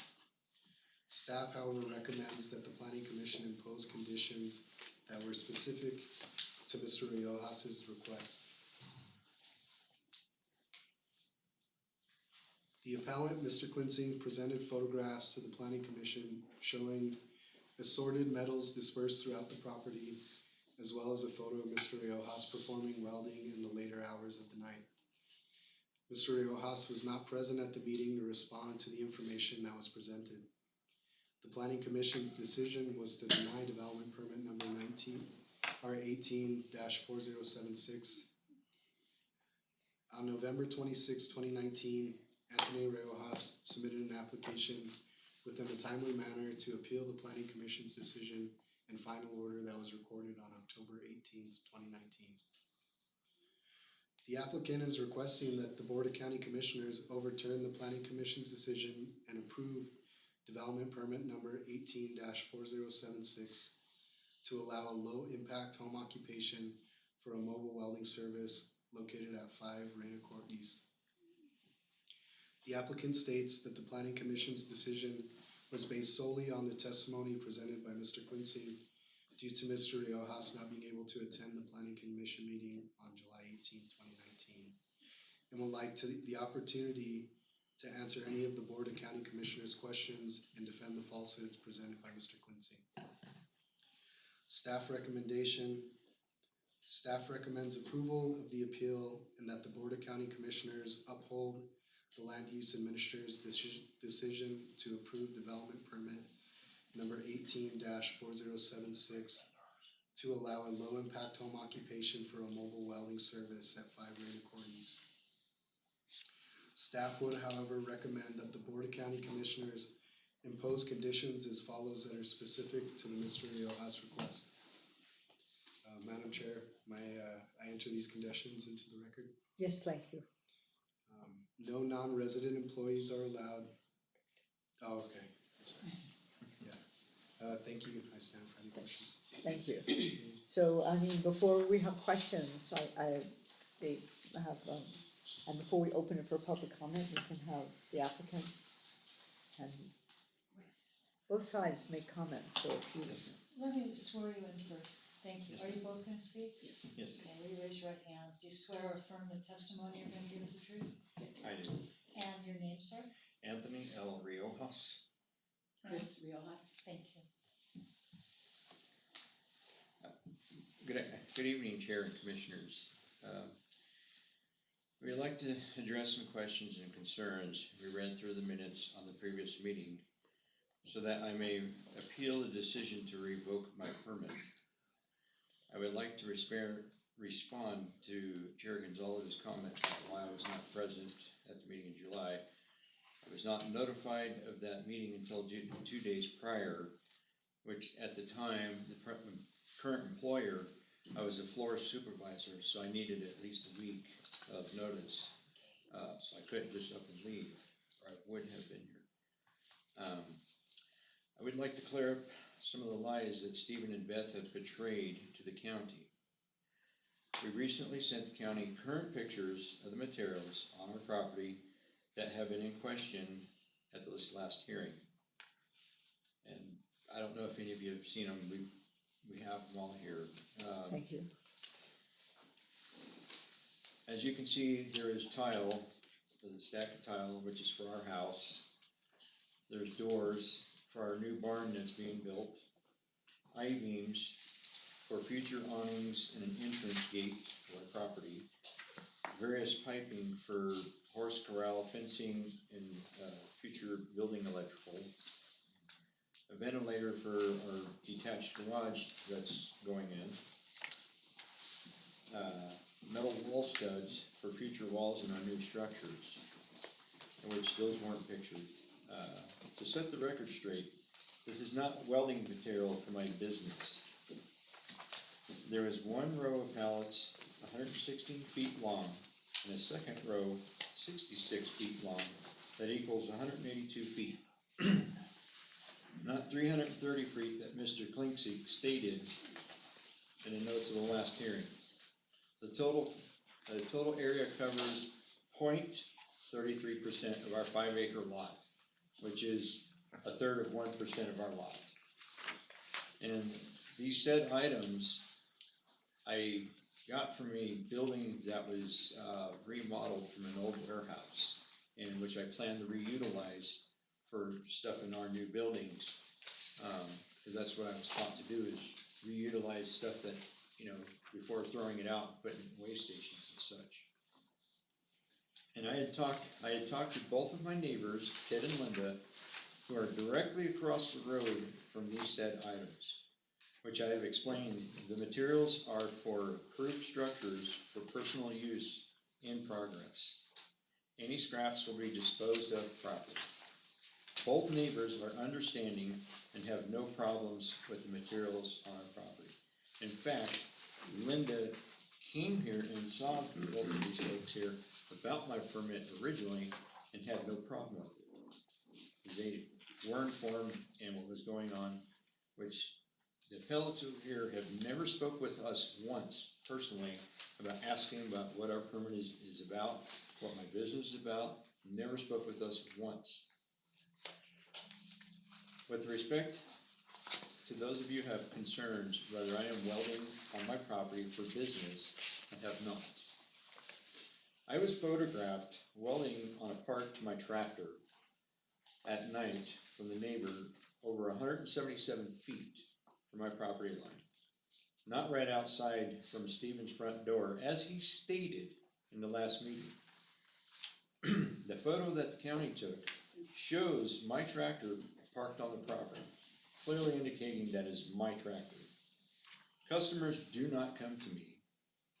I go to them, hence portable welding service, which I have already served a handful of local happy customers.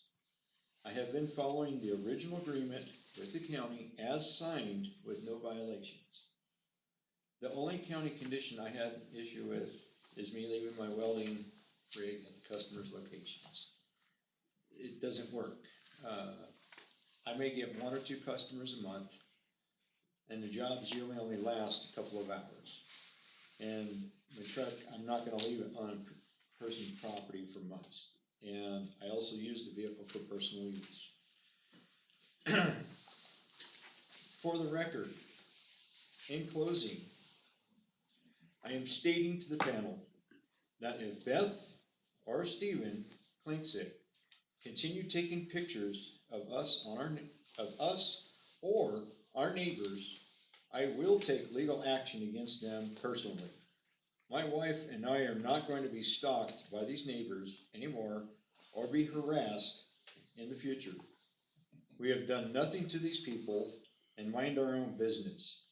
I'm a retired disabled combat veteran who wants to live in peace. Thank you.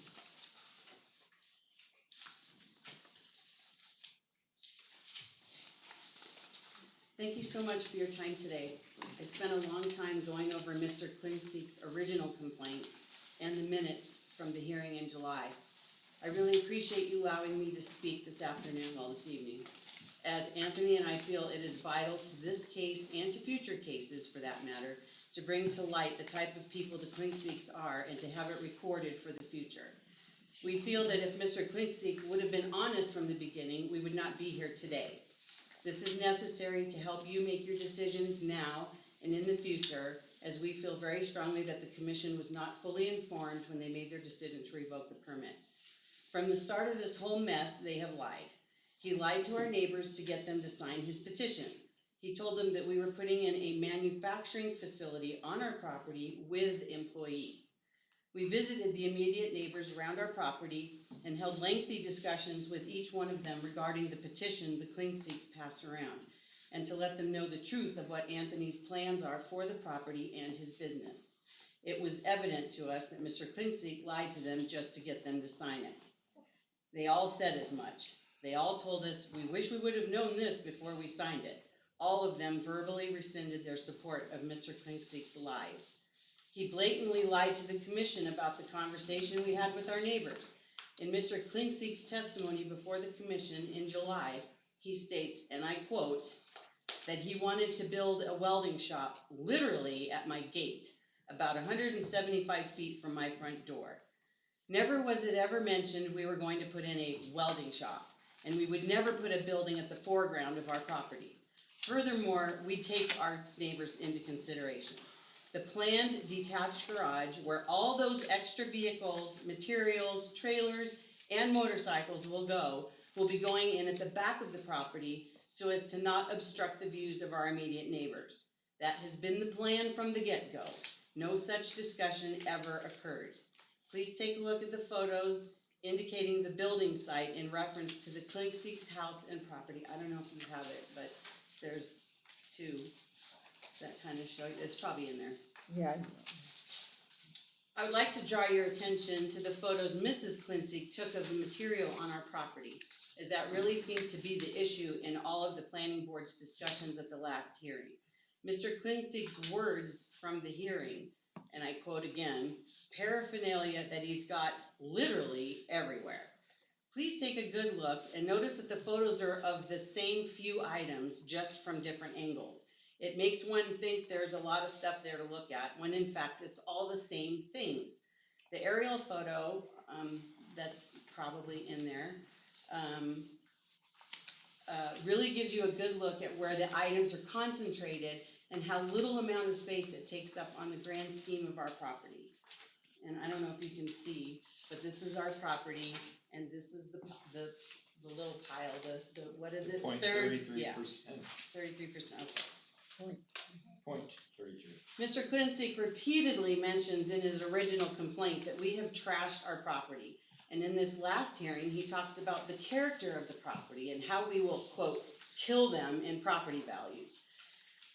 Does it really sound like we are trashing our property when we are spending thousands of dollars on a detached garage, a new horse barn, and an 80-foot concrete driveway, of which construction is underway? Does it really sound like we are thrashing our property when we are planting trees and flowers and rose bushes?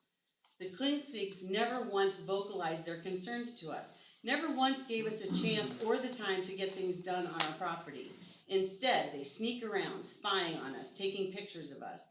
There have been several occasions where I have felt so uncomfortable in my own home, walking in my front yard, feeling like I'm being watched.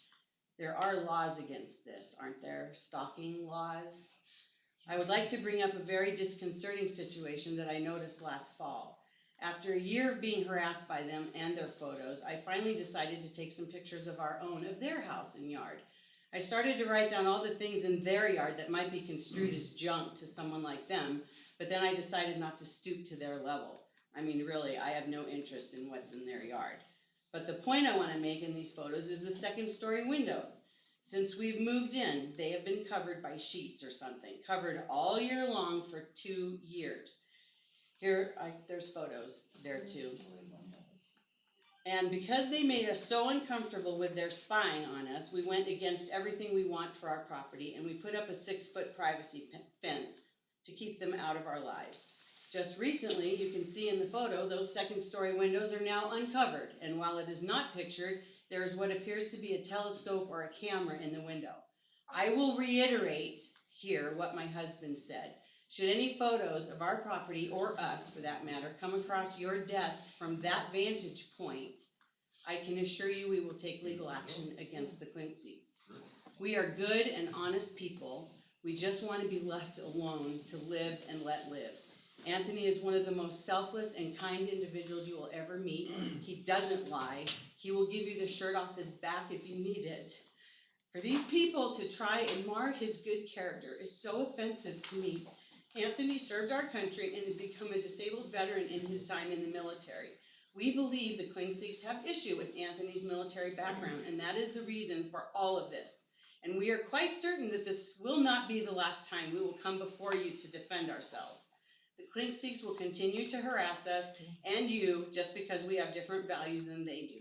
The decision, of course, is yours to put an end to this harassment once and for all. We have faith that you will make the fair decision and allow this good man to help his fellow neighbors. Thank you. Thank you. And now this, You can open it up to the so I will open up at this point request. or do questions? Well, I assume it would be fair to have comments and then do questions at the end. So is there anybody here who would like to speak to this issue? If you could come forward. I don't know. Yeah, I asked them to come forward, I was just looking to make sure nobody else.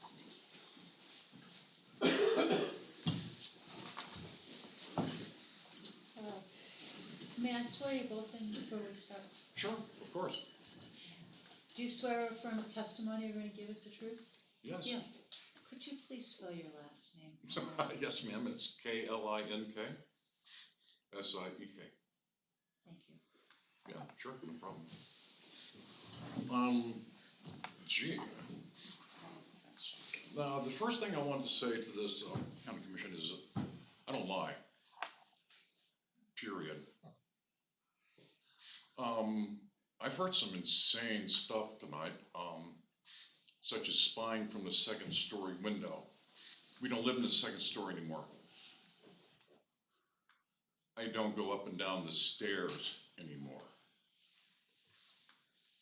There is a telescope up there. It won't focus on their yard. It's made for looking at the stars. I'm a physicist. It hasn't been out of the house for 6 years. I didn't go around claiming that he was gonna build a welding shop. I heard that from my neighbors. They stopped us at the post box and in our front gate asking about it. So this isn't my story, and I'm not harassing anyone. All I did was go around the neighborhood and ask them if they wanted to have a welding shop next door. That's what I had heard. There's nothing wrong with that. That's my God-given right, is it not? I have a house. I've lived in it for 15 years. It's somewhat appreciated in value since the fiasco of 2008. And I'd like to keep it somewhere up there, which means that I have to protect the neighborhood that I live in. Otherwise, my values go right down the toilet with everyone else's. All I'm doing is looking out for the neighborhood. 85% are retired couples. They don't want to put up with stuff. They asked us what was going on. I told them what I had heard. And here we are tonight. Now, here's what I presented in fact to the people who are charged for either accepting or denying these permits, which they denied. That's the fact. That's the one fact that hasn't been brought out here. That committee denied the request. And the reason why is they don't feel that this type of business and bringing equipment in and out, materials in and out, or any of the other parts of this are actually gonna be able to be regulated. It's not the type of business that you would normally have in a neighborhood. How would we stop Mr. Riojas from literally driving up a trailer, welding on the trailer, and then taking it back out? What is there to stop it? Nothing, is there? I'm not saying that he will. What I'm saying is, what if he does? This is the same type of, one of the issues that comes down here is the welding business is very similar to two of them that are forbidden by home occupancy. One is a construction yard.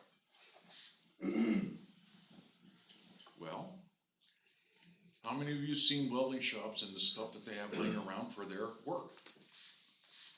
It looks like a construction job. And that's part of the business. If you have to have metal to work with, I admit, that's just a part of it.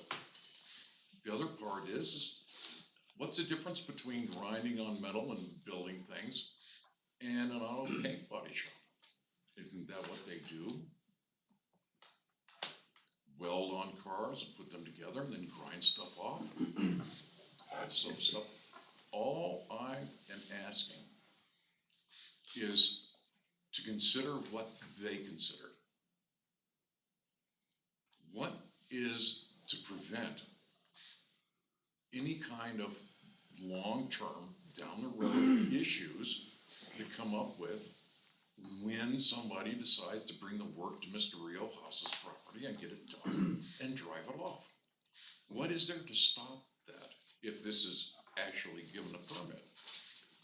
One of the things that I've always wondered about this, one of the biggest things I've always wondered about this is, why is he going for a low-impact home occupancy permit? What does he gain out of it? And I keep getting different stories from different people as to what is being told. There's lots of large pieces of equipment laying around his property. He's allowed to have two for the business. Which two? Who's gonna tell which two? What are the rest of them? Are those personal, never to be used for anything else? Is that actually true? Another thing that we have to ask about this is, if he wants to have a home office, then there's no need for anything to do other than the no impact. If everything's going to be done off-site, why isn't it just a no impact? Does he need the storage? All he had to do is put up a fence and put stuff in the fence, and I don't think anybody would have known the difference. Is that really and truly what this is all about? I don't know, and neither do the people that are around there that have signed the petition to actually say, wait a minute, let's step back from this and say, is this an actual occupation the county envisioned for home occupancy? I mean, people live there, and we're talking about down the road. We're talking about future. I probably don't have all that long to worry about this kind of stuff. Some of the people that live there have quite a while. The whole entire story starts with, we hear one thing on one hand and see another on the other hand. When Mr. Riojas first decides to go for his permit, he places the sign for notice that he wants to do this on his southwest corner. There's actually only one house, no, two houses, that could see that permit. Mine and our next door neighbor to the west. The neighbors to the west of the Riojases couldn't see it. because it's back away from the road. Not a single other person who lives out there was able to see that. And then he got an administrative permit. Well, of course, I mean, nobody even knew what the hell was going on till that time. Excuse the French. I don't know. Nobody knows. So, I'm here tonight to ask that you take into consideration what was happening. Another thing that maybe we need to discuss here. When we first appealed the administrative decision, not the committee's decision, the administrative decision, I had a small problem. I had a very serious small problem. And I wasn't able to continue with it for a while, and so I got strung out.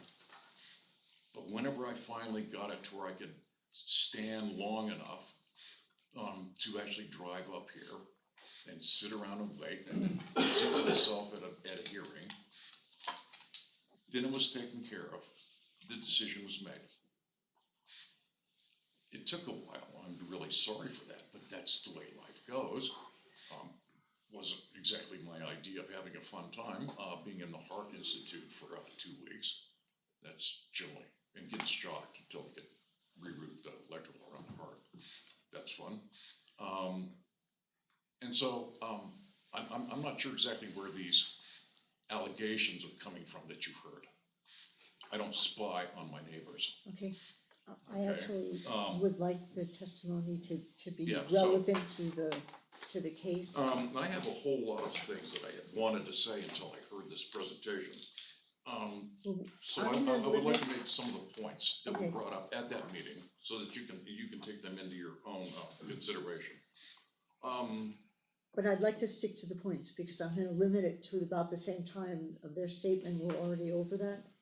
So please make the points that are relevant to the case. Okay, one of the like I said, one of the things that we have for a problem with the whole entire thing is regulation. Some businesses are absolutely perfect for home occupation, some aren't. And I don't believe, seriously, that the county actually had, the idea of having what could turn into a commercial fabrication, as being a home occupation, no matter where the neighborhoods are in our particular one. That is the central issue that committee ran into. When is storing all of this metal stuff around his property going to be business? When is it going to be personal? Of all the pieces that he's gonna wanna use for the 2 pieces of equipment that he wants under the permit, which two? When do they change? Is it this one this week and that one next week? Seriously, I'm not kidding you. There's at least, let me give you a clue. There's at least 4 cars, 4 trucks, one doesn't run. There are at least 3 trailers, and one of them is a welding trailer with a welder on it, with no wheels, it's jacked up and placed on the property. When are these pieces of equipment gonna be business and when they're gonna be personal? And how do we track that? How do the neighbors know that it isn't gonna turn into a nightmare? And that's where the issue came down to. Okay, thank you. Sure. So, commissioners, do you have questions? I just have a couple of questions. Commissioner Garcia? First of all, I guess we had to be driving all the way down from Medford over here. Thank you all for coming down because we had to hear this case, and it's kind of like heartbreaking to realize that neighbors have different opinions on what they do and how they do it, but nonetheless, I guess we're all human, we have to come and do what we have to do, correct? One of the things, Mr. Heinzek, on the minutes actually for the planning commission, you actually stated you have no problem with Mr. Rojas doing all the welding that he wants on his property, as long as it's personal welding. So the problem is, I don't know if that's actually gonna be the case down the road. How long? Who would be able to say that he isn't doing it? And another thing also, Madam Chair, I have a question in regards to the conditions that were imposed, so you still if you still do the conditions, kinda what we. I've been following the rules that I signed with the county to the T. All work has been done off-site for customers. Anything I've done on my own property is for my own use. And the one vehicle that the trailer that he's referring to, I do have a welder on a trailer, but it is used strictly as a generator for our detached, or for our container that's right now being used as storage, which, once our buildings go in place, our detached garage, all that stuff is gonna go in there, so it's out of sight. And that's what's been this whole thing in the beginning. And because they've never bothered to talk to my wife and I, not once since we've lived there, to see what was going on.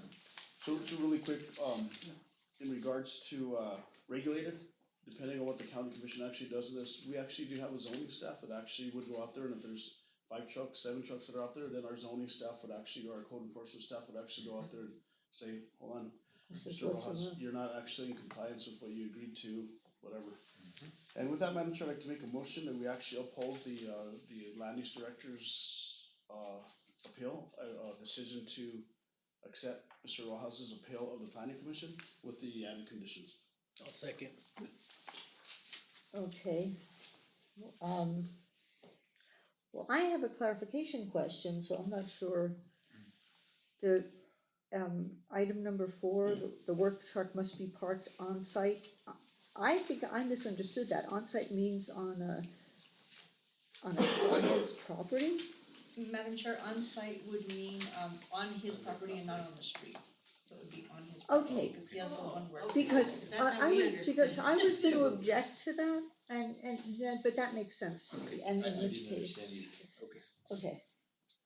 That's, And that's where the vehicle is parked, I understand, the majority of the I time. understand. So I have a motion and a second. Do other people have questions? Or any discussion? So, yes, Can I ask for a clarification? please. Is the motion, to overturn the planning commission's Yes. decision and Yes. approve? And take staff recommendation and approve the permit. The appeal. And, Manager Miller, did you also have a question? No, I just wanted to make sure Got it. I just wasn't that sure the if both of attorney you was heard. clear on what the motion was. Madam Chair, if I could, I don't know, if I missed it, but was the public hearing actually closed? Oh. No. Okay, so, you know, procedure out the window, unintentionally. So is there anybody else here from the public, aside from anybody who's already spoken? I'm Mrs. Klingsik, I'd like to speak. Thank Could you you. Thank give you. me your first name? Elizabeth, Thank you. I'd like to clarify a few points. I did have a conversation with Mr. Riojas across our fence. And I asked him if he knew that he was moving into a retirement community. And he said yes. He did. That's okay. And I want to clarify a few other things. The clear story windows that he referenced are on a wall, are on the outside wall. They're not accessible, you can't walk up to them. I'm really offended that they have taken slanderous attitude toward us, because what they have said tonight is just not true. We've had other issues with them that are probably not relevant to this hearing, but I will mention the first one was the erection of a huge flagpole right in the center of our view of the mountains, which is why we bought that house. He illuminated it at night illegally in violation of the New Mexico Dark Skies Act. Steve taught astronomy and physics at UNM. We used to use a telescope a lot. We can't anymore because he now has it illuminated from above and below, which is against the law. And I discussed that with him, that same conversation. We talked about the welding business. There are other issues going on here, but I'm really offended and insulted that these allegations have been made and that not so veiled threats have been made. And I appreciate how both you guys feel and you guys feel. But Commissioner Garcia is right, I mean, it can be very unfortunate when you have neighbors having to come in, and have personal problems.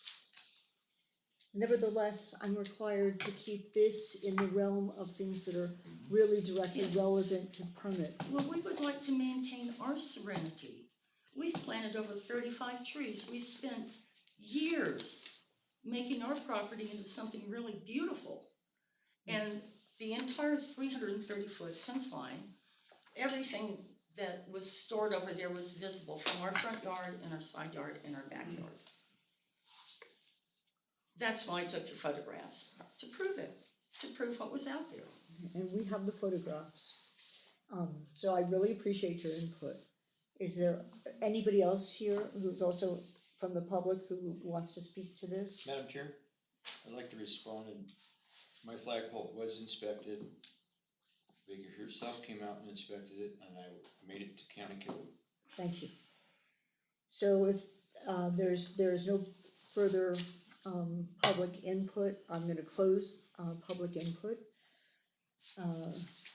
County Attorney, do I have to re-entertain a motion? Madam Chair, you have a motion and a second. I know, but they're still valid because it was before I closed.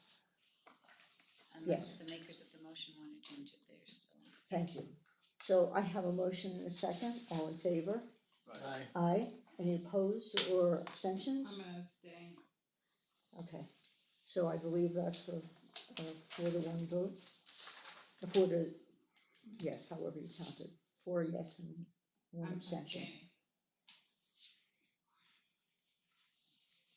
Thank you very much. Thank you very much.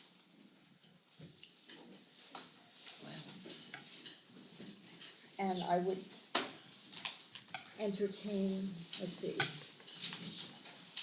Can we be excused, please? I'm sorry? Can we be excused, please? Yes, please. Thank you. Thank you for coming.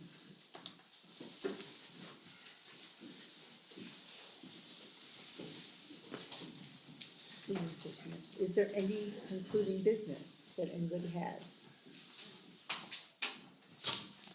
Was that the last one? Yeah. That's is, if I'm not mistaken, that was our last order of business. The last thing is tabled. Okay, great. See, it says at the bottom. I got the heads up beforehand, yeah. I don't have any concluding business, Madam Chair. Anybody else? Madam Chair, just a reminder that Monday, the 27th is our legislative reception. We send out a reminder, we send out invitations, it's at the Inn in Loretto. Just wanna make sure you guys get Don't it on mess your it up. calendar. But it is a week and a half, right? What time is that? What time is that? 5:30. 5:30. Like not 5 days, right? 4 days. Oh, and also that, Monday, the 19th, 20th is a holiday, whatever Monday is. Next Monday. Is, Mhm. Martin Luther This King Day, coming- so the county yes. is closed. This coming Monday. And, but if anybody's going to Edge classes, they could join me there. Excellent. Thank you guys was very mine. much.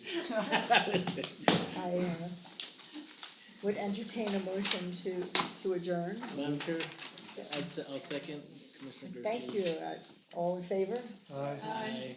And I gratefully turn this over to you. Thank you. Somebody.